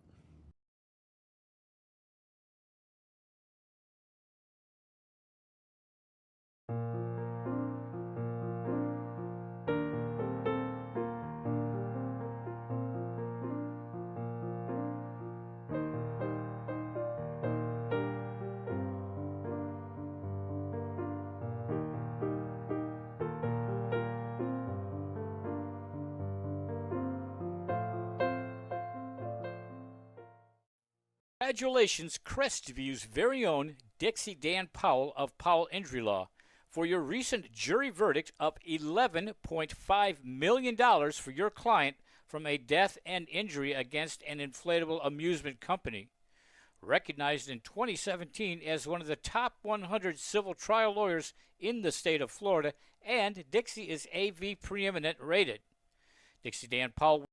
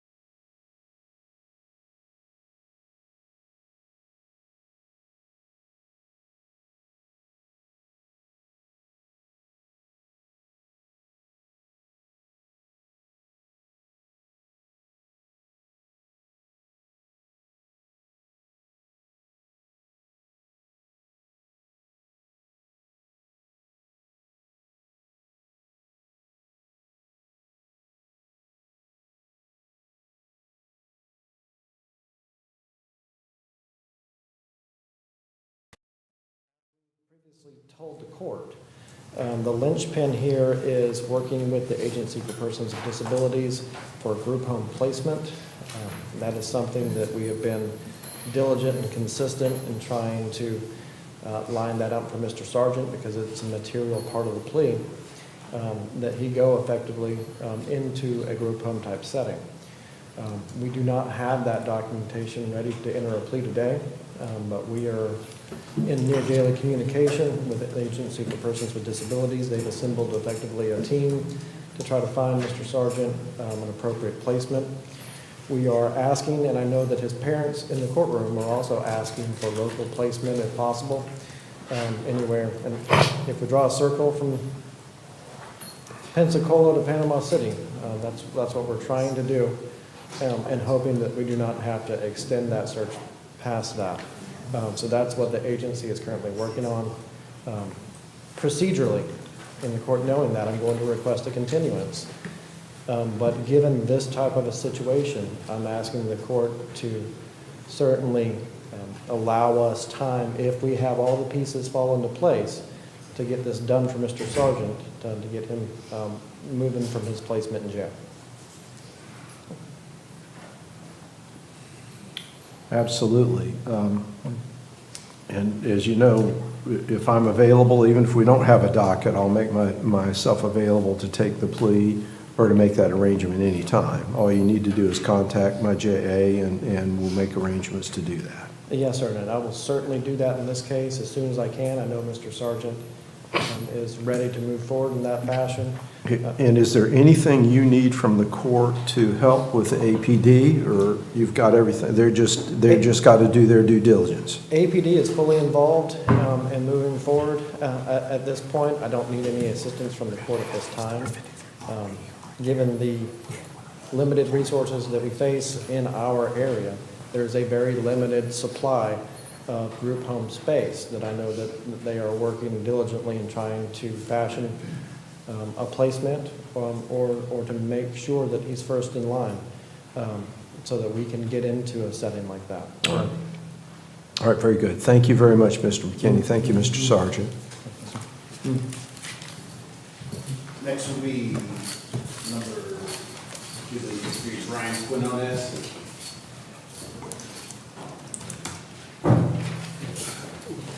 What happened to Paige, Parsons, and Perez?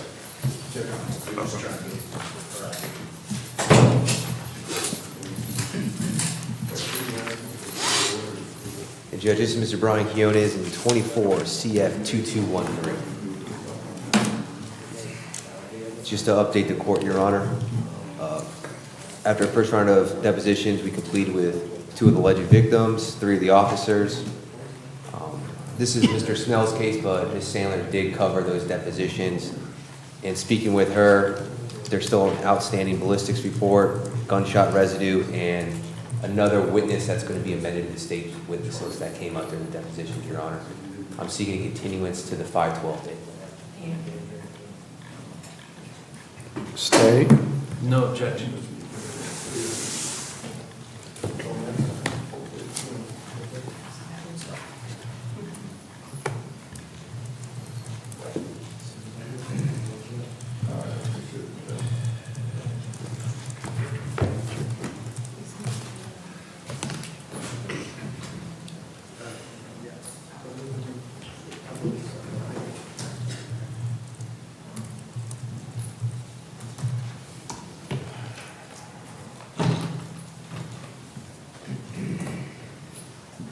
All right, matter will be continued to 5/12.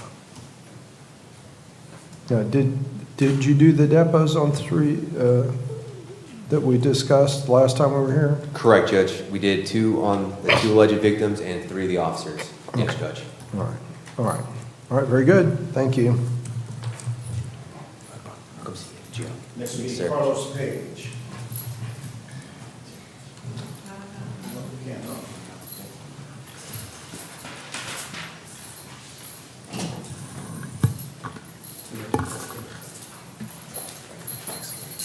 Judge, this is Mr. Carlos Page in 24 CF 1620.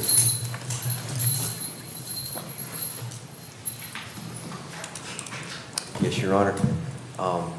I did have correspondence this morning with Joseph Sanchez from Lakeview. He informed me that Dr. Kleins did evaluate my client yesterday, and this is that outstanding APB evaluation. Of course, I don't have that report yet, so I am seeking a one-cycle continuance to 5/12, but I will certainly advance this on this docket as soon as I get that report, Your Honor.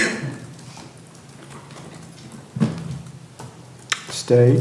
I have no objection, Your Honor. All right, it'll be continued.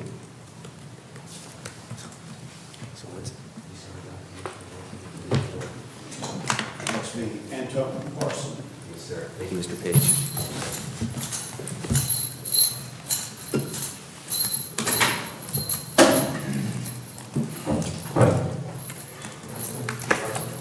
Judges will be Mr. Antoine Parson in 23 CF 2766, 23 CF 1629, and 23 CF 1952, Your Honor.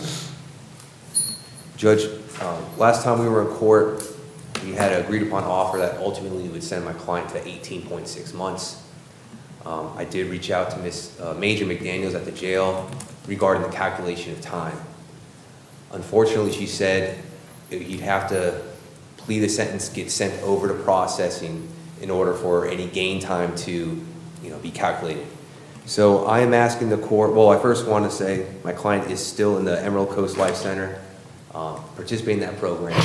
I spoke with Ms. Dana Claw yesterday at the jail, and she says not only is my client in the program, but he's even a team leader. So my client will get to that 18.6 months on June 27th of this year. I'm asking if we can place this on the 7/14 pretrial docket. At that time, it'll give my client that 18.6 months, then he'll ultimately be sent to the Phoenix house, but he can stay and participate in the program at Okaloosa County Jail. Can we approach, Judge?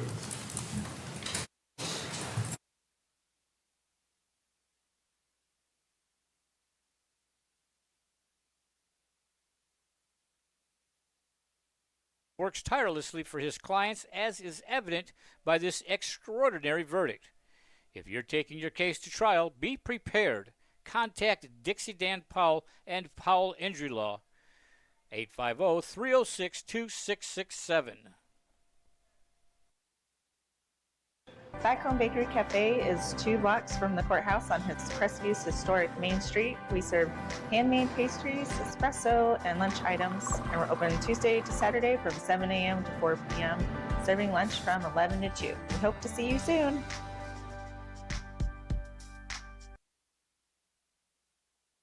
Hello, I am Bonnie from Body Be Healthy here in Crestview. We have been serving the area since 1999. We're an alternative health food store. If you're interested in bettering your health, we'd like to invite you to stop by. We're located in Court Plaza. Stop by and let us help you be healthy. I'm Amanda Gaskin with Briar Patch Realty. Helping qualifying heroes save money is my passion. When I help a hero buy or sell a home, they receive a check from Homes for Heroes. Check out amandasheroes.com for more information.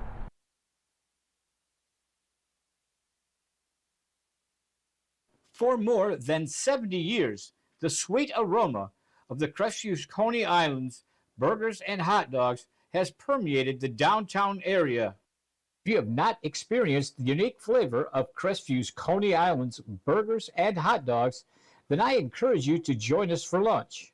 Monday through Thursday from 10 a.m. till 3 p.m., Friday from 10 a.m. till 4 p.m., and Saturday from 10 a.m. till 2 p.m. We're located in historic downtown Crestview at 107 North Main Street. Call 850-683-1045. CQ Roofing, your hometown roofer since 1999. We're state licensed and insured, family owned and operated with 24 years of local service. We specialize in shingles and metal, re-roofs, repairs, and leak specialists. For all of your roofing needs, call us today or visit our website at cqroofing.com. CQ Roofing, your hometown roofer.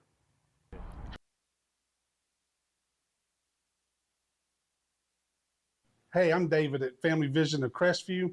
We've been providing excellent optical service for Northwest Florida for over 34 years. Come in and let us take care of you.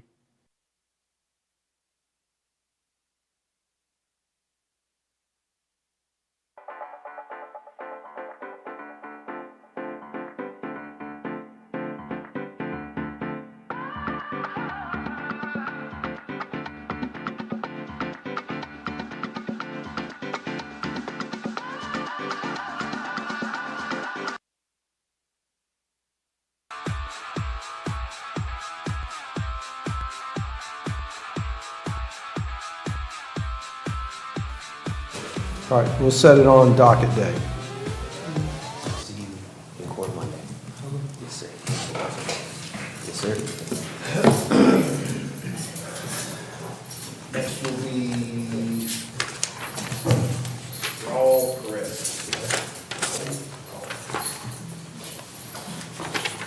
Yes, Judge. This is Mr. Raul Perez, and this is for 24 CF 903, 24 CF 2182, 25 CF 71, 25 CF 74, and 25 CF 75.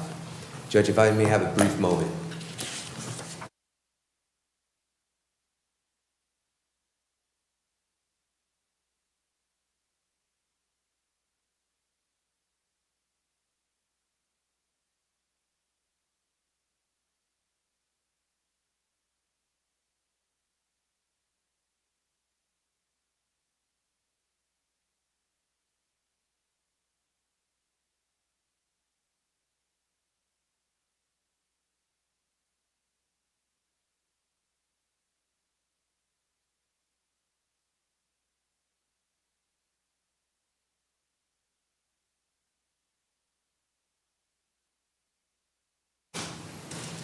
Your Honor, this will be a change of plea this afternoon, a no contest. In 24 CF 903, count 1. In 24 CF 2182, counts 1 and counts 2. In 25 CF 71, count 1. In 25 CF 74, count 1. In 25 CF 75, count 1. This will be a withhold of adjudication, the 36 months of standard probation, the $40 per month cost supervision, court costs in the amount of $2,575, defense costs and $550. Court will reserve jurisdiction to determine restitution for 90 days. Must complete the substance abuse evaluation and any recommended treatment, 48 hours of community service, maintain gainful employment, or submit 3 job applications per month. No alcohol, no drugs without a valid prescription, random breath tests, and random UAs.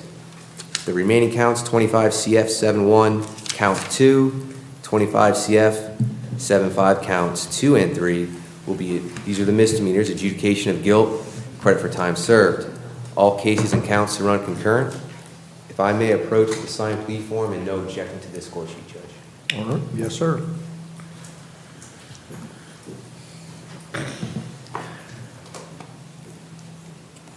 All right, raise your right hand for me, please. Do you swear or affirm to testify truthfully in this matter under penalties of perjury? Yes, Your Honor. All right, and you put your hand down. You heard what Mr. Koch said on your behalf, and you signed the written plea form. Yes, Your Honor. You put your hand down. How old are you and how far did you go in school? Till 10th grade, And how old are you? 20. All right. You able to read and understand the plea form? Yes, sir. Did you do that before you signed it? Yes, sir. And is what you read in the plea form what Mr. Koch just announced on your behalf? And do you understand on all these cases that you're pleading no contest to the charges? Yes, Your Honor. And that says to me you believe that the state has the evidence to convict you of these charges and you're not going to contest that. Yes, Your Honor. You understand by making this plea you're waiving your right to a trial where the state would have to prove your guilt beyond a reasonable doubt. Yes, Your Honor. In this case, adjudication will be withheld. And essentially, you're going to be on 36 months of probation with the cost of supervision the court costs, the defense costs. You may have restitution to pay, which will be determined within 90 days. You've got community service hours. You must be working or seeking employment. No alcohol or drugs, and you'll have random testing to confirm that. Yes, Your Honor. Has Mr. Koch answered all your questions about the plea and how it affects you? Yes, Your Honor. And are you satisfied with how he's represented you? Yes, Your Honor. The court will find the plea to be freely and voluntarily entered into and will accept the plea. As you're walking out, probation is going to give you a piece of paper to tell you what you need to do as far as reporting to probation when you're released, okay? Yes, sir. All right, thank you. Next will be Michaela Reed. Your Honor, that's all I have at this time. May I be excused? I need to go prepare for drug court. Yes, sir. Thank you, Judge. Judge, this is Mr. Nathaniel Reed in 24 CF 1286. Judge, if we may approach briefly. Yes.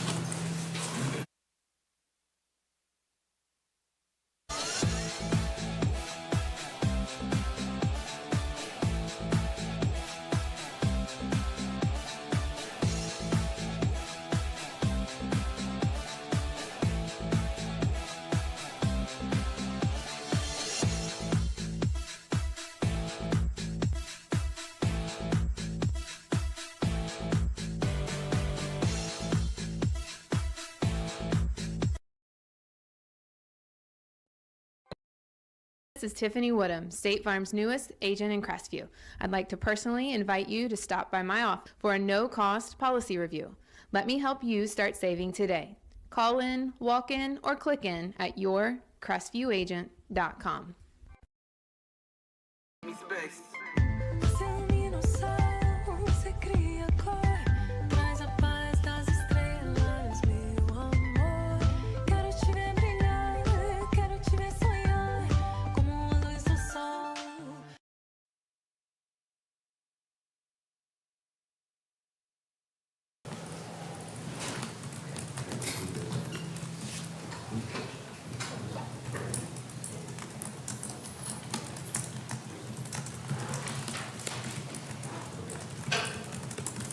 Okay, good.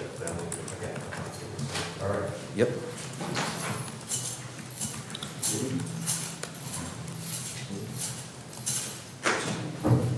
Next will be Gabriel Reyes.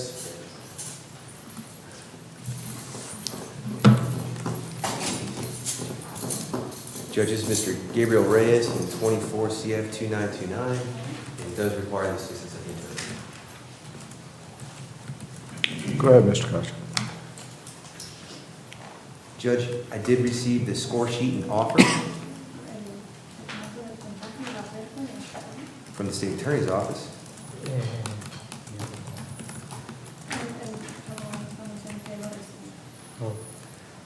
I am trying to secure a Spanish interpreter at the jail this Friday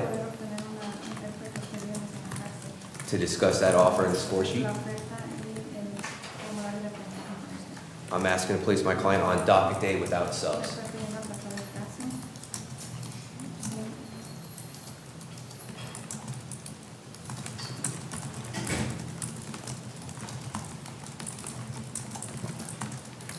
Okay. We'll leave it on for docket day, plea or continue. I'll see you Friday.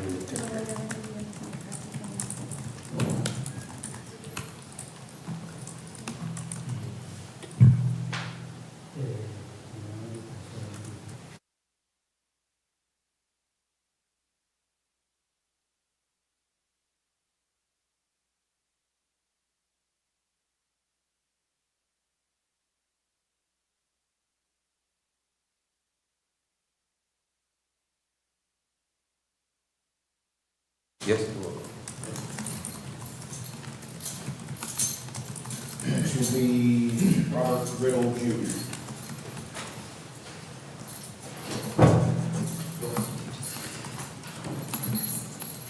Judge, this is Mr. Robert Riddle in 24 CF 1789, 21 CF 961.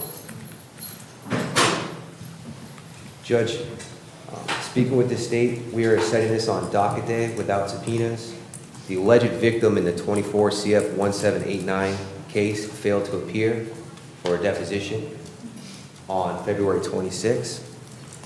And I'm requesting the court bring you back on Monday.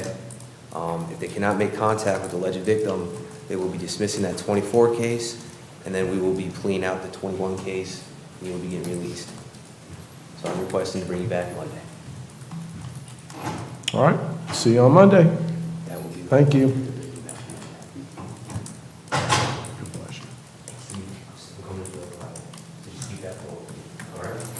Thank you, Judge. Next is Rivera Torres.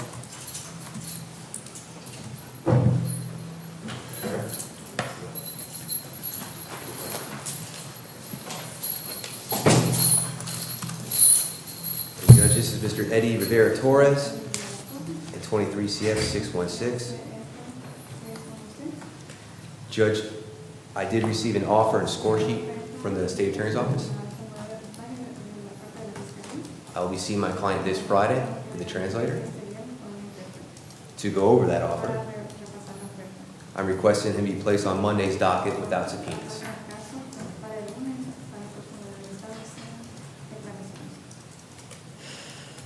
All right, we'll see you on Monday. And I'll see you Friday. Yes. You're welcome. Next is Rivera Gutierrez.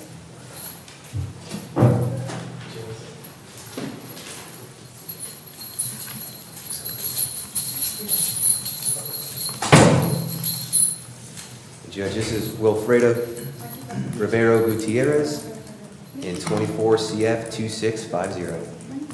See. Yes. Your Honor, the alleged victim in this matter failed to appear for the deposition on February 18th. Speaking with Mr. Snell, we're going to set this for Monday. Docket day without subs. And if the state fails to make contact with the alleged victim, they will dismiss the charges Monday. So I'm requesting you be brought back here Monday.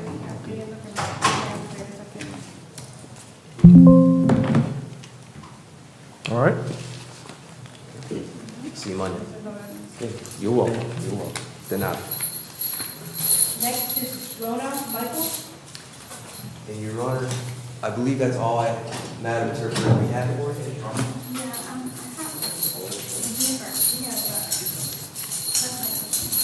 Negative on that. Yeah, just continue. No, he was continuing before court today. Yeah, so he's not even on the transfer list.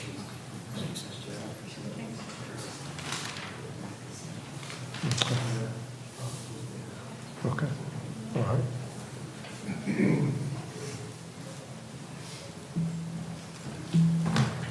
And Judge, and Your Honor, this is Michael Rona in 23 CF 1819. Go ahead. Judge, we're requesting this be set for Monday's docket day, trial or plea. If I may lay out the current offer for the record, Your Honor.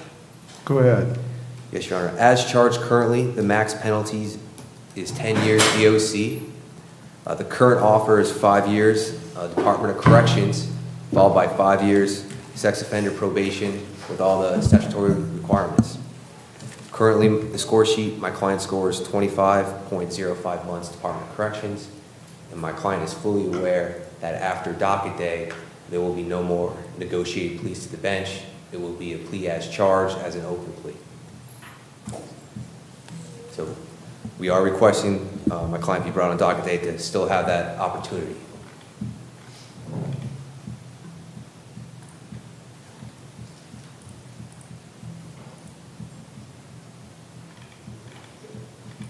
So the guideline sentence is, minimum guideline sentence is 25.2. 05. 05, Judge. 25? 0.05 months, Oh, Judge. 0.05. And the offer is? 5 years DOC, followed by 5 years sex offender probation. Right. And the maximum potential sentence is 10 years Yes, Judge. because of the 2 separate counts. Correct. Okay.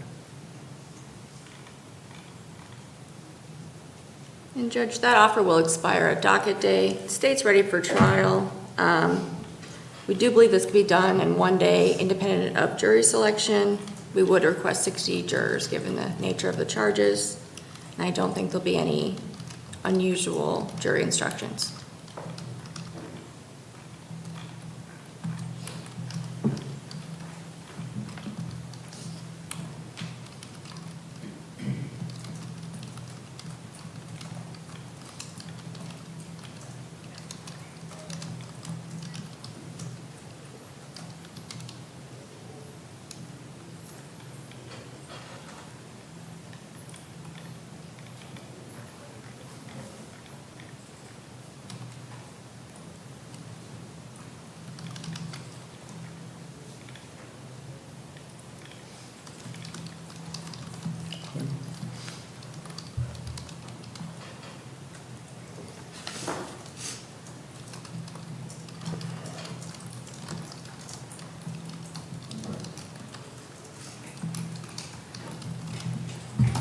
All right, we'll see you on docket day.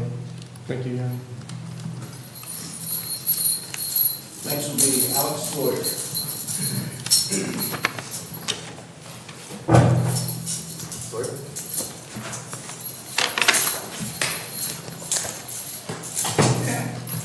Judge, this is Mr. Alex Sawyer in 23 CF 2432, 24 CF 410, 24 CF 617. If I may have a brief moment to speak with my client.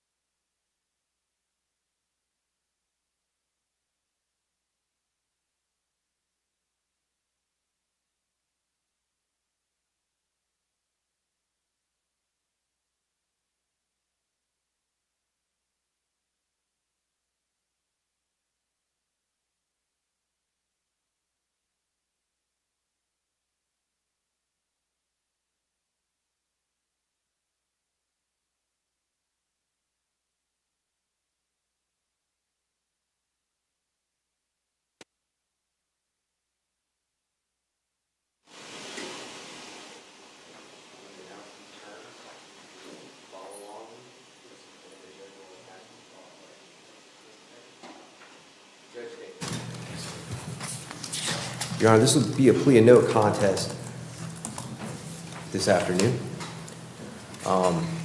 The charges are a couple charges will be amended. I'm just going to start with the 24 CF 617, count 1, will be the lesser included offense of burglary of an unoccupied structure. And that is Florida Statute 810.02, subsection 4. And then in case number 2024 CF 617, count 3, this will be a lesser included offense of possession of drug paraphernalia. And I apologize, I don't have that statute, but I will get that, Madam Clerk. And to go over the terms, please follow along. In 23 CF 2432, count 1, we'll be admitting the violation of probation, adjudication of guilt, 6 months in the Okaloosa County Jail, and we will be waiving all prior credit, Your Honor. So my client's sentence will begin today, which is March 12th, 2025. There's the $100 VOP cost of prosecution, $150 in defense costs. Probation will be revoked and terminated. And 24 CF 410, count 1, the adjudication of guilt, 6 months Okaloosa County Jail, once again waiving all prior credit. This has $615 in court costs, $100 in defense costs. In 24 CF 617, count 1, count 3, count 4, adjudication of guilt, 6 months Okaloosa County Jail, waiving all prior credit. There'll be $515 in court costs, $100 in defense costs. In 2024 CF 617, count 2, that will be null prost. All cases and counts to run concurrent. If I may approach with the signed plea form and no objection to the score sheet, Your Honor. You may.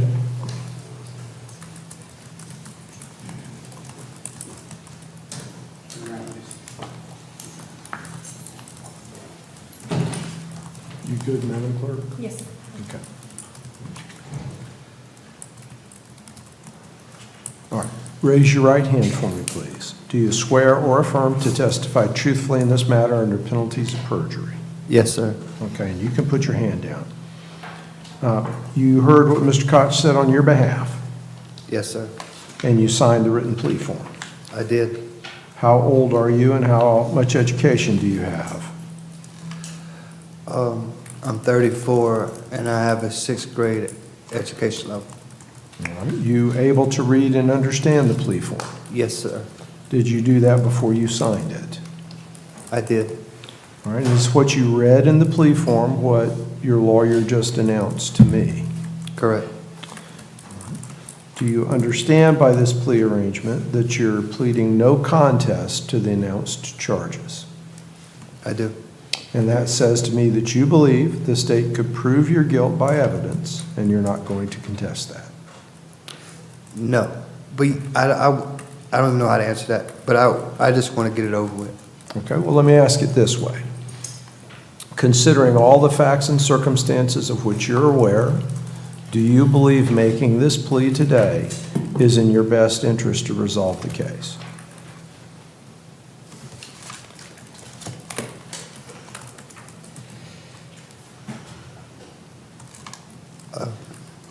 Well, see, let me put a little substance to this. My job in taking a plea is to be sure that you understand the facts and circumstances surrounding taking of the plea.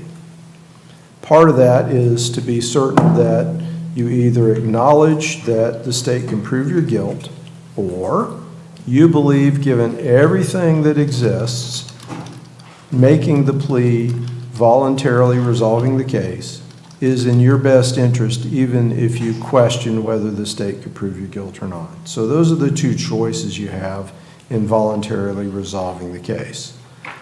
Well, there's a few things I don't agree with, but there's no, I want to get this over with. I'd rather just sign, take with the 6 months, or whatever it is, and just move forward. There's Okay. nothing. So you do believe? I do. After everything's considered, it's in your best interest to make this plea today and resolve the case today, as opposed to making the state prove the case against you? Yes, Your Honor. Okay. And I'll just note, this with some reluctance, you're reluctant to do that, but you believe after everything's considered, this is really the way forward for you? Your Honor, I've been sitting in the jail for over a year now, and I'm ready to get it over with. And there's 6 more months, let's do it, I guess. I don't know what to say, but yeah, I appreciate it. Thank you. Okay. I don't know.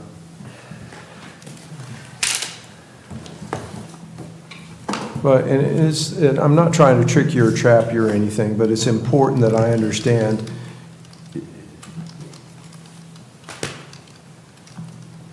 your thought process, because otherwise your plea wouldn't be free and voluntary.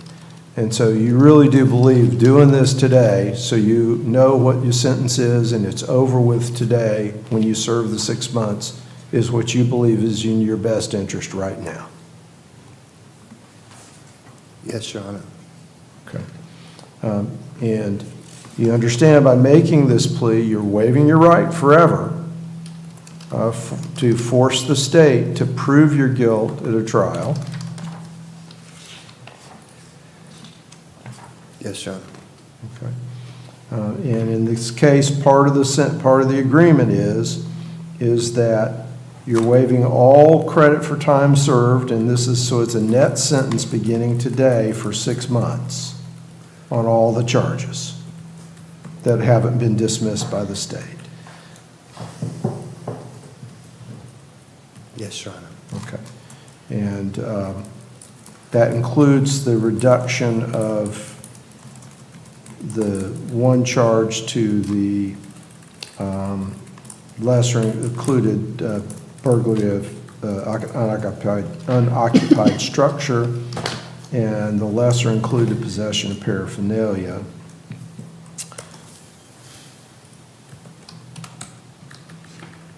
And you also have the felony violation of probation in this case, Correct. right? Do you understand by making this plea today that you're admitting the violation of probation? Yes, sir, I do. And you're waiving your right to a hearing where the state would have to prove your violation in that case? Yes, sir, I am. All right. Now, with all your reluctance and the circumstances, I understand. Considering that, have all your questions been answered about the plea and how it affects you? Yes, sir. All right. And the court will find the plea to be freely and voluntarily entered into and will accept the plea with the adjudication. And that is a net sentence of 6 months beginning today. Okay? Yes, Your Honor. I do have that statute, Madam Clerk, for that 617 count 3. It is, this is that paraphernalia reduction. It's Florida Statute 893.147, subsection 1. Thank you. Next will be Nathaniel Seaborn.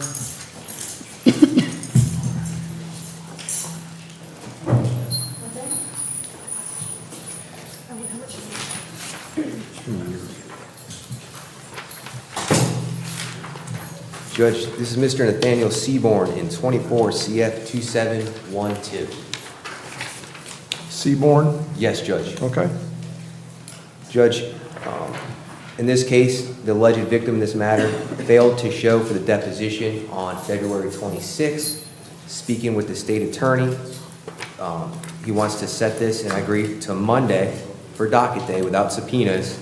And if they can't make contact with that alleged victim, they will be dismissing the charges.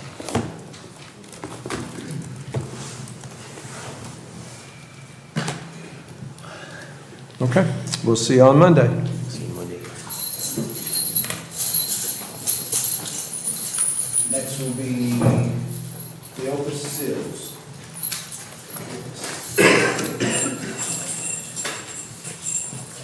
Judge, this is Mr. Seals in 24 CF 2606, Your Honor.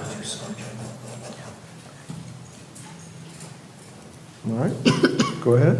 Yes, Your Honor. This will be a plea of no contest this afternoon.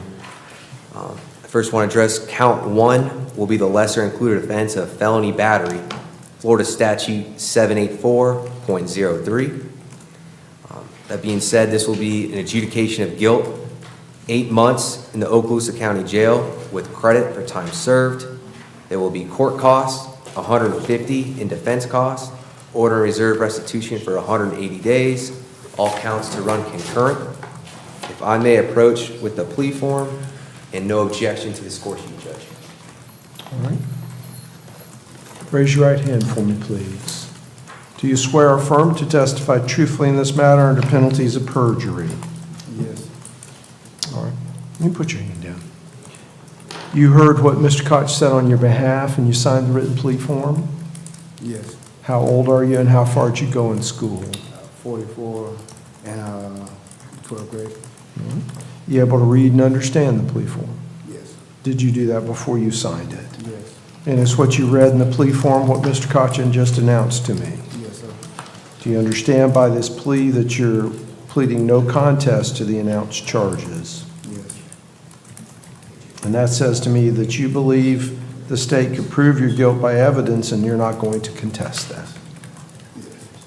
Do you understand by making this plea you're waiving your right to a hearing where the state, waiving your right to a trial by jury where the state would have to prove your guilt? Yes.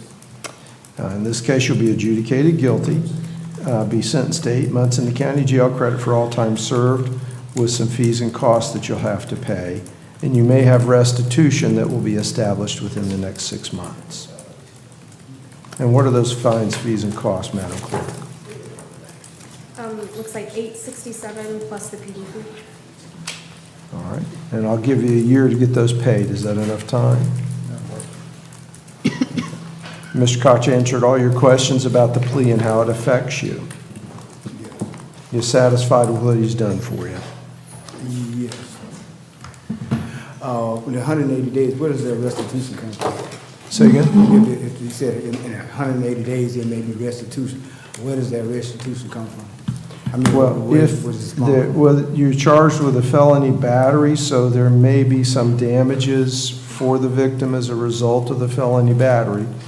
We don't know what those are. It would be up to the state to determine what they are. If you can't reach an agreement through your lawyer with the state as to those damages, there'll be a hearing where I'll decide what those damages would be. But they have 6 months to make that decision, to bring that forward. If that doesn't happen, then there'll be no restitution. Okay. All right. The court will find a plea to be freely and voluntarily entered into and accept the plea. Thank you, Judge. Okay. Thank you very much. Good day. Mr. Cox, will you take 2 votes downstairs? Absolutely. Next will be Roger Wesley, followed by Mason Wesley.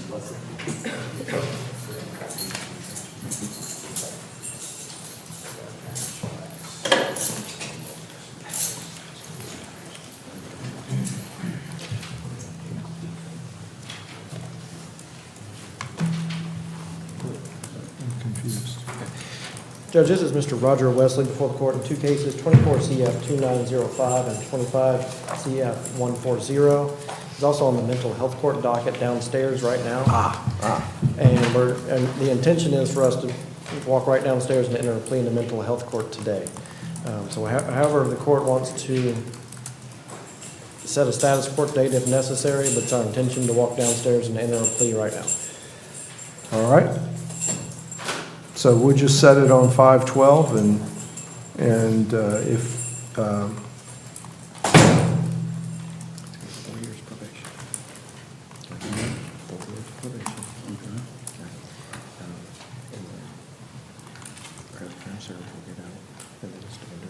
and that's just for status, right? Yes, Judge. This should fall off the docket.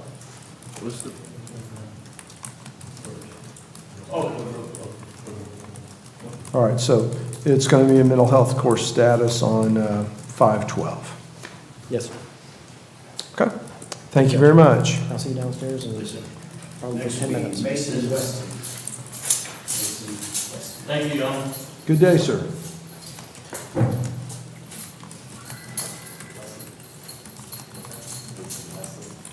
Weston.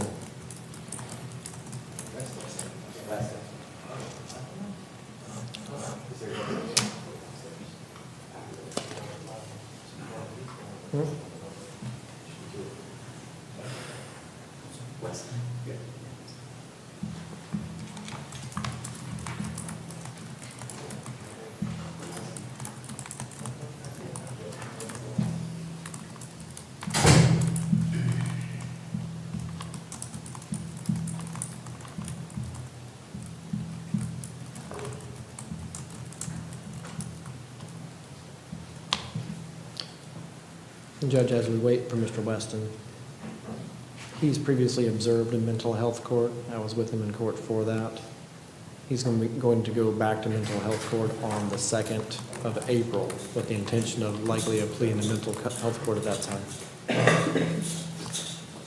Judge Jason McKinney, on behalf of Mason Weston, 24 CF 2818. Mr. Weston is going to be seen in mental health court downstairs on the docket that starts in a few minutes. We've been working diligently towards a plea agreement in mental health court, which looks like it may come to fruition on the next court date in mental health court, which is April 2nd. The state is reaching out to the alleged victims in the matter to make sure that they are on board with the plea agreement. So I would request a continuance until 5/12 for status, and if that is successful, it should fall off the docket. No objection. All right. Very good. I'll see you downstairs in just a minute. Okay? Next will be Amanda Shirley.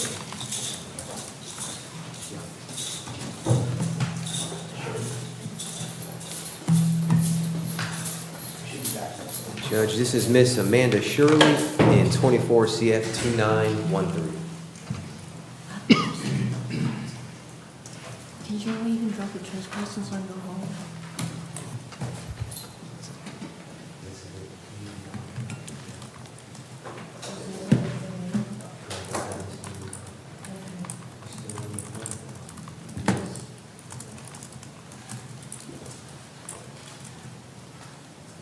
Thank you, Judge.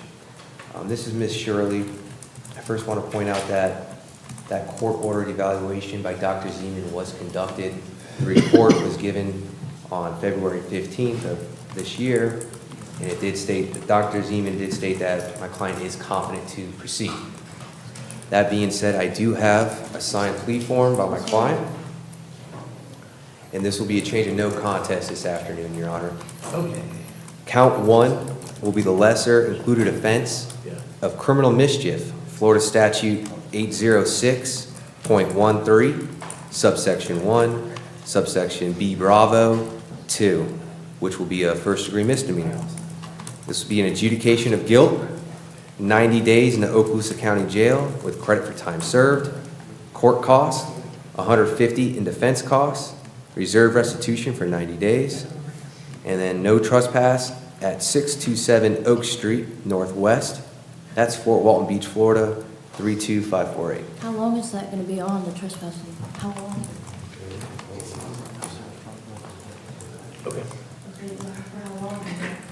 Until the judge says you can return. That's part of their plea agreement. Okay. Judge, if I may approach with a signed plea form, and this is a misdemeanor, so there's no score sheet.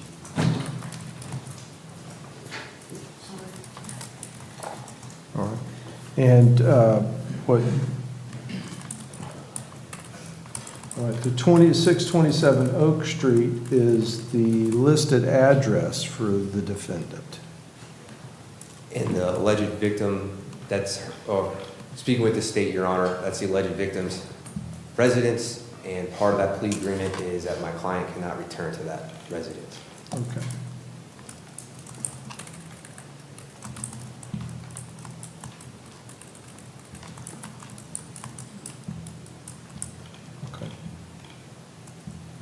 Because the court would just note that, you know, the defendant asked very specifically that question about the no trespass at that address and for how long it would be effective, and so, you know, that would be the victim's desire and issue. It would be active until the victim says it's no longer active. So I just want to be sure that that's clear. What does that mean? What does that mean? How long would that be? Until the victim says they no longer want it there. So you're talking about Lois, the owner of the property, says I can come back?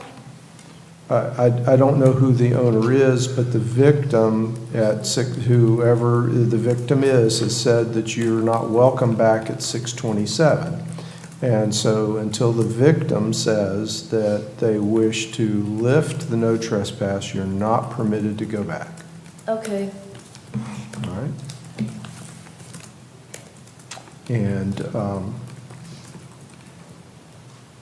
And so the 90, and the other thing I'm looking the reason I'm asking all these very specific questions is I've read Dr. Zeman's opinion. Although he finds that the defendant is able to proceed, he does have questions about her overall stability. And so the reason I'm asking these additional questions of you, ma'am, is to be sure that you understand what's going on and that you're not currently able to fully appreciate what the situation is. And so I heard you say when you first walked in to ask your lawyer, are you going home today? Am I going home today? No, ma'am. 10 days from now? Well, I don't know exactly the day that your time served will be up, but it looks like you were arrested from the looks of this on... Judge, I could shed some light on that specific question. My calculations today would be 80 days of credit of straight time. Now, of course, I don't like to calculate gain time, but usually it's 5 days for every 30 if there's good behavior. So yesterday at the jail, I told her straight time will be 80 days, but it looks like with gain time, you could potentially be released today. But of course, I can't guarantee any gain time. So it's 80 days of credit time for today. So, and the reason, once again, that I'm being sure that you understand the plea here is 90 days. Yes, sir. You were arrested on 12/23, so that wouldn't be 90 days as of today. I don't have the ability to calculate your gain time, only the jail has the ability to do that.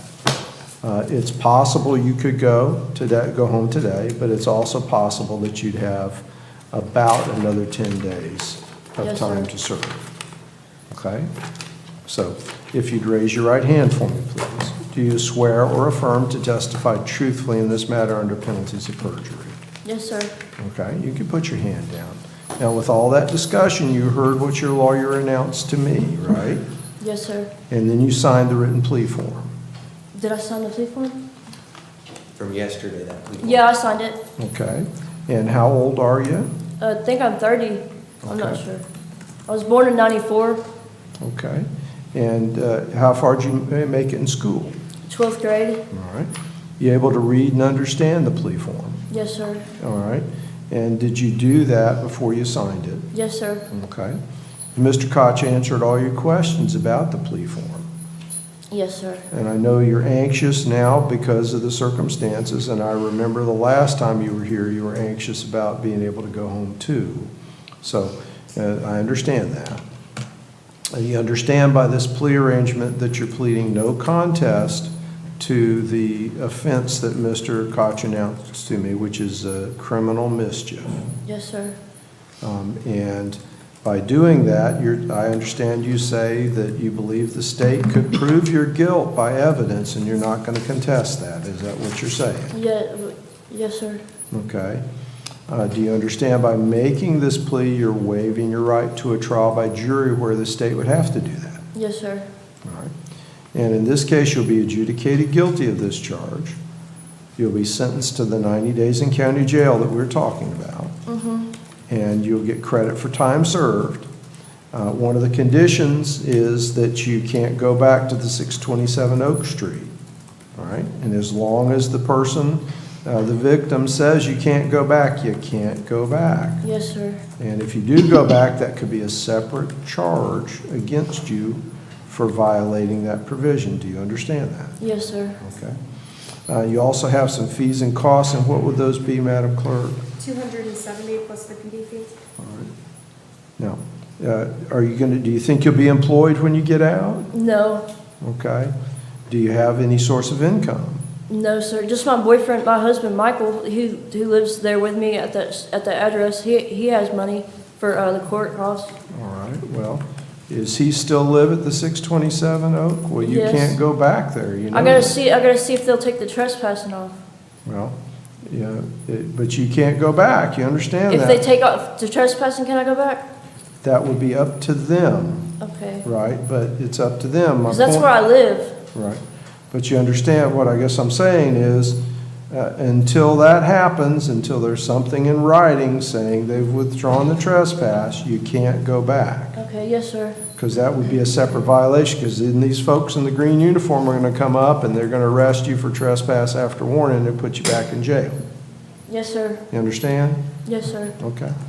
All right, and so I'll give you a year to pay those fees and costs. Yes, sir. Now, with all of that, as Mr. Koch answered all your questions, do you have any questions else that you need to answer? No, sir. Okay. The court will find the plea to be freely and voluntarily entered into and will accept the plea. All right, thank you. That's the one. Oh, it's right here? Sorry, sir. Okay. Eric Sills next.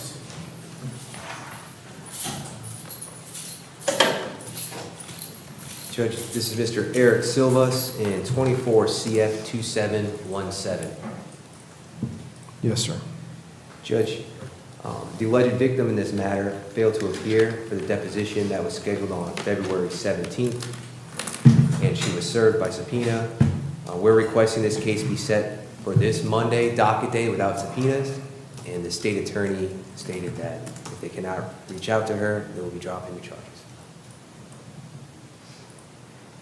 All right. See you on docket day. Thank you. See you this Monday. I will see Monday, Mr. Cox. Yes. Next will be David Stevens. Judge Stevens.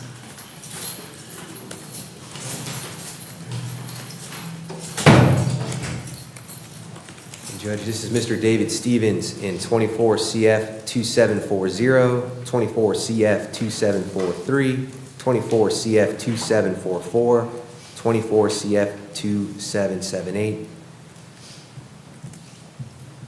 Yes, Your Honor.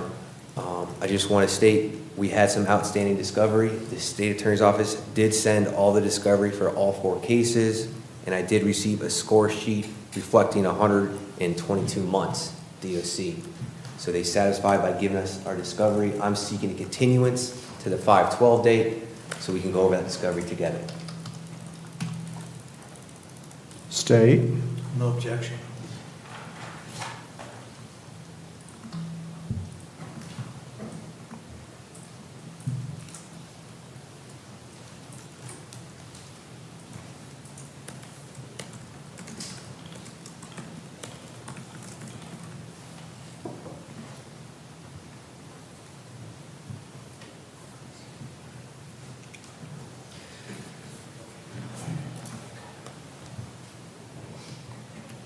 All right. We'll continue it. Yes, Your Honor. I'll see you Friday. Yes, sir. Next will be William Hackett.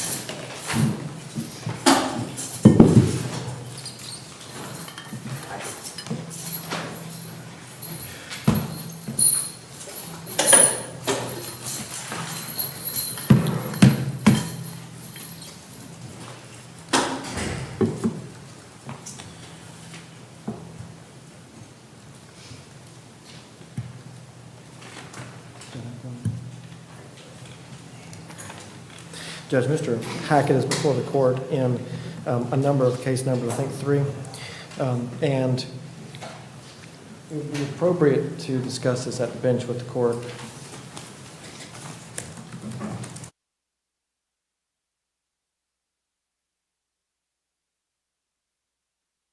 Alex Barthay from the UPS store once again, and I wanted to let you know about our Sunday hours. We're open now 7 days a week. Normal hours that you've been expecting, but now we're open Saturday 10 to 4, Sunday 10 to 3, and it's both our Crestview, Fort Walton Beach, and Eglin Air Force Base locations. So you have things to do, go and do it. Just know the UPS store is going to be here. Again, Sundays 10 until 3 p.m. For years, I proudly served Florida as a state trooper. During that time, I investigated over 1,000 car, motorcycle, and trucking crashes. Judge, I'm going to be requesting a continuance today of Mr. Hackett's cases, and I've spoken with Ms. Henderson so that he be placed on the docket. She's going to be seeing him on Monday. He had previously observed in drug court, so I believe that there's some changed circumstances, which may mean that he's appropriate for that program. So I'm going to request a continuance to 5/12. All right. So we'll put it on 5/12 for drug court status. Yes, sir, and hopefully the intention here is that he's off the docket by then, if he's successful, and to get into the drug court program and moving forward. Very good. Thank you. Good luck, sir. See you around. Next will be Tracy Rosado.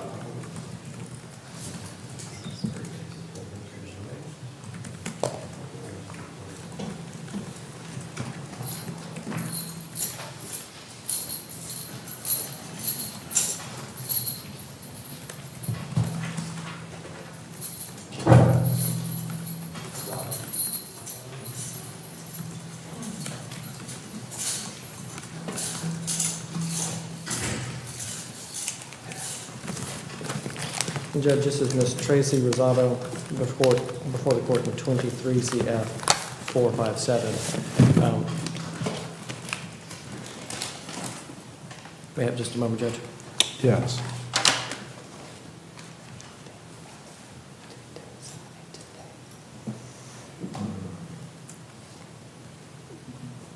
Let's do that on Monday. Judge, and to bring the court up to speed, we've done all the depositions we intended to do in Ms. Rosado's case. There have been substantial plea negotiations with the state. We've reached a very favorable plea offer from the state. I've met with Ms. Rosado on multiple occasions about that plea arrangement, which would result in a period of probation. It's taking a lot of time to make sure, with the designations that come along with that, to make sure that there is a place for Ms. Rosado to go and that she fully understands everything that we are talking about. So I'm going to request that we leave this on docket day so that I have further discussions with Ms. Rosado to see if we can move forward with entry of a plea to a reduced charge.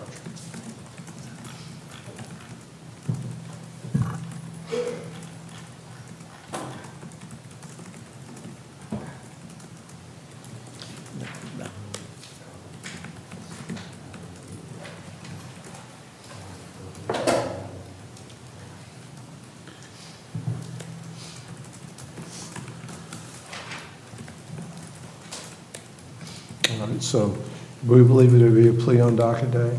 Yes, Your Honor, based on the discussions with my client at the podium and my discussions with her yesterday at the jail. Just need to make the arrangements. Yes, sir, and I want to make sure that I have ample time to go through the agreement that we have gone through previously, but to go through ad nauseum to make sure that there's no questions, given that there would be a designation in this case. Okay. All right.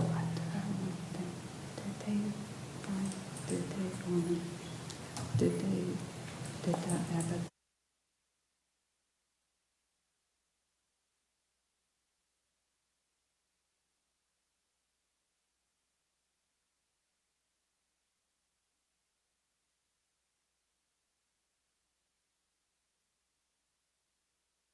This will be Darren Taylor.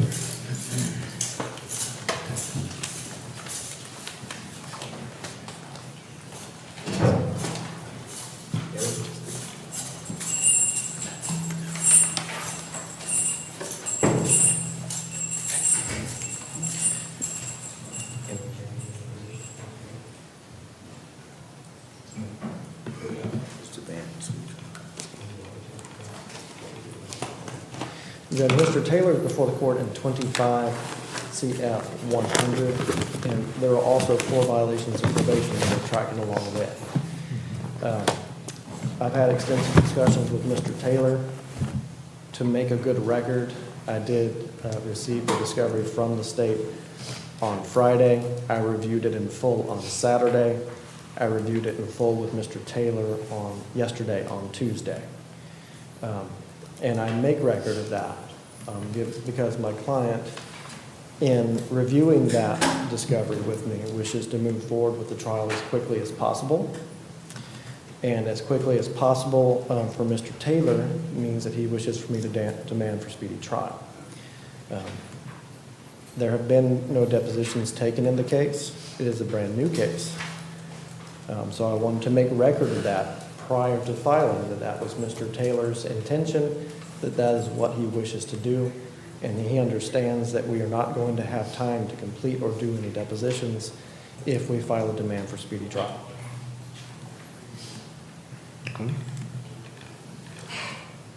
And that would be in the 25 CF 100 case, correct? That is correct. That is a 4-count information. Count 1 is trafficking in fentanyl, 4 to 14 grams. Count 2 is possession of controlled substance. Count 3 is possession of controlled substance. Count 4 is a misdemeanor possession of marijuana. And this is an arrest date of 1/13 of 25. Yes, sir. Okay.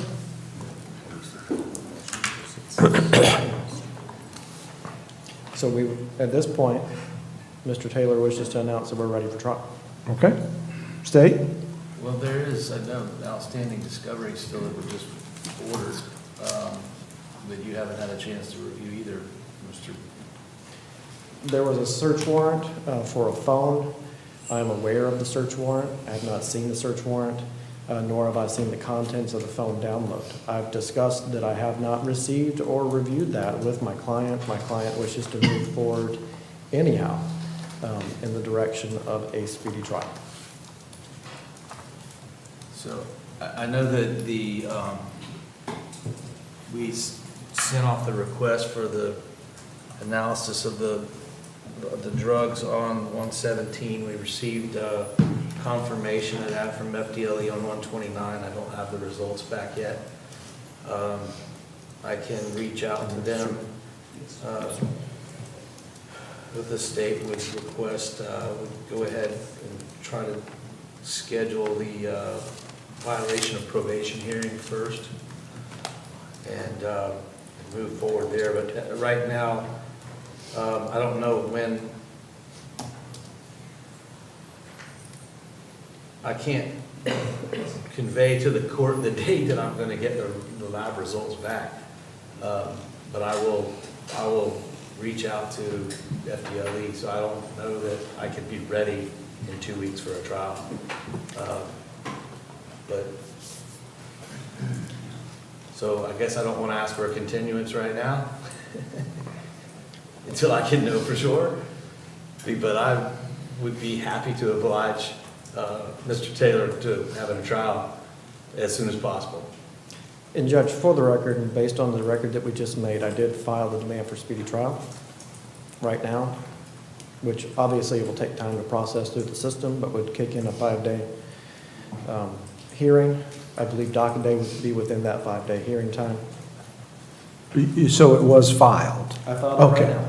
I was confused. I thought you said you had filed it, but you filed it right now. That's the benefit of these electronic devices. And what you did is, I understand now, you wanted to be sure your client was here on the record, and you had that discussion with him, and he said, yes, do it, and you did it right now. I apologize. Thank you, Mr. McKinney. I wanted to make sure from our conversation yesterday that Right. he slept on it and he made that conscious decision. So I filed it, or clicked the button. I don't want to say file. I don't know what that means. I clicked the button to make it go somewhere. And it's going somewhere at this time. All right, so we'll put it on docket day for the 5-day hearing.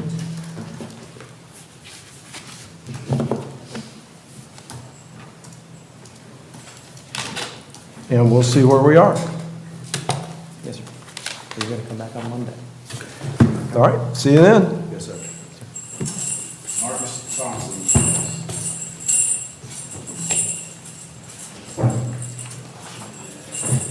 Judge, I apologize, but we passed Mr. Thompson. I do have an updated offer from the state that I'd like to discuss with Mr. Thompson and Tyler, if the court will allow. Absolutely, absolutely.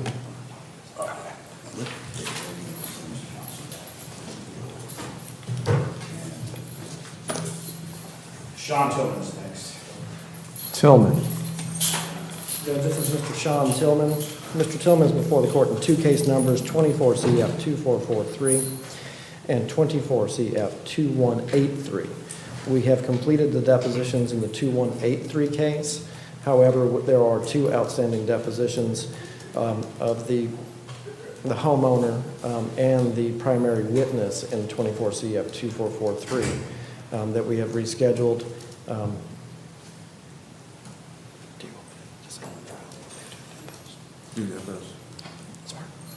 And Judge, I'm going to request a continuance until the 5/12 date so that we can complete the depositions in the 24 CF 2443. I'd like to continue both cases, even though I've completed the depots in the 2183 case, because it might impact the discussions I have with the state as far as a resolution. All right. No objection. It'll be continued to 5/12. And if we have When a are your resol- depositions scheduled in the 2443 case?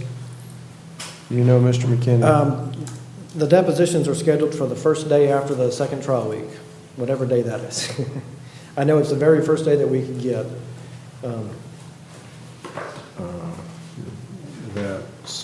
That would be the 31st of March. Okay.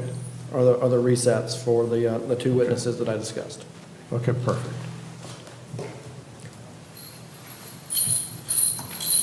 Justin Tiffany.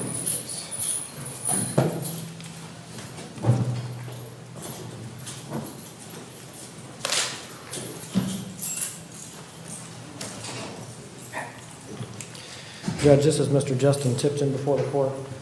Mr. Tipton has a number of cases here and there have violations of probation that are tracking along with. I did receive, since the last time we were in court, a sentencing guideline score sheet and offer from the state.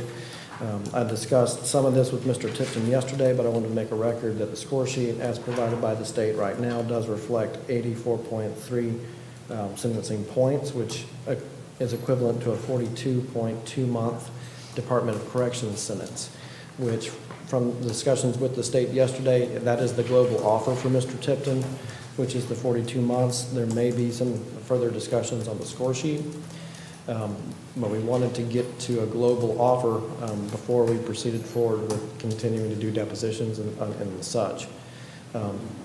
Where we stand right now in court, I'm going to request a continuance, but I wanted Mr. Tipton to have an offer and have the benefit of the score sheet as he makes a decision on how we move forward. Did you get your discovery in 2217? Yes, Your Honor, I did. Okay.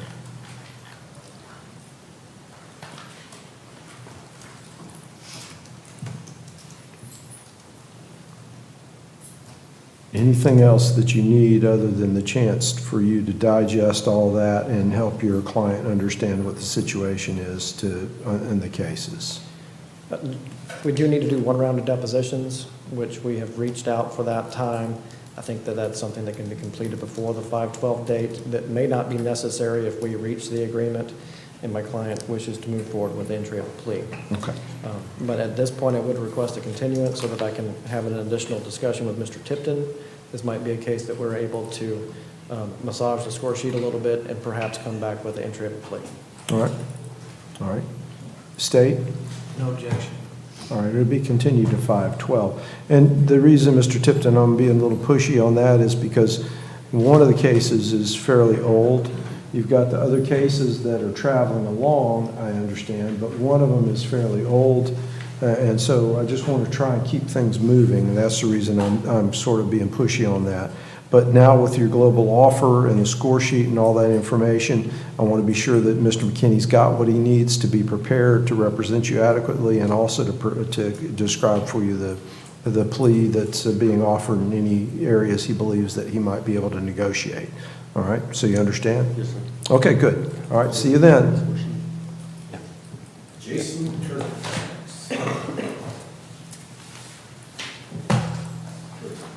And Judge, for the record, Mr. Tipton, I'm handing him a copy of the sentencing guideline score sheet for him to take back with him at this time. Thank you, Mr. McKinney. Good.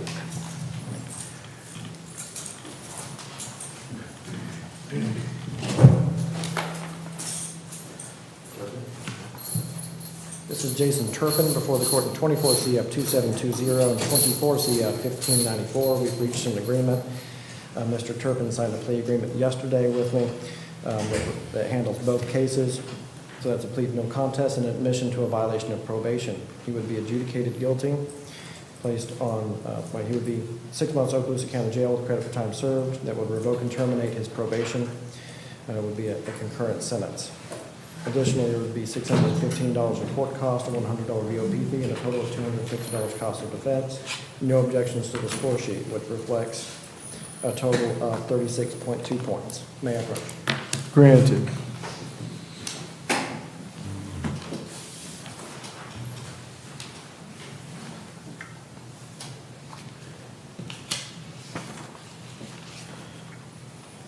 All right, raise your right hand for me, please. Do you swear or affirm to testify truthfully in this matter under penalties of perjury? Yes.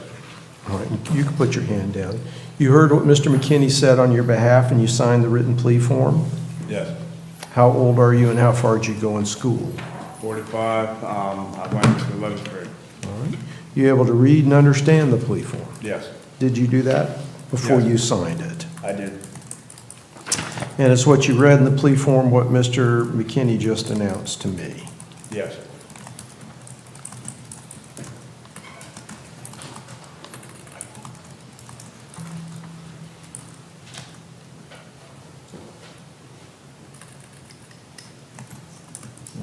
So you've got two things going on today. You've got your violation and you got your new charge, right?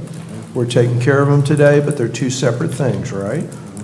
As far as your violation, do you understand that you're admitting the violation? Yes. Do you understand by admitting the violation, you're waiving your right to a hearing where the state would have to prove you violated? Yes. As to your new charge, do you understand that you're pleading no contest? Yes.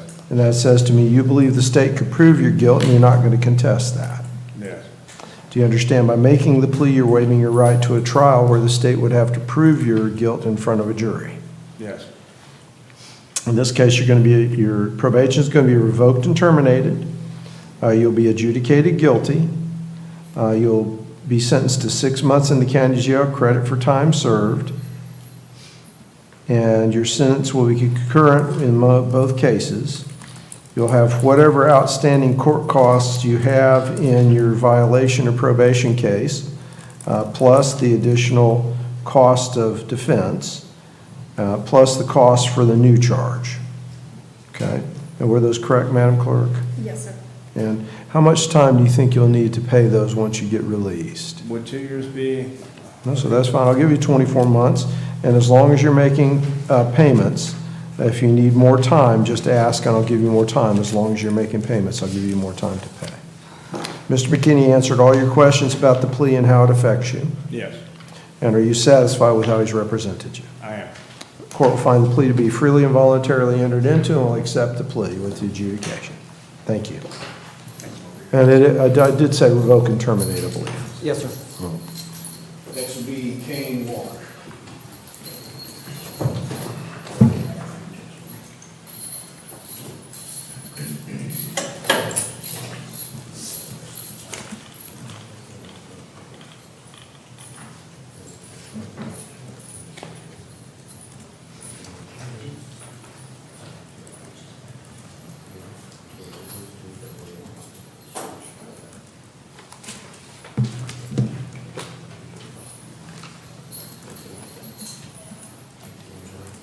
Judge, I was explaining to Mr. Kane Walker, hold on, in 24 CF 2809 that the state's made an amended offer for probation in this case to reduce charges. I'm going to need a moment to write that up. If we could hold him and bring him back. Yes. What do I do? You're going to go that thing. I'm going to talk to you in just a minute, okay? And then you're going to come back. Yes, sir. Next is Lisa Walker. You can write that up?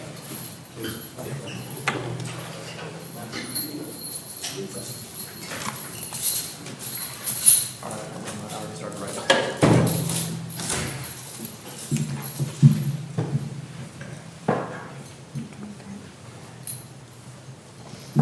Ms. Lisa Walker is before the court in two cases today, which is 24 CF 2108 and 23 CF 2470. which was a PTI recall. That's why it's a 23 CF case. She additionally has 25 CF 212, which is set tomorrow for arraignment. The state has filed an information in that case. Madam Clerk, I'd like to enter a plea. Say it's 212? Correct. You have that, Madam Clerk? Yes, I do. Okay. I brought a copy just in case. Judge, what I'd like to do is waive formal reading, enter not guilty plea, take her off the docket for tomorrow, and place all of her cases for likely entry of a plea on docket day. All right, not guilty plea is entered. We'll set that plus the other cases for 317? Yeah, so I want to be sure I got 2470, 2108, and now 212. 25 CF 212, correct. Okay.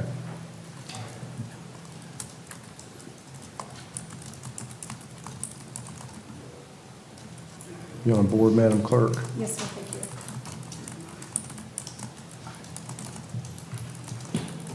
you. All right, very good. We'll see on, and you expect a plea on docket day then? Yes, Judge, I do. Okay, very good. See you then. Thank All you. right, thank you. Michael Walker's next.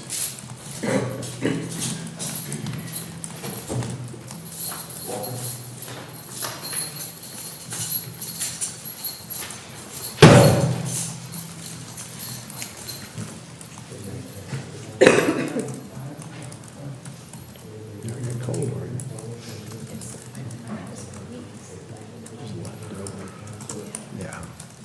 I had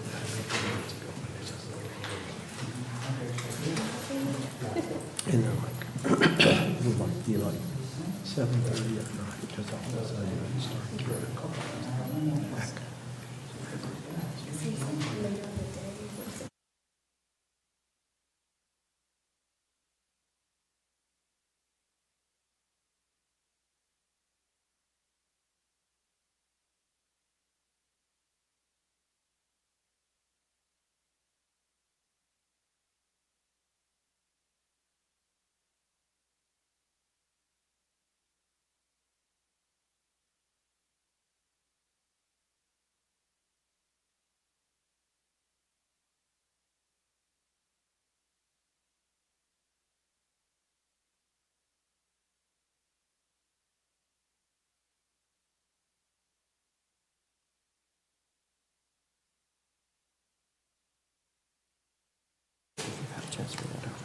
Judge, Mr. Walker has had a chance to review a plea agreement in the back, and he is executing the agreement at this time, which calls for a reduction of charges in both cases from felony petty theft to misdemeanor petty theft. Madam Clerk, that should be 812-14-2E. In both of those reductions, the agreement that's been reached for the misdemeanors is an adjudication of guilt, 8 months in the Okaloosa County Jail with credit for time served concurrent. There are restitution amounts to be set at $116.30 to Walmart in 25 CF 55 and $334.99 to Target in 25 CF 56. We're asking to send the restitution to civil lien, and we're asking the court to go ahead and impose the court costs, including the cost of supervision, which I incorrectly wrote as court cost on the plea agreement here. Let me cross that out. Does that change your willingness at all? So what is it? Those are the costs are going to go to collections. I just changed it from court cost to cost of defense. Oh, yeah, okay. That's all I did, because I read it wrong the first time. So that would be $270 in court costs. Madam Clerk, please correct me if I'm wrong. In each of the misdemeanor cases, a total of $250 cost of defense, and we're asking the court to go ahead and send the monetary amounts to collections. May I approach with misdemeanors? Granted.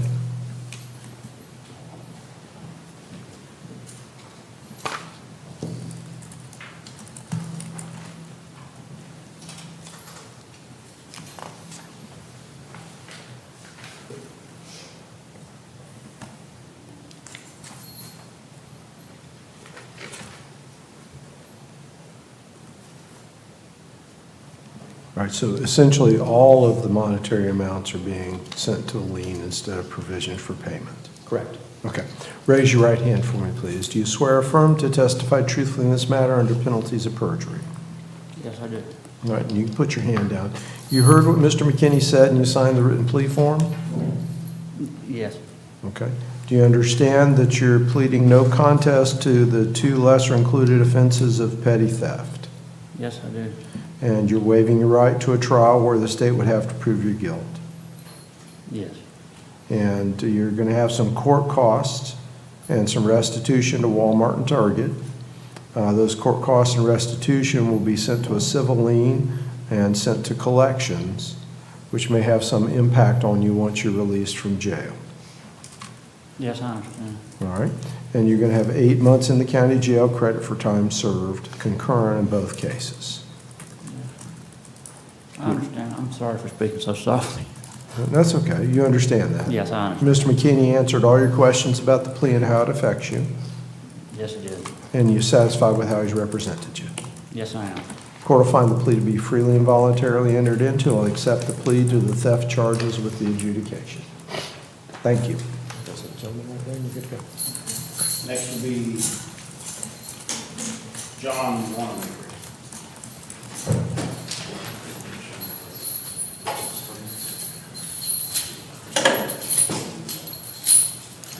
How are you? Judge, this is Mr. John Wanamaker before the court with 24 CF 2797. Mr. Wanamaker does have some moving pieces that aren't on the docket. There is a CRD violation related to Mr. Wanamaker. So as we move forward in this case and trying to fashion an appropriate sentence, we're trying to keep them in the loop to see if he's going to be going back or not to the Department of Corrections. So we're trying to see if there are any treatment options that exist that CRD might be okay with. So based on the work that we're doing, I'm going to request a continuance until the 512 docket and see if we can fashion a sentence that works for all parties. No objection, continuance from the state. There may be discussions about a dual diagnosis type treatment orientation, but we don't want to do that if CRD is just going to send them right back. Right. Okay. So that's a discussion that we're having now and trying to get Mr. Wanamaker some answers. All right, very good. We'll set it then for 512, and if something comes open sooner, then just let me know and we'll do what we can. Yes, sir. Thank you. Okay. Thank you, Mr. Lawman. Good day. Next is Tito Ward.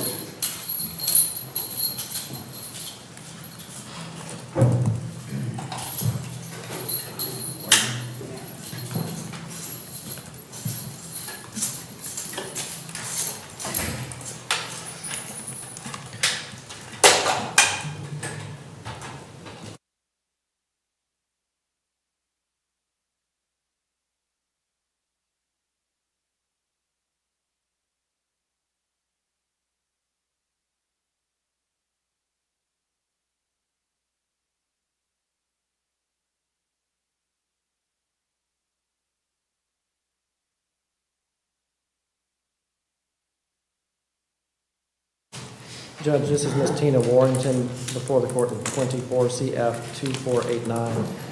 The defense has had the benefit of reviewing Dr. McDonald's report in this matter. That report has been provided to the state and to the court. So we would stipulate to the court reviewing the report and its findings and making a decision today. Does the state stipulate to the report? Yes, sir. Okay.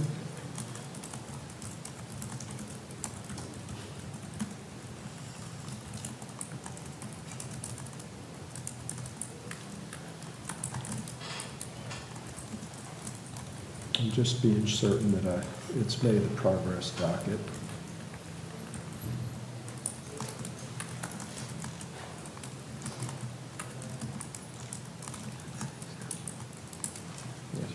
So you can back him down.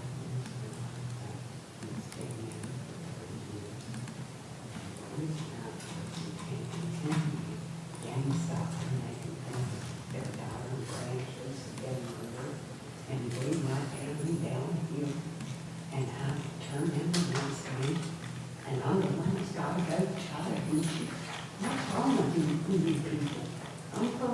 Jason. It's wrong. And the girl that calls us works for Judge Gontier. A 2-year-old can tell you to call her up at 5 o'clock and you're going to go to the hospital.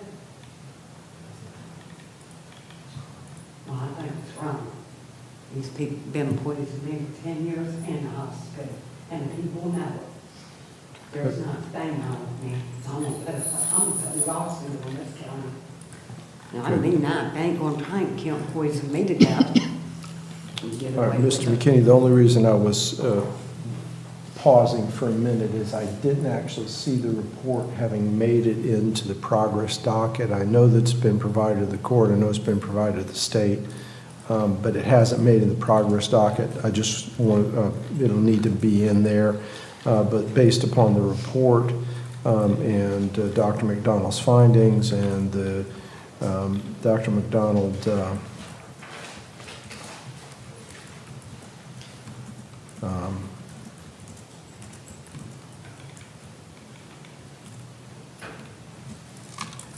basically, Dr. McDonald's findings are that there are no available local treatment options. And I'm reading between the lines, that's with reluctance that Dr. McDonald's makes this recommendation, feeling that other treatment would be appropriate, but there is none. Yes, sir, that is. Do you read it the same way? That is consistent with how I read the report. All right, so based upon that, then the court will, and based upon the state's stipulation of the report, the court will find that the defendant does not have the present ability to proceed, will commit her to the Department of Children and Family for restoration for their placement as they see fit. And if Yes, you'll Your provide an appropriate order. Are you going to file the report, or you wish the court to do so, Mr. McKinney? I would ask the court to go ahead and file the report, marked confidential, and then I will make sure an order gets to the court. Okay, we'll do so.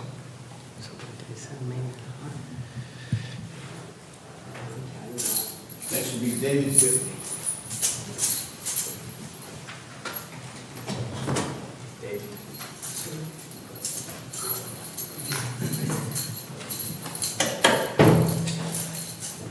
Have you had a chance?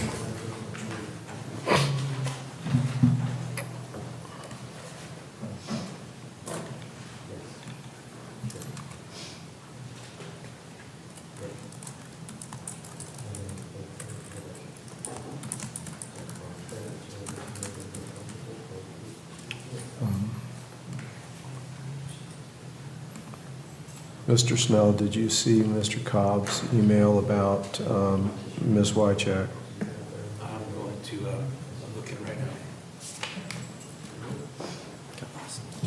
This is a clean copy. This is the exact same thing from what you just read. It's just not been a. Yes, sir. So, it's the exact same terms.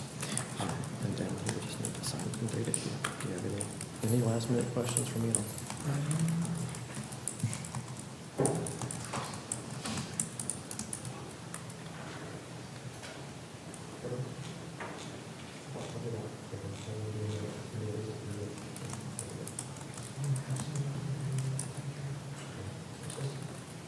Judge David Whitney is before the court in 23 CF 120 and 23 CF 2017. We have reached an agreement with the state that handles both of those case numbers. The agreement calls for Mr. Whitney to enter a plea as charged in 23 CF 120 with the exception of count 3. Count 3 would be a plea to a lesser included offense of a sale, manufacture, deliver. Madam Clerk, that would be 893-13-1A1. In 23 CF 2017 would be a lesser included offense in count 1 to sale, manufacture, deliver for the same statute number. The rest of it would be plea as charged. Effectively, the trafficking amounts are being reduced to sale, manufacture, deliver by this agreement. There is no minimum mandatory sentencing removing those counts.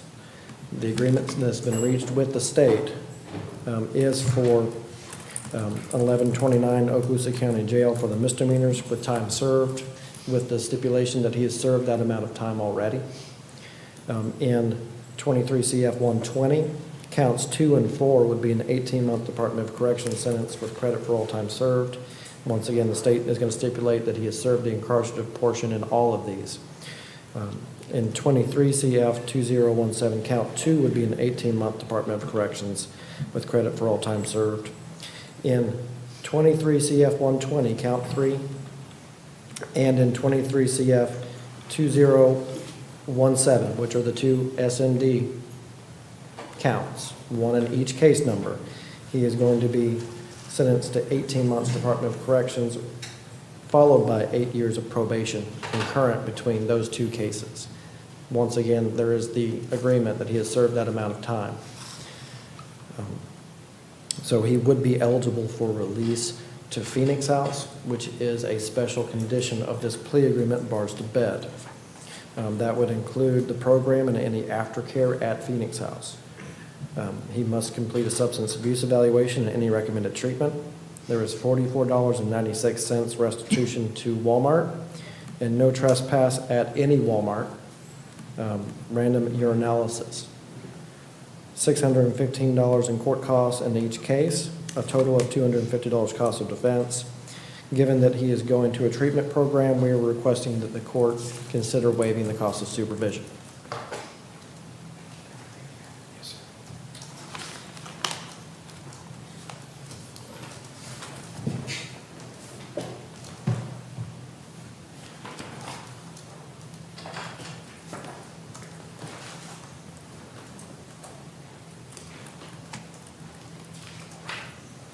Judge, there have been some notations on the sentencing guidelines score sheet. Is that okay with the court? Yes. No objections to the score sheet, which shows, I believe, 68.5 points, so this would be a negotiated downward departure. May I approach? Granted. And I would note that Mr. Whitney has been in the ECLC program in the Anchor dorm since its very beginning.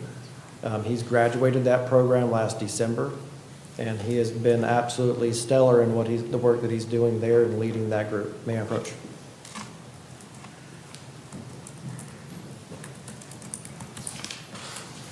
And this is the state's agreement. Yes, sir.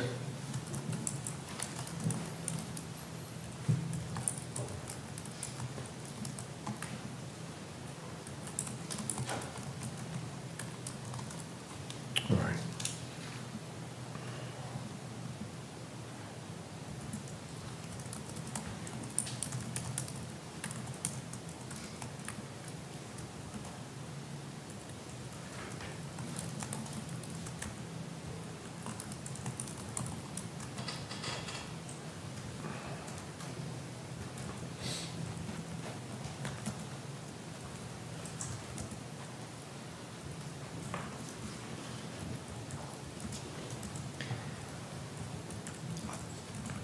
The only reason I'm studying very hard is I want to be sure that, because I understand the major part of this plea is, although you're receiving the sentence, is that the state agrees that you've completed the sentence, and I want to be sure there's no confusion when the plea agreement arrives that you've completed the 18-month sentence, so that you would then be eligible to go directly to the Phoenix House program, and I just want to be sure that that's clear. That's the only reason I'm taking a few extra minutes, okay? Yes, sir, no problem. Thank you. Judge, he has been continuously incarcerated since September 5th. That's what I was looking at, the arrest dates. Yes, sir. It's, the controlling date is September 5th, 2023. Okay. All right. And Madam Clerk, you're on board with those changes to the lesser includeds? Yes, sir. And you got statute numbers that you need? Yes, thank you. Okay. All right, raise your right hand for me, please, sir. Do you swear or affirm to testify truthfully in this matter under penalties of perjury? Yes, sir. I do. Okay. And you put your hand down. Now, you heard what Mr. McKinney said, and you signed the written plea form. Yes, sir, I did. Can you make sure that he signed the plea form?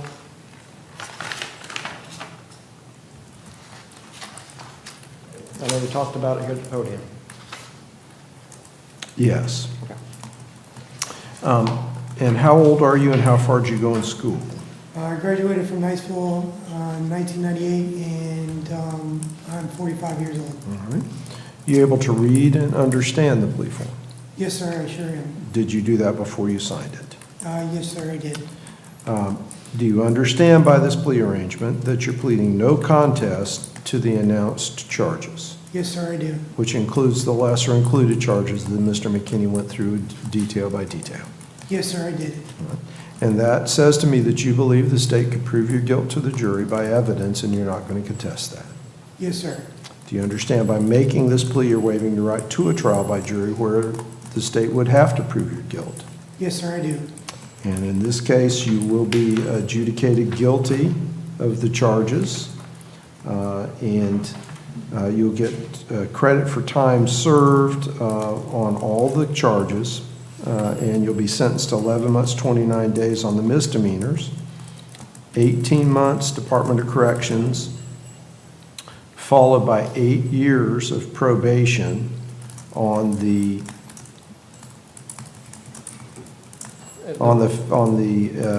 lesser included sale, manufacture, distribute case counts, and 18 months Department of Corrections on the other counts that are involved.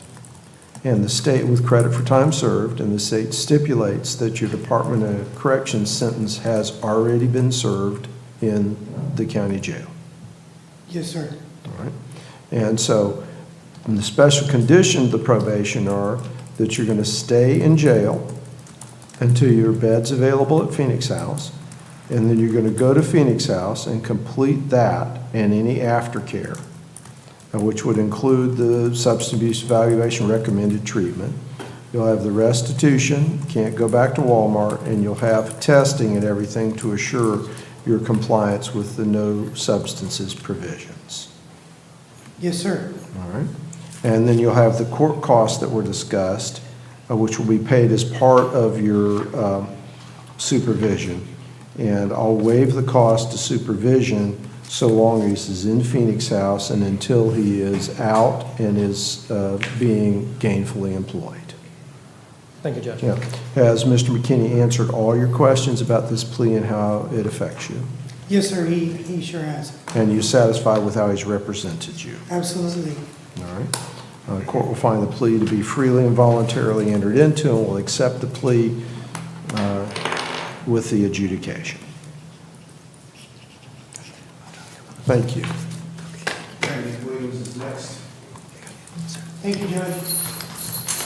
Thank you.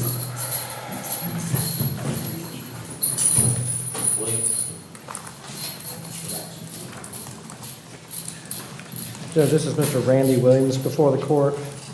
We have depositions that are scheduled. I don't have the date off the top of my head, but we are moving forward with depositions for Mr.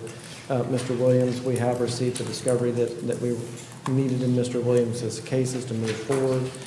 There have been discussions with the state as far as plea negotiations. However, today we do not have an agreement for the court, so I'm going to request a continuance until the May 12th date. No objection, Your Honor. All right. It'll be continued.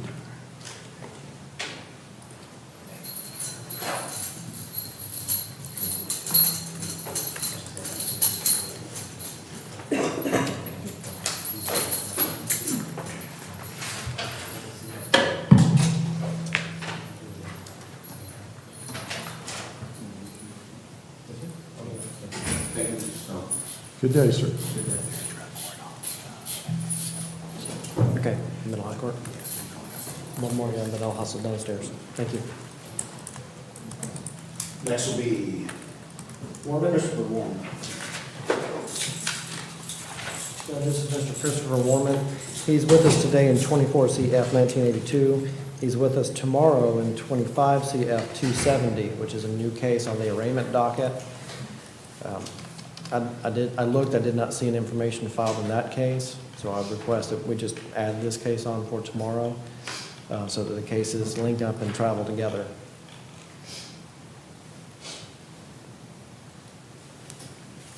All right, so tomorrow, it's what case number? 25 CF 270.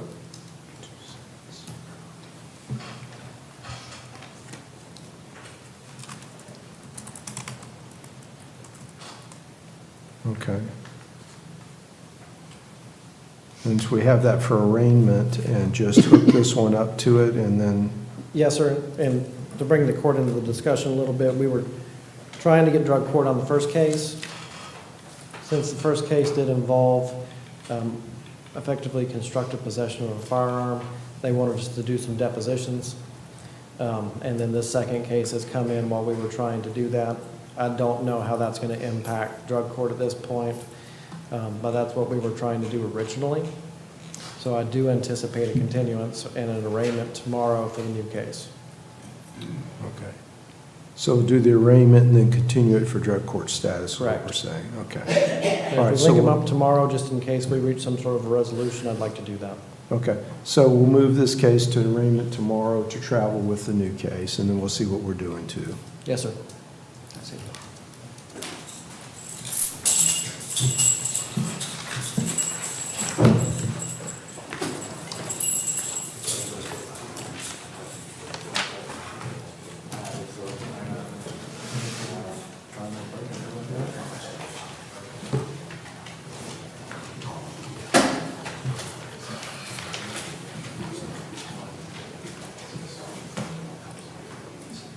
Who? Sure. Absolutely, we can take, because Mr. McKinney, I show you got Marcus Thompson and Walker Kane, and then do we take care of Dion Wingate? We did with Ms. Dudley. That's right, so, and then I've got to get we got Mr. Cobb that wants to get on Zoom with, so we've got a minute if you need to go take care of your folks, and we'll take care of that, okay? Sir, I need to enter a free downstairs mental health court, and I'll be right back up to do that. All right, perfect. Did you see that email? It didn't come to me, Your Honor. I texted him and asked him to resend it, but I don't Oh, have it. maybe he didn't send it to you, maybe he just sent it to Miss Natali. Want my computer?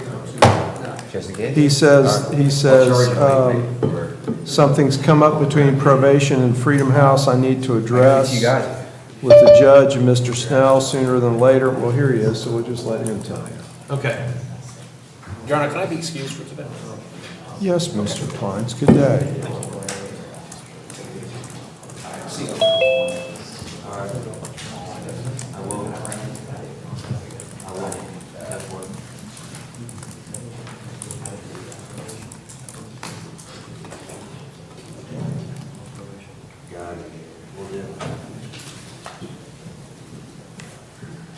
All right, Mr. Cobb, good afternoon once again. Hey, Judge, good afternoon. Hi, Mr. Snell. Judge, in the State versus Lori Wycheck case, it's the 2023-2268 case, the Freedom House went to pick her up, and they wanted to make sure that we knew, and I knew this, but I don't know if Mr. Snell knew this, it's a halfway house for psychiatric patients to go into once they get released from jail to help them adjust into society. They don't necessarily perform treatment, but they make referrals to Bridgeway, and she'll get all the psychiatric care she needs through Bridgeway, and they monitor it. And then they make her get a job, and they provide her housing there. It's like a bunk bed type situation. The probation was under the impression that Freedom House was going to be the one treating Miss Wycheck, but that's not the case. They refer all that out, and I just wanted to make sure that everybody was aware of that so that we don't run into a problem down the road. Well, so right now, she doesn't have a treatment plan. She's just going to a place where she can sleep. That's what we're doing? No, well, you know, she came to us from Chattahoochee. Her family filled out the application for her to attend Freedom House. They've got her records from Chattahoochee, and they're ready to make referrals. So she's not going to go and just sit. They're ready to make the referrals necessary, and then they drive her to Bridgeway, and she gets treatment, and they get her hooked up with doctors, and they regulate her medications, stuff like that. She's not just going to, it's not just a place where she's going to sleep. They have all types of ways to help psychiatric patients, but they do it all through outside referrals. And that's what I want to make sure everybody's aware of. But she's going to be there for 24 months, correct? The program is up to 24 months, Mr. Snell. I talked to the director, and they say it usually takes between 18 and 24 months for readjustment. But if it comes to a point where they want to discharge her before the 24 months, they want me to file a motion to have the CC modified so they could discharge her. That was my understanding when we did the plea agreement. As long as there's a hearing on it before, but because that. Yeah, they're not just going to release her like that. Okay. And you know, their basic function is to prepare anybody with mental health problems that's been incarcerated, like in Chattahoochee or something, to adjust and transition into normal society. But it's not just like it's a pretty significant program. I just want to make sure that everybody knows that they use outside referrals for psychiatric care and stuff. Will she have like a caseworker that will provide updates of her progress and how she's doing to probation? Yeah, and they'll make her sign releases and all that stuff with Bridgeway so that probation and parole can have access to her medical records and psychiatric records. So there'll be transparency throughout the whole process. Okay. And I wanted to just make sure we were all on the same page before it became a problem with probation down the road. Is that an okay, you're okay with it, or is that an okay? I'm fine with that. We're not doing that. I'm okay with that as long as she's going to treatment and there is an update, a regular update with probation that knows she's following the treatment plan with the providers. And that's. Yeah, when I talked to the director of Freedom House, I don't know, 30 minutes ago, that's what they do. Anybody that's on probation, or they get a lot of parolees right from DOC, and so they're very used to reporting to DOC about progress. Because you know, if somebody gets early paroled to a halfway house, they don't get released until DOC clears it and everybody works together. So, but it's classified as a halfway house, not a treatment center. That's the main point I was trying to let everybody know.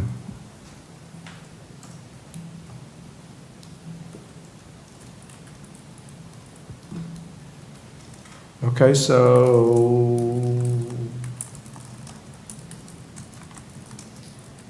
Mr. Snell, I can get the director to call you, and so you could answer any questions that you need to have answered.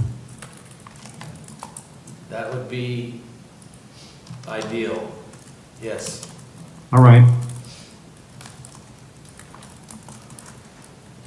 Yeah, I'll call her in just a second and have her give you a call. And Judge, if we need to bring it back, I'll let Mr. Snell and I will put it on the docket and bring it back. This all happened fairly quickly. Her family called me, said she's been accepted to Freedom House. I did a Google search to see what Freedom House was. I talked to the Freedom House people and they said, yes, she's been accepted here. I was under the impression or knew that it was a halfway house and she'd be getting treatment.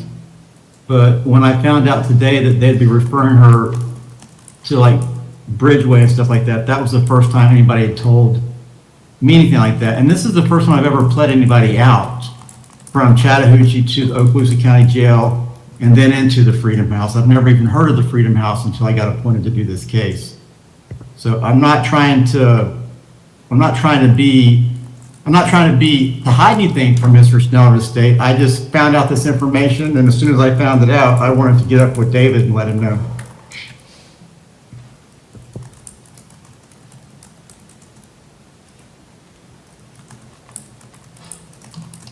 Well, I appreciate that. Thank you, Jason. But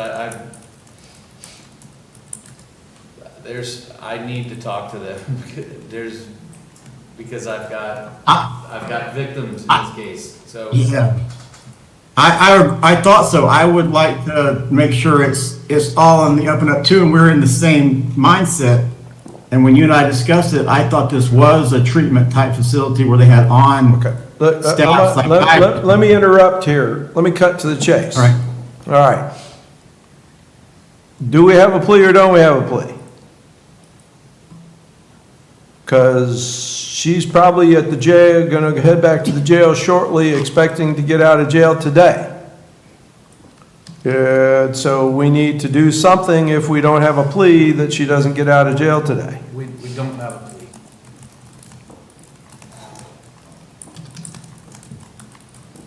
Mr. Cobb, you hear that? No, sir, I didn't hear that. He said we don't have a plea.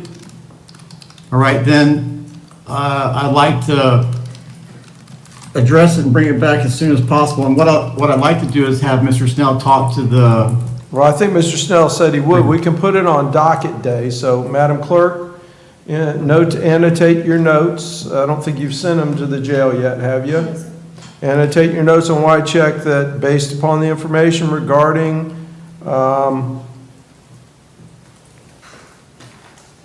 Freedom House, the state is requesting that they consult with Freedom House to understand the program and be certain that the program meets the state's expectation,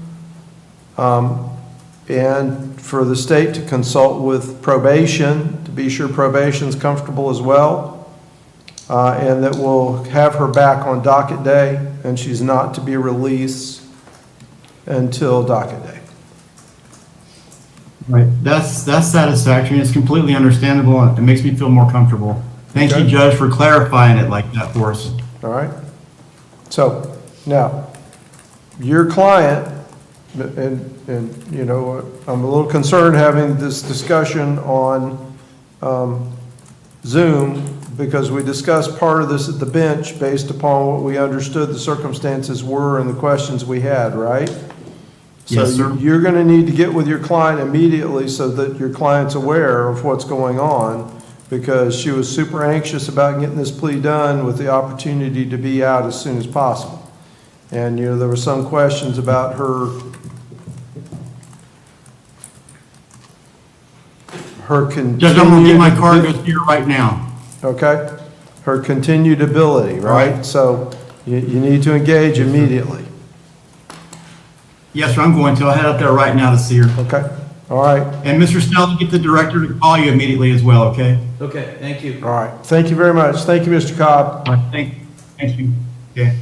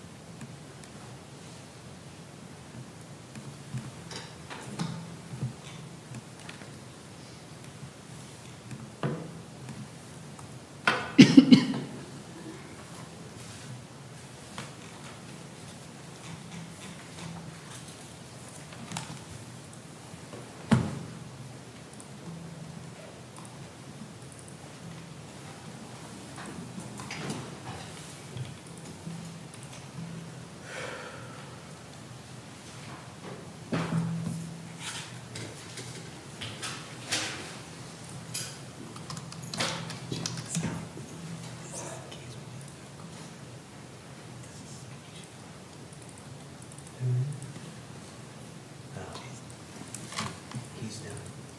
Or this is his client. He said you got to read his breaches and terms. And I don't see. Write the terms. What you write on this.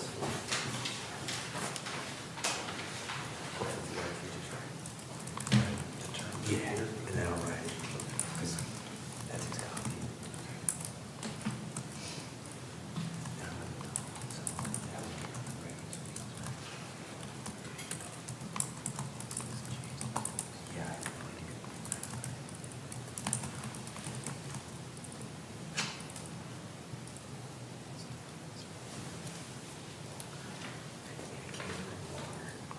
So I just see that we've got Thompson and Walker King Walker.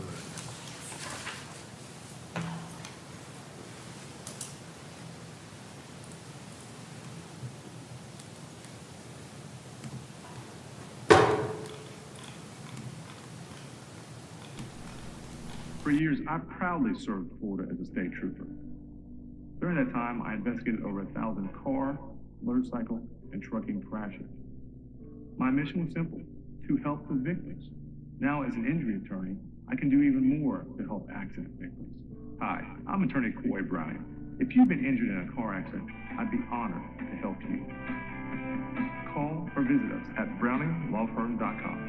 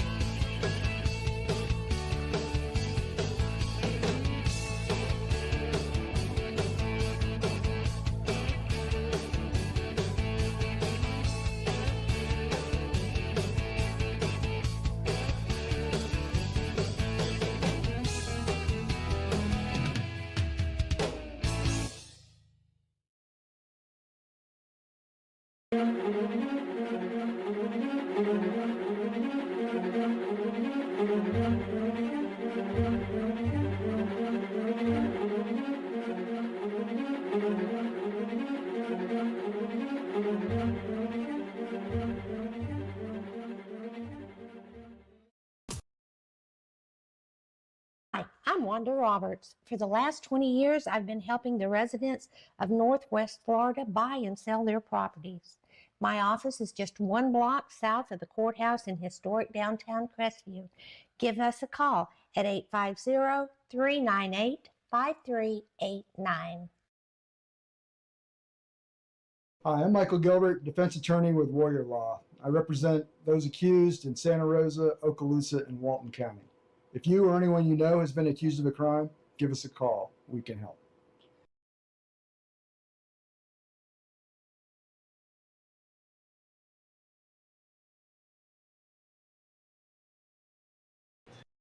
Hello, this is Chris Norman at Bulldog Bail Bonds. Our office is in Crestview, Florida, but we service 7 Northwest Florida counties. If you ever find yourself in a jam, please give us a call. We're here to help you out.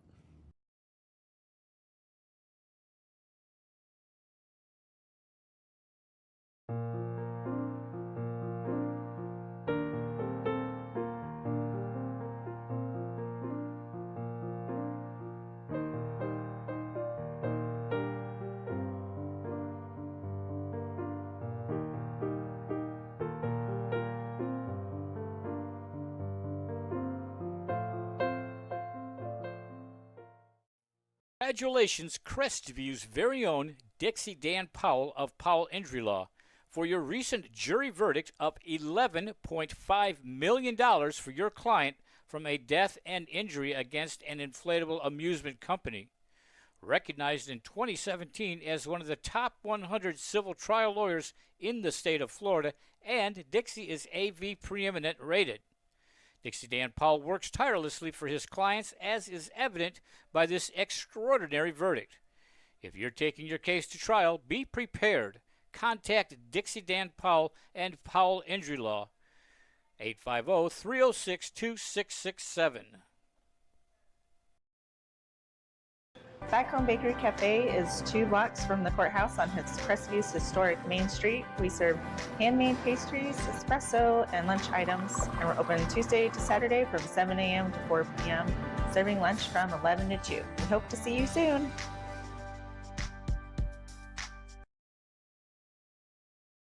Hello, I am Bonnie from Body Be Healthy here in Crestview. We have been serving the area since 1999. We're an alternative health food store.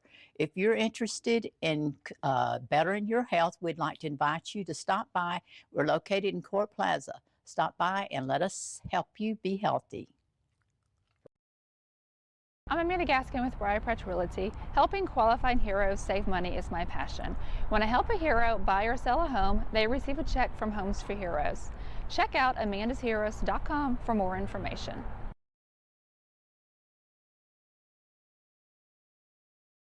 For more than 70 years, the sweet aroma of the Crestview's Coney Islands burgers and hot dogs has permeated the downtown area.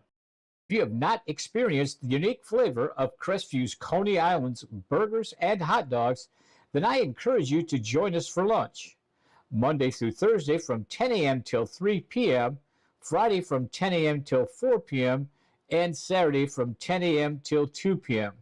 We're located in historic downtown Crestview at 107 North Main Street. Call 850-683-1045. CQ Roofing, your hometown roofer since 1999. We're state licensed and insured, family owned and operated with 24 years of local service. We specialize in shingles and metal, re-roofs, repairs, and leak specialists. For all of your roofing needs, call us today or visit our website at cqroofing.com. CQ Roofing, your hometown roofer.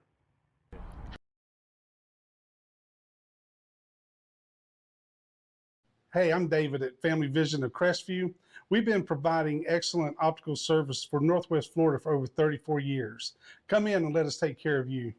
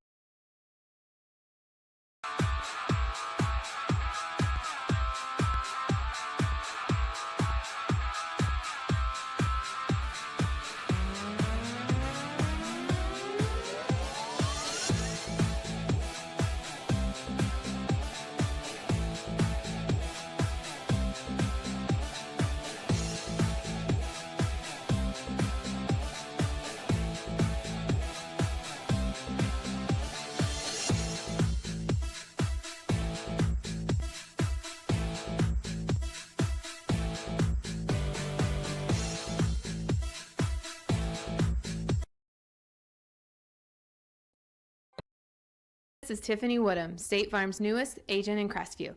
I'd like to personally invite you to stop by my office for a no-cost policy review. Let me help you start saving today. Call in, walk in, or click in at yourcrestview.agent.com.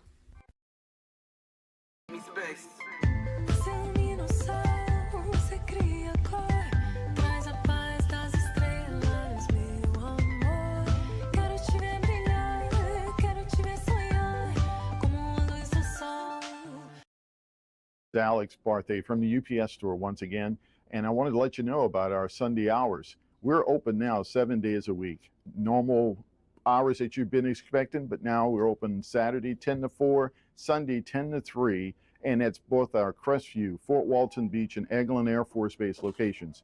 So you have things to do, go and do it. Just know the UPS store is going to be here. Again, Sundays 10 until 3 p.m. For years, I proudly served Florida as a state trooper. During that time, I investigated over 1,000 car, motorcycle, and trucking crashes. My mission was simple, to help the victims. Now, as an injury attorney, I can do even more to help accident victims. Hi, I'm attorney Coy Browning.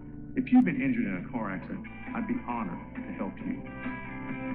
Call or visit us at browninglawfirm.com.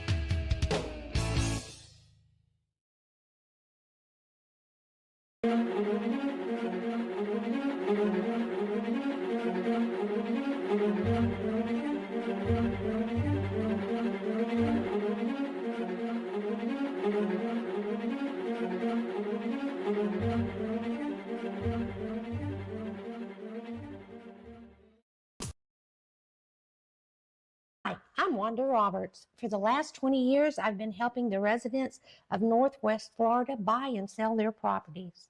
My office is just 1 block south of the courthouse in historic downtown Crestview. Give us a call at 850-398-5389. Hi, I'm Michael Gilbert, defense attorney with Warrior Law. I represent those accused in Santa Rosa, Okaloosa, and Walton County. If you or anyone you know has been accused of a crime, give us a call. We can help.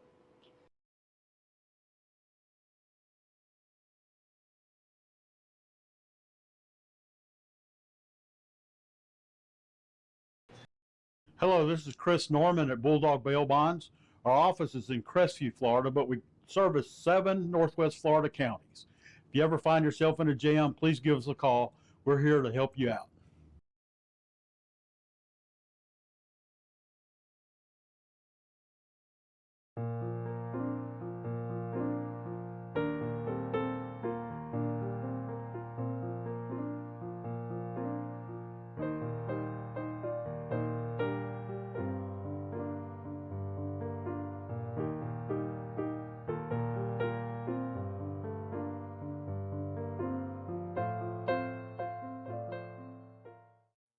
Congratulations, Crestvew's very own Dixie Dan Powell of Powell Injury Law, for your recent jury verdict of $11.5 million for your client from a death and injury against an inflatable amusement company.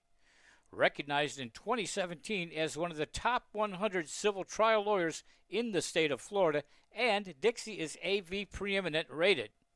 Dixie Dan Powell works tirelessly for his clients, as is evident by this extraordinary verdict. If you're taking your case to trial, be prepared. Contact Dixie Dan Powell and Powell Injury Law, 850-306-2667.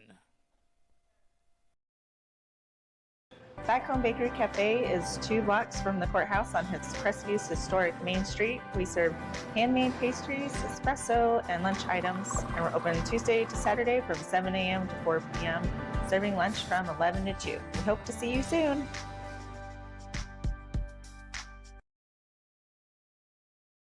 Hello, I am Bonnie from Body Be Healthy here in Crestview. We have been serving the area since 1999. We're an alternative health food store. If you're interested in bettering your health, we'd like to invite you to stop by. We're located in Court Plaza. Stop by and let us help you be healthy. I'm Amanda Gaskin with Briarpatch Realty. Helping qualified heroes save money is my passion. When I help a hero buy or sell a home, they receive a check from Homes for Heroes. Check out amandasheroes.com for more information.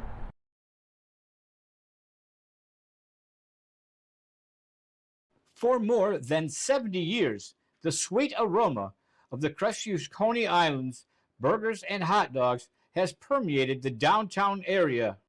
If you have not experienced the unique flavor of Crestview's Coney Islands burgers and hot dogs, then I encourage you to join us for lunch.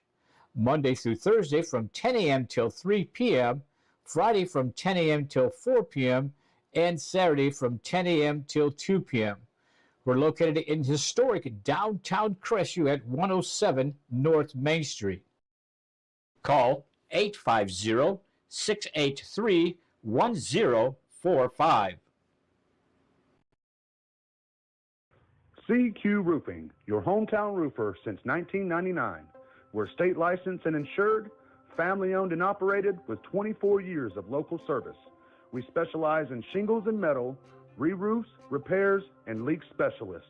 For all of your roofing needs, call us today or visit our website at cqroofing.com. CQ Roofing, your hometown roofer.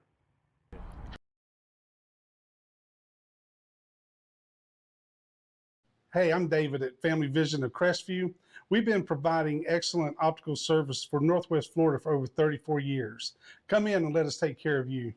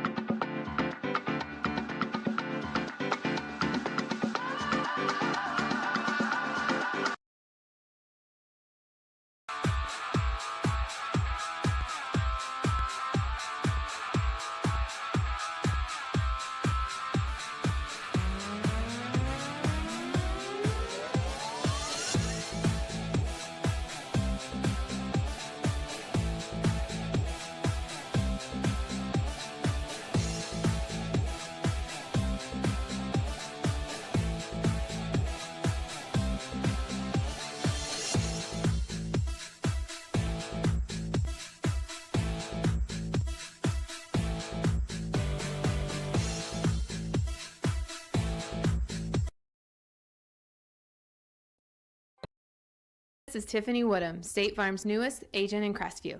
I'd like to personally invite you to stop by my office for a no-cost policy review. Let me help you start saving today. Call in, walk in, or click in at yourcrestviewagent.com.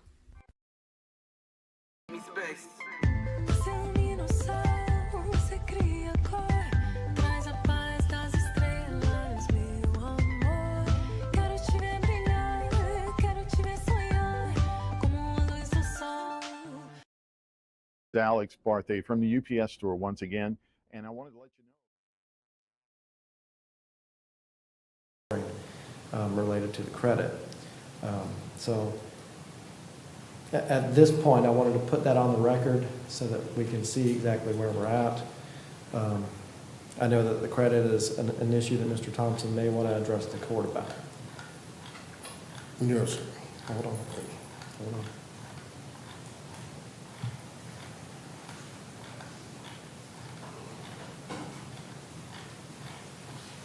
The violations of probation are 22 CF 1938 and 23 CF 1214.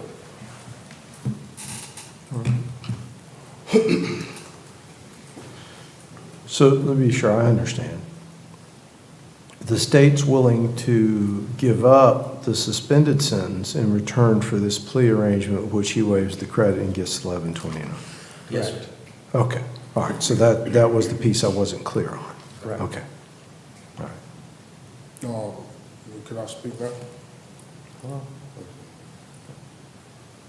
I always caution you, don't talk about the facts of the case. I understand.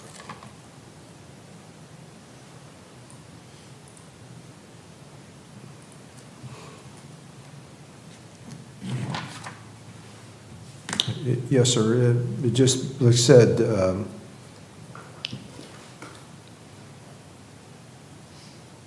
just be cautious about what you say about that. And also understand there's a limit to what I can do in plea negotiations. Yes, sir. If you have an agreement, then I can generally say, okay, or no, I'm not going to do that. Yes, sir. But that's kind of the limits of where I can go unless it's a straight up plea. Yes, sir. And if it's a straight up plea, then there are also some limits if there's a prior agreement that imposes certain limits on the court. But if the parties reach an agreement, in other words, you and the state reach an agreement to change that, then it opens a lot more possibilities than I might have as the judge in the case. Yes, but let me know what are you thinking? Your Honor, how you doing today, first of all? My thing is, Your Honor, I've been in jail for 8 months now, and I did 7 months on the prior case. I'm willing to forfeit the prior time for the 7 months. However, Your Honor, I've been in jail, and 4 months out of them 8 months, we've been with cold water. We don't have hot water in the county jail. And I'm spending money in the county jail. I did 8 months. I'm willing to accept the 1129 if the state's willing to accept it. However, with my time served, he could follow by whatever he wants, probation, community control, whatever. But I don't want to have to do a fresh 1129. I've been sitting in the county jail 8 months. 4 months of that been without hot water. It's difficult in that jail. And I understand where he's coming from with the suspended sentence. However, I just don't, I've been sitting in jail away from my family for 8 months.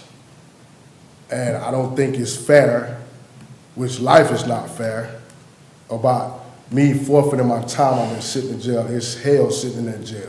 It's not fun. And I understand the consequences, the repercussions of whatever's going on with my case, but I would like to have my time served. At least I will forfeit the last 7 months on an old case of the suspended sentence. However, from August 1st of 2024 when I was arrested to now, I would like to have my time served, please. And he can follow by probation, community control, whatever the stipulations is after that. If he would agree. But there's a limit, like I said, there's a limit on what I can do if the state is agreeable to that, because you have this other arrangement that's already existing. Yes, sir. And I can't, there are only very limited circumstances where I can invade the old arrangement and set it aside and do a new one. If the state agrees to do that, then I can go along with that, but I'm limited on the circumstances when I can say, I do away with the old agreement. If the state agrees to that, then I can go along with that. But if there's the existing agreement, which includes the suspended sentence, I'm really hard pressed to just not do that unless the state agrees to that. Does that make sense? I understand. So- I understand your limitations. So what you're saying is you're willing to forfeit the time, any time served before your present arrest? Yes, sir. You're willing to get rid of that? Yes, sir. And say, but you want only your time served from your present arrest, which was, you August say? 1st. August 1st. Yes, sir. And if it's followed by anything after that, I'm willing to accept.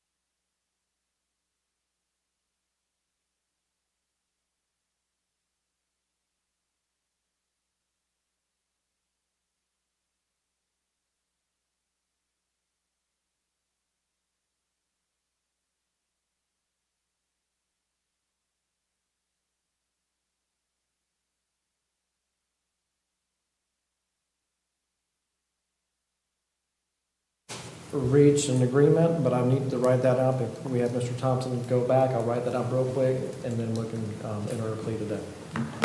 All right, We should be ready with Mr. Walker. okay, all right, very good.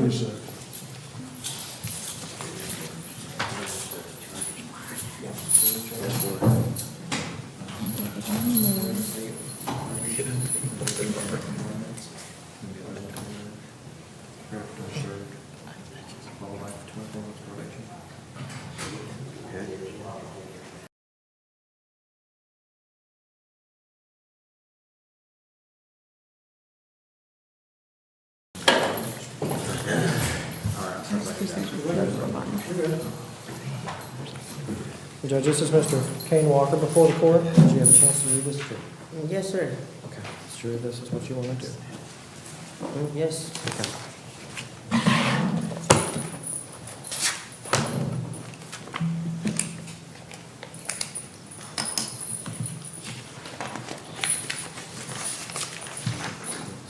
That's what you didn't agree to. Right here? Yes, sir.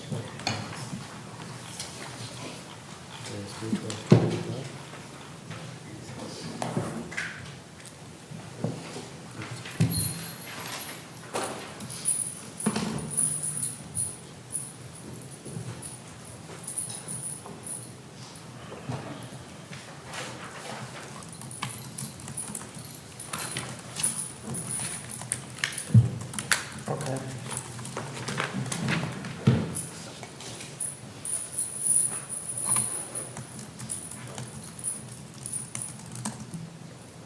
Madam Clerk, I'm going to try to look up a statute for you if my computer cooperates.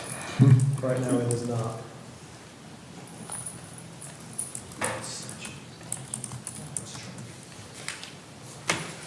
Burglary of an occupied structure. F two. It's not on the document. Wait, is it on the score sheet? It's on the score sheet.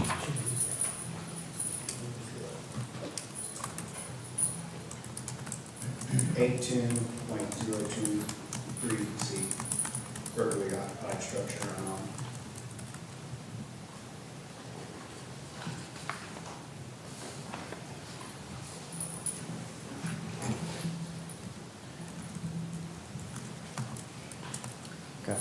It looks like it's 810-02-1 for burglary of an occupied structure. And that would be a lesser included offense. Mr. Walker would be withdrawing his previously entered plea of not guilty and entered a plea of no contest to that lesser included offense in count 1. Count 2 would be pled as charged. That is a misdemeanor. Does the state agree to time served for the misdemeanor? Yes. Well, I have a question.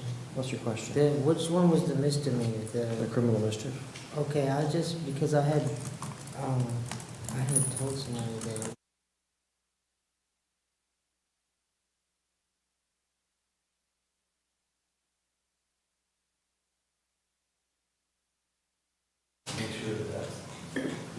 Correct. And even though count 2 would be time served, the restitution related to that would be payable as part of the felony probation. There would be an adjudication of guilt in this matter, 36 months probation, $40 per month cost of supervision. There would be restitution that's ordered and reserved over for a period of 12 months.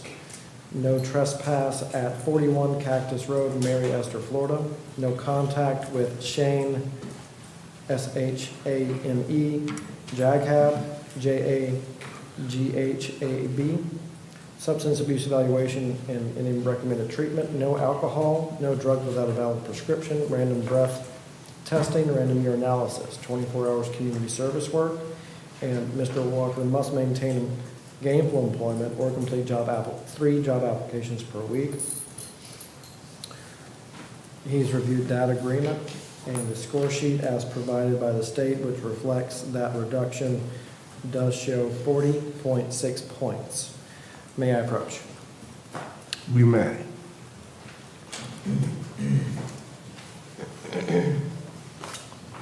All right. Raise your right hand for me. Do you swear or affirm to testify truthfully in this matter under penalties of perjury? Yes, sir. Okay, and you can put your hand down. You heard what Mr. McKinney said and you signed the written plea form. I did. How old are you? 31. How far did you go in school? Graduated from high school. You able to read and understand the plea form? I do. And did you do that before you signed it? Yes, sir. And it's what you read, what Mr. McKinney just announced. Yes, sir. Do you understand by this plea that you're pleading no contest to the offenses which were announced, lesser included offense of burglary of an occupied structure and criminal mischief? That's correct. And that says to me that you believe the state has the evidence to prove your guilt and you're not going to contest that. I do. And do you understand by doing this you're waiving your right to a trial by jury where the state would have to prove your guilt? That's correct. And in this case, you'll be adjudicated guilty. You'll be on 36 months of probation with the cost of supervision. The restitution will be determined within 12 months, if any. You can't go back to the 41 Cactus Road. No contact with the named person. Substance abuse evaluation, recommended treatment. No alcohol, no drugs without a prescription. You'll have testing to confirm that, 24 hours community service. You've got to get a job or be actively searching for a job. And then on the second count, it's a credit for time served. Is that what you understood your plea arrangement was? Yes, sir. All right. Mr. McKinney answered all your questions about the plea and how it affects you. He did. Are you satisfied with how he's represented you? Absolutely. Court will find the plea to be freely and voluntarily entered into and will accept the plea. Thank you. I appreciate y'all. Report of probation. As you get out, they're going to give you all that information when you have that way. We're going to go see him first.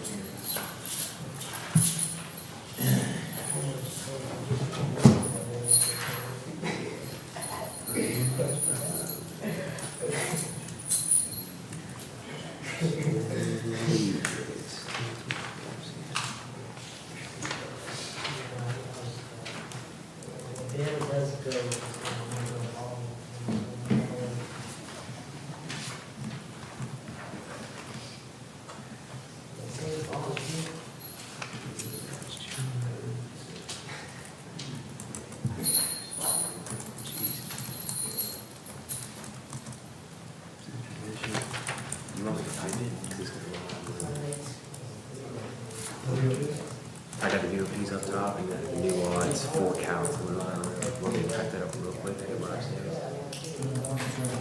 Just write it out. Okay. Keep going.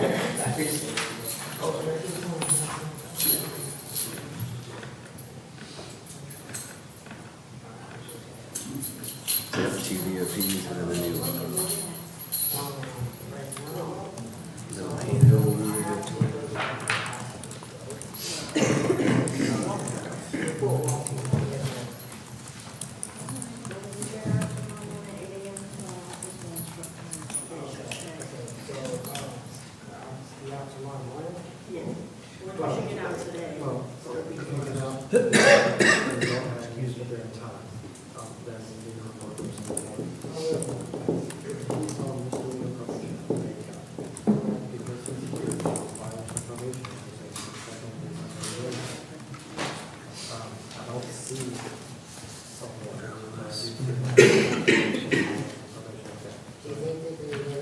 If for some reason they don't,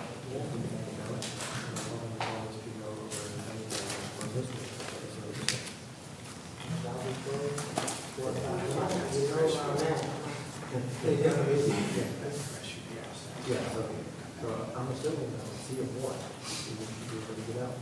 Are you feeling better?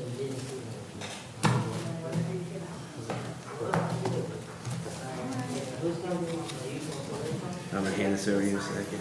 I'm gonna hand this over to you in a second. Got all the charges.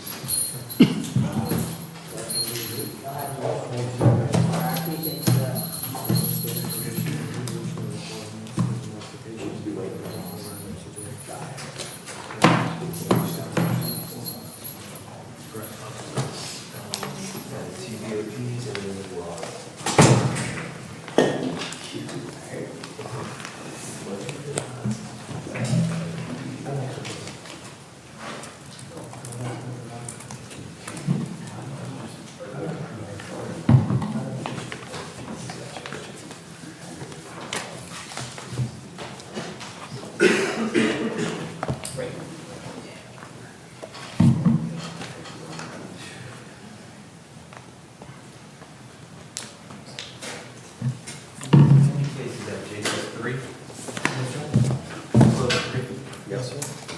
Two VOPs.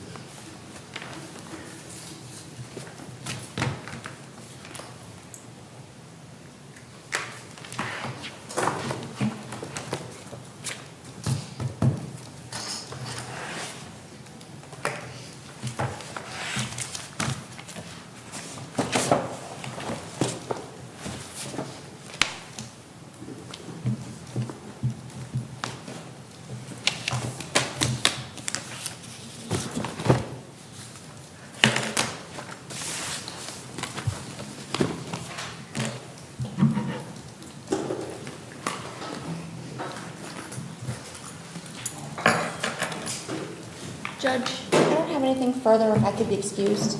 Yes, Ms. Barrett, thank you. Thank you, Judge.